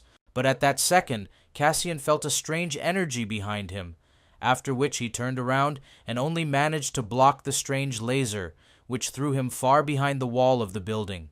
The one who attacked Cassian so suddenly and unnoticed was Lens Girl, the villainess who served Barracuda, and she turned her lick to its normal position, ending the attack. Barracuda told her that she was great and asked her to help him escape, and Lens Girl replied that she would now create a portal so that they could get out of here. Lens Girl used her jump spot skill, using her lenses to create a portal that looked like it had no passage, but they entered it and the portal closed behind them. Cassian returned to this place at this time, saying that he did not expect that he would have any allies left, and asked where they had gone, to which Moros said that they used the portal to move. Cassian realized that he had fallen into a trap without even noticing it, and realized that this girl, Lens Girl, was by no means the ordinary villain she might seem at first glance. Moros asked Cassian if he would follow them, but Cassian told him that she did not know where Barracuda and Lens Girl went through the strange portal. Cassian said that next time, he would not leave it like that, and added that he had something more important than the chase, turning his attention to the magical item, the Barracuda brass knuckles on his severed hands. At this time, on the 11th floor of this building, Driver was going up the stairs, saying that if they had taken the elevator, a lot of problems would have arisen, but Crow, walking next to him, said that this was the point. Openly flirting, they climbed to the 12th floor and saw Cassian in front of them, standing with his hands folded, and Driver said that he had been looking for him for a long time. Crow turned her attention to the dusty, broken floor of the building, asking Cassian if this was where he fought, and Cassian couldn't help but agree and confirm it. Cassian said that he had punished Barracuda well, but Driver asked what that meant, and Cassian replied that he had missed it because another villain had interfered with him. Cassian said that he was prevented from finishing off Barracuda by a villain with lenses. He added that this was no longer important, and asked Driver what was going on with Kim Woo-chan, the undercover Red Mask. The driver replied that there was no need to worry about him, after which he projected it with a drone and showed Cassian that Uchkan was now getting out of there with his sister. Cassian told Driver that it was time for them too. They needed to join those guarding the back exit and leave Buxon with them, but Driver already had words on this matter. The three villains fought with Rockhand, and Driver said that they seemed to have some problems, and Cassian said that they need to help them. Cassian and Crow had already started to descend, but Driver suddenly told them that he had unfinished business here and convinced them to go without him, saying that he would catch up with them soon. At this time, in Wilson Buxan, in Barracuda's hideout, Barracuda himself was sitting on the floor, saying that he could not believe that Wilson was no longer there, and he had lost his dream of conquering the whole world. Lens Girl approached him and said that if he started treatment right now, the situation could still be saved, and Barracuda said that both hands were cut off, and she replied that she would be back soon, going to get some tools. Lens Girl moved away from Barracuda and created a portal with her jumping skill, intending to teleport behind the instruments, but a strange energy was suddenly felt behind the door. Lens Girl was about to enter the portal when suddenly the door flew out and hit her straight, sending her into the opposite wall as Barracuda looked on in fear. Suddenly a strange voice, familiar to Barracuda from the past, was heard, who said that he had been looking for him in all places for so long, crawling through every corner of Barracuda's base. Barracuda realized that it was Driver who found him, and he said that he clearly asked in the past not to tire him with his cruelty and asked why he ignored these words. Saying that he was very disappointed with Barracuda's actions, Driver used the deactivation of restrictions, and his status changed. Now he was an S+ rank, emitting incredible power. His weapon, a huge screwdriver, began to glow with strange magic circles, corresponding to the strength of the owner, and Driver, smiling, asked how Barracuda would choose to take responsibility. At this time, while Driver was dealing with Barracuda, on the retreat path, Rockhand was beating a group of villains from Gadam led by Black Hand, who could not do anything to oppose him. However, at that second, when Rockhand struck another blow at the villain, Cassian flew into his head, hitting him with his knee, and he lost consciousness from this attack, throwing the beaten villains into shock. Crow stood next to him, watching as Rockhand lay unconscious, and Cassian addressed the Gadam villains, saying that he ordered them to sit quietly and keep a low profile. Cassian said that apparently all the traitors of Vilzun Gadam had gathered here, and said that he was not merciful in order to forgive arrogant traitors. Yuak wanted to scream, expressing her displeasure at being a traitor, but Pointer was more conscious and grabbed her by the shoulders, then carried her away from Cassian while there was a chance. Black Hand screamed in anger at Cassian, saying that he had captured his prey, which he had almost finished off, and Cassian responded that he was more like the prey himself than Rockhand. Crash was sitting on the ground at this time and asked why they returned from Buxan so early, and Cutter asked how Cassian went in the battle with Barracuda. Cassian replied that he had escaped, and Crash asked if he or Barracuda had escaped, but Cutter immediately realized that it was Barracuda who had escaped, and Crash along with him widened his eyes in surprise. Cassian remembered that he was prevented from finishing off Barracuda by a villainess with lenses, and Black Hand also widened his eyes in surprise, not believing that Cassian made Barracuda escape. Cutter and Crash asked where Driver was and why they came without him, and Crow answered them both by saying that Driver had unfinished business in Buxan. Crow remained silent and thought that since she knows Driver and his dark past very well, he is now most likely busy punishing Barracuda. Driver began to approach Barracuda, listing all the problems, starting with Blaster and ending with the kidnapping of Kim Neun, and pointed his gun at his face. Driver said that Barracuda simply wanted to pin all the evil rumors and consequences on Gadam, and asked him how he would be held responsible for these actions. Barracuda began to stutter from fear, but Driver suddenly approached him, saying that he was not able to answer for his actions, and asked who was behind all this. At that moment, Lens Girl, who was thrown by the door, stood up and told Driver that, as he said, he was incredible, and Driver wondered how she was still standing after his blow. Lens Girl used the jump place skill to create a portal, saying that he wanted to meet with Driver, and Driver replied that he strongly dislikes unplanned meetings. A gallant old man, dressed in an expensive suit, came out of the portal, along with an attendant, who told Driver that his words were very offensive, because any meetings are valuable. The driver said that the words about a valuable meeting could not be attributed to the arriving man and pointed his weapon at him, saying that there was no point in starting a war. The old man said that he needed to be understood correctly because he came here not for the sake of a fight, but to pick up the small barracuda and at the same time to look at the driver. Driver haughtily said that apparently the matter was so important that it required the man's personal presence, and he replied that he valued his servants, even if they were hopeless idiots. Driver was offended by the man's servants' inability to do their jobs, and asked him if the man was the one who ordered Barracuda to take over Seoul. The man laughed and arrogantly replied that Seoul was just the beginning, and soon all the Wilsons in the world would be under his control, speaking to the S+ rank driver as if he had no idea. Driver replied that even if this man is one of the 4 lords of evil, it is possible that he will not succeed, and he invited Driver to come over to his side, but he refused. The man accompanying the old man looked at Driver, and one of the 4 lords of evil said that Driver would help him regret his choice, but he said that this was unlikely to happen.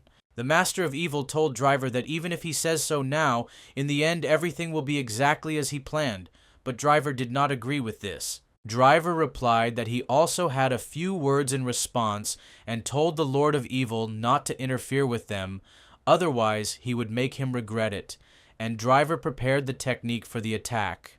The Lord of Evil exchanged a glance with him, and at this time in Gadam, in Cassian's personal training hall, he stood and looked at the natural mana crystal, thinking that he did not expect to receive it. Moros asked Cassian why he was staring at the mana crystal, and Cassian said that it was actually strange to hold the item in his hands. Moros replied that it was better for him to know that the natural magic stone obtained from weapons is different from the natural mana crystal found in nature, inferior in the strength of the effect.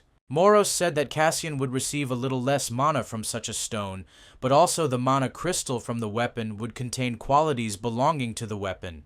Cassian understood what would happen if he swallowed this mana crystal, and Moros finished the deal for him, saying that Cassian would receive qualities like the fangs of the barracuda.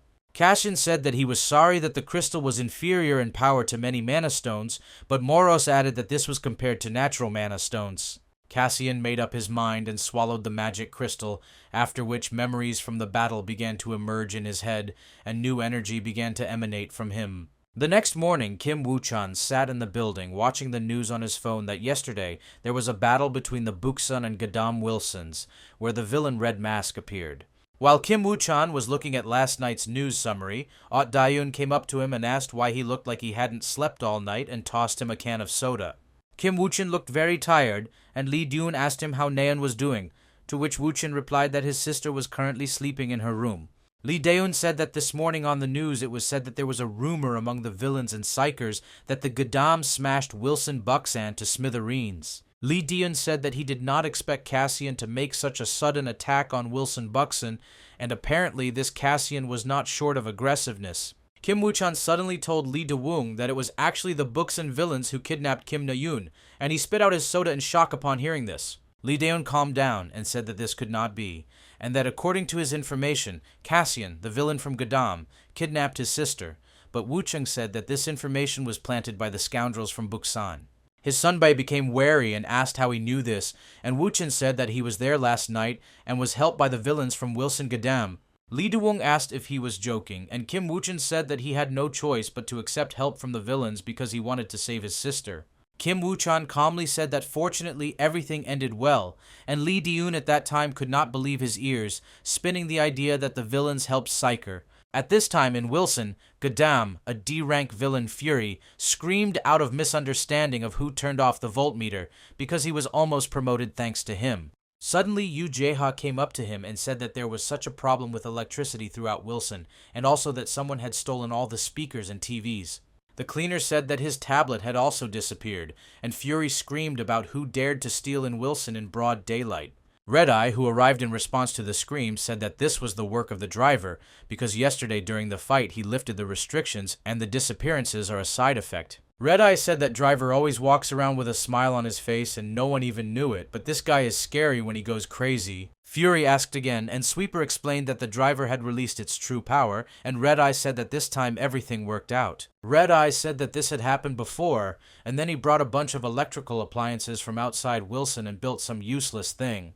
Ujeha asked Red-Eye what kind of useless thing he was, and he hesitantly answered that it was a spaceship for flying to Mars with an autopilot. Ujeha realized that this was a really scary thing, and Cassian was watching it all from the roof of the building when Moros said that it was too noisy today.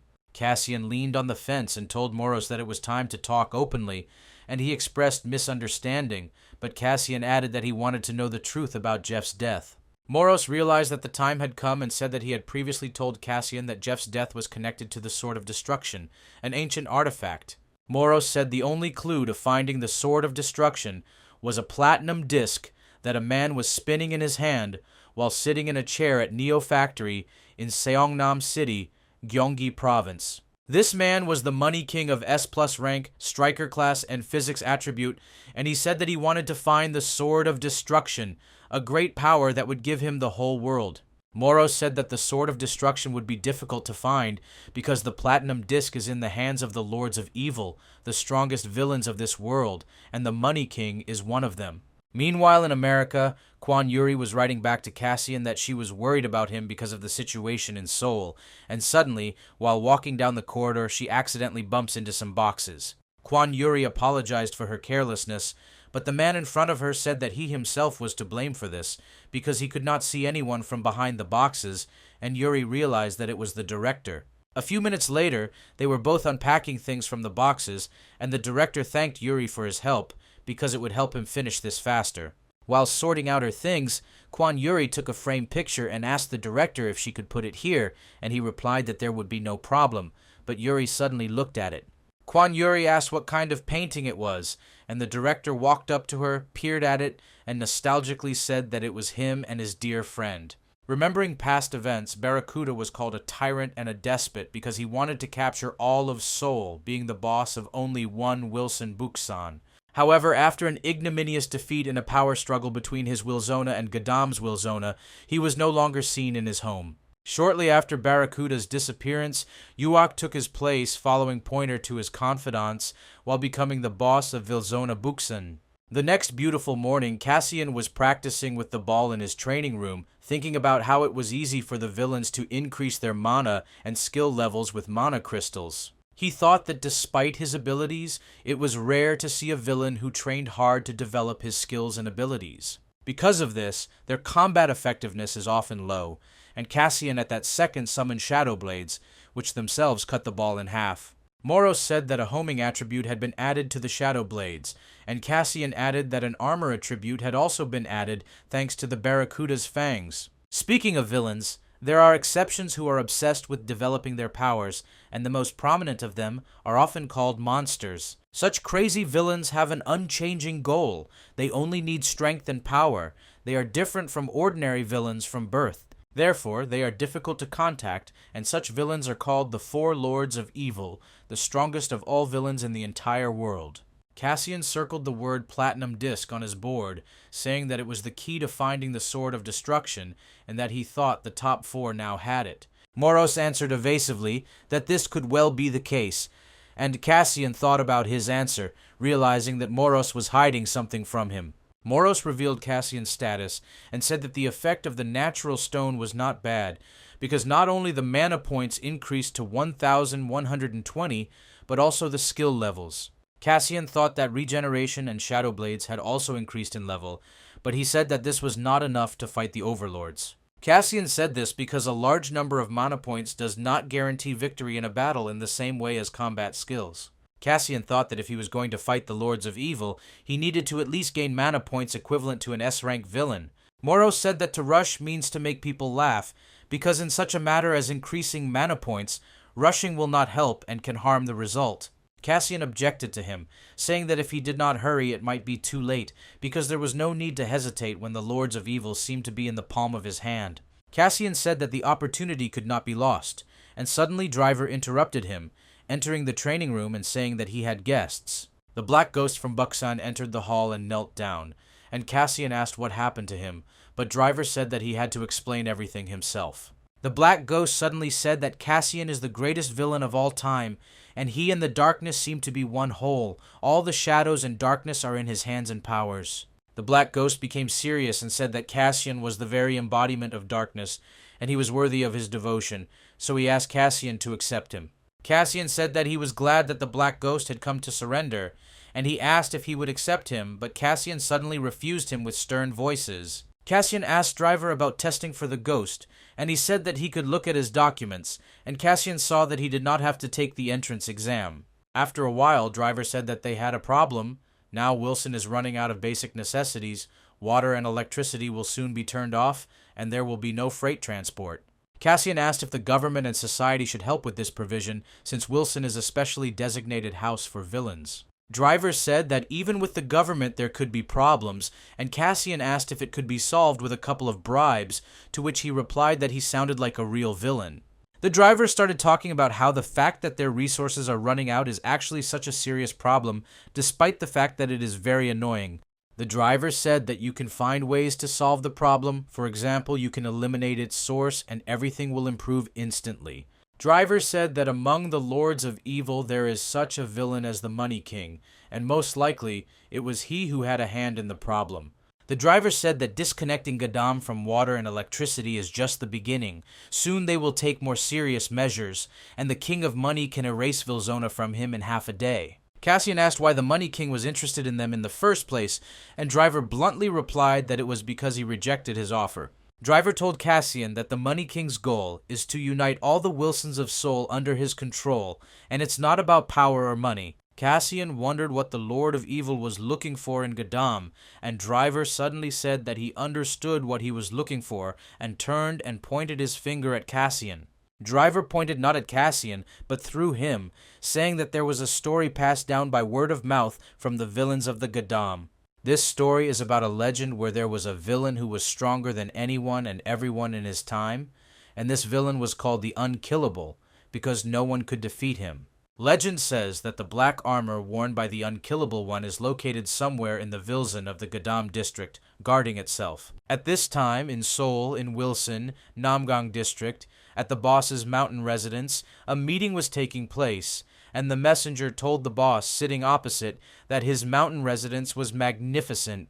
The ambassador said that the tea was beautiful, like the building itself in the mountains of Wilzona Namgang, but the boss of this Wilzona, sitting opposite, said that he clearly did not come here for tea. Wilzona's boss was Mujin, an S-rank night-class villain with the Or attribute, and he told the ambassador to get straight to the point, asking why he had come. This ambassador was Deputy Chief Kim from the Neo Center, and he said that he had an excellent proposal for Mujin, while thinking that it was difficult to get used to his mechanical voice. Len's girl stood nearby, but already having an S rank with the same skills, and the Money King's messenger said that he was worried about the rights of the villains, because now they had reached the very bottom. Deputy Head Kim said that the head wants to create a world where the rights of villains will be protected, because the freedoms and rights of their relatives must be respected. Muzdin said that he had had enough of idle chatter, and taking out a knife and pressing it against Deputy Head Kim's throat, said that it was time to get to the point. The ambassador got to the point and said that the head wants, starting with the 4 Wilsons of Seoul, to unite all the Wilsons in the world, thereby increasing the power of the villains. Mujdin laughed and said that he expected an excellent offer, but in the end he realized that the King of Money again wants to bind everyone with one chain and spin them as he pleases. Deputy Head Kim said that everyone who agreed will have their own role, and the head offers Mujin to become his right hand, giving orders to the others through him.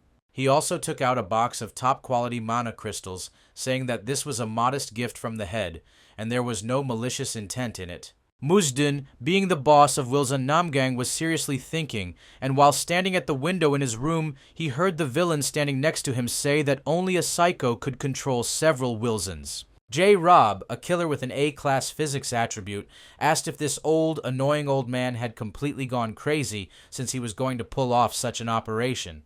Jay asked Mujin what he thought about it, and he said in his robotic voice that the plan sounded good, but he doubted whether that was the end goal. Jay asked why Mujdin doesn't turn off this mechanical voice even when alone with him, and he skipped the question, saying that there is something we don't know about.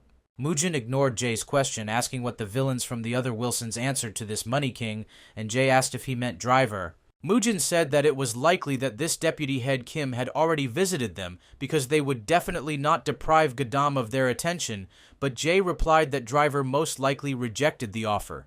Mugen told Jay that Driver most likely guessed about the Money King's true motives, so he asked to contact him immediately. At this time in Wilson Gadam, when it was already full dark night, Cassian and Driver walked through the dungeon, holding a flashlight in their hands to illuminate the path in front of them.